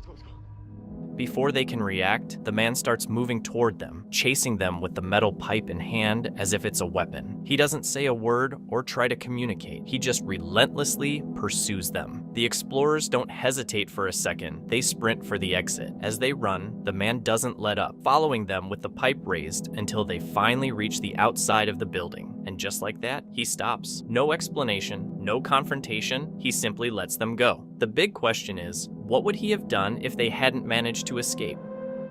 William, the creator of Truesdale TV, shares his journeys and wild camping experiences on his channel. In this video, he ventures solo into Ballyboley Forest in Northern Ireland, a location notorious for being one of the most haunted forests in the UK, with chilling stories of mysterious vanishings and eerie events spanning centuries. On November 2nd, 2023, as William nears the forest, a growing sense of dread begins to take hold, fueled by the site's dark history. Yet, his adventurous spirit pushes him forward as he sets out to find the perfect camping spot. It's not ideal, but I'm in a dome tent, so I can really throw it anywhere. I think I'm going to throw my tent just here. We are a lot further back off the road, so we can't be seen as easy, but we can still hear the car noise with a bit of a pain, but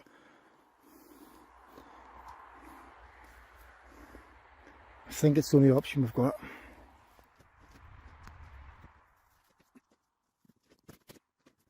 That's camp set up. Let's give you a look around. So we'll start on the outside. This is going to be the cooking area. Keeping it simple tonight. Just got some pasta and tuna. And this same old MRE I've been carrying around now for the past year. I have brought a wood burning stove, but I'll probably just use the gas for handiness. And we're using our new little tent. Our little Sports Direct special, $26.99. Far better colour than the Little's tent, but a single Single skinned. After setting up camp, evening descends, and William prepares some food to settle in for the night.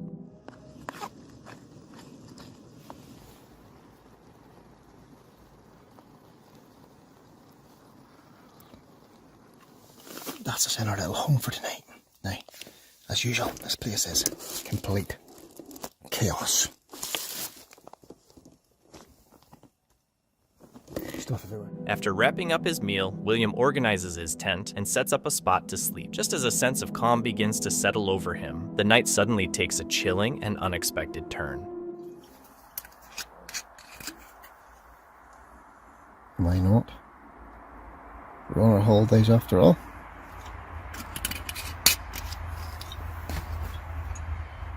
Cheers, folks.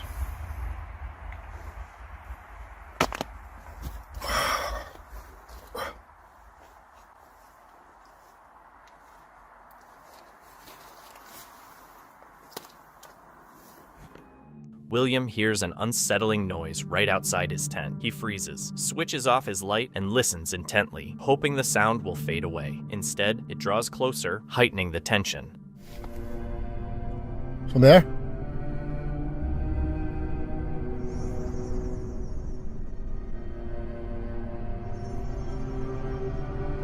Somebody there?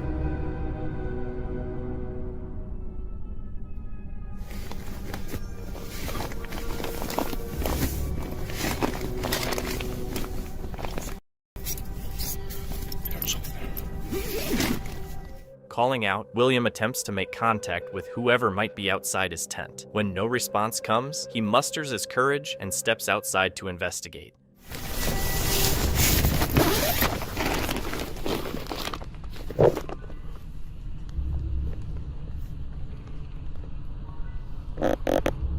So that was come that sound. I did see chemtrails earlier on. What's the biggest game you get for you? We don't get big game. Well, it was definitely a thump. Right? Guess it's turning the Blair Witch Project this.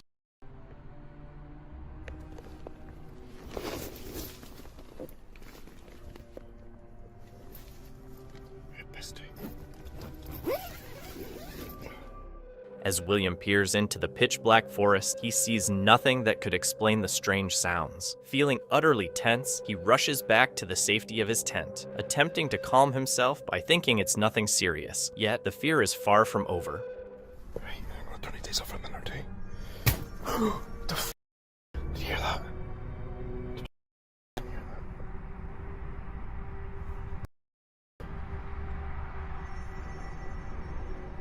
My heart's going.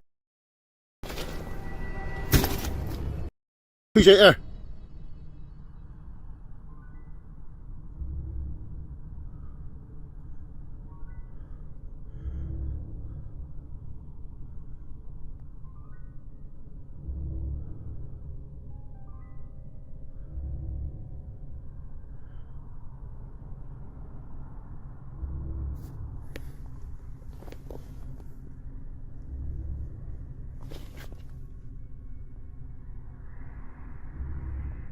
Out of nowhere, a sharp slapping sound hits his tent. He calls out again, but the silence that follows deepens his sense of unease.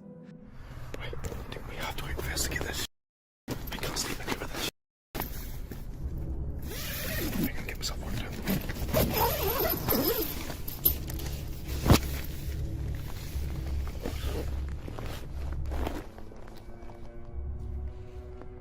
After a few tense minutes of silence, surrounded by the eerie stillness of the forest, William understands he has no choice but to check things out. Hoping for a harmless explanation, he knows he won't be able to rest until he figures out what's lurking outside.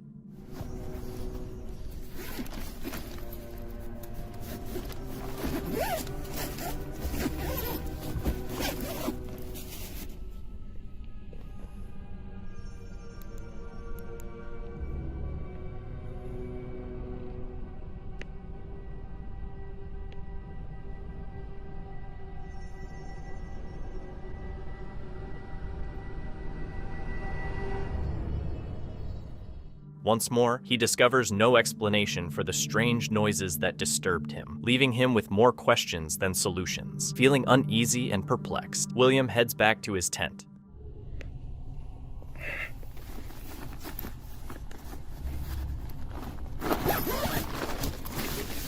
The forest grows quiet, but despite the silence, William remains too shaken to sleep. Still feeling uneasy, he decides he can't stay there any longer and starts packing up. I think that's as good, isn't it? Let's get out of here. Just need to navigate our way back to the trail. And once we're on the trail, we don't have too far to go to get back at the car. Luckily, William escapes Ballyboli Forest unharmed. Was it a paranormal encounter, or was someone trying to intentionally scare him away? Regardless, it's a place he never plans to return to after dark. The next video was shared by Sergeant Peppers, who explains that he, along with 2 friends, was out exploring that night. They enjoy venturing into abandoned tunnel systems, caves, and catacombs all over Canada. In this video, they were following a local urban legend about an abandoned catacomb system that leads into a giant cave. While recording inside, they lost track of one of their friends, which made them feel uneasy. It's said that what followed was the first documented paranormal encounter. Matt? Following us? Why is it? He's there. We need to stop playing around, man. Matt! Oh, he's freaking us out.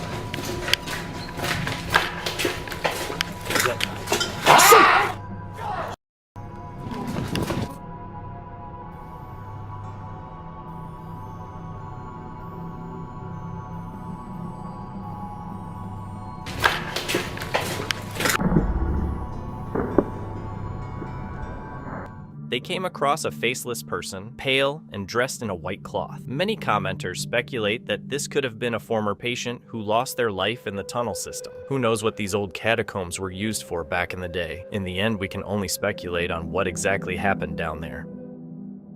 Thank you so much for watching. Don't forget to subscribe and hit the notification bell so you can stay updated with our latest videos.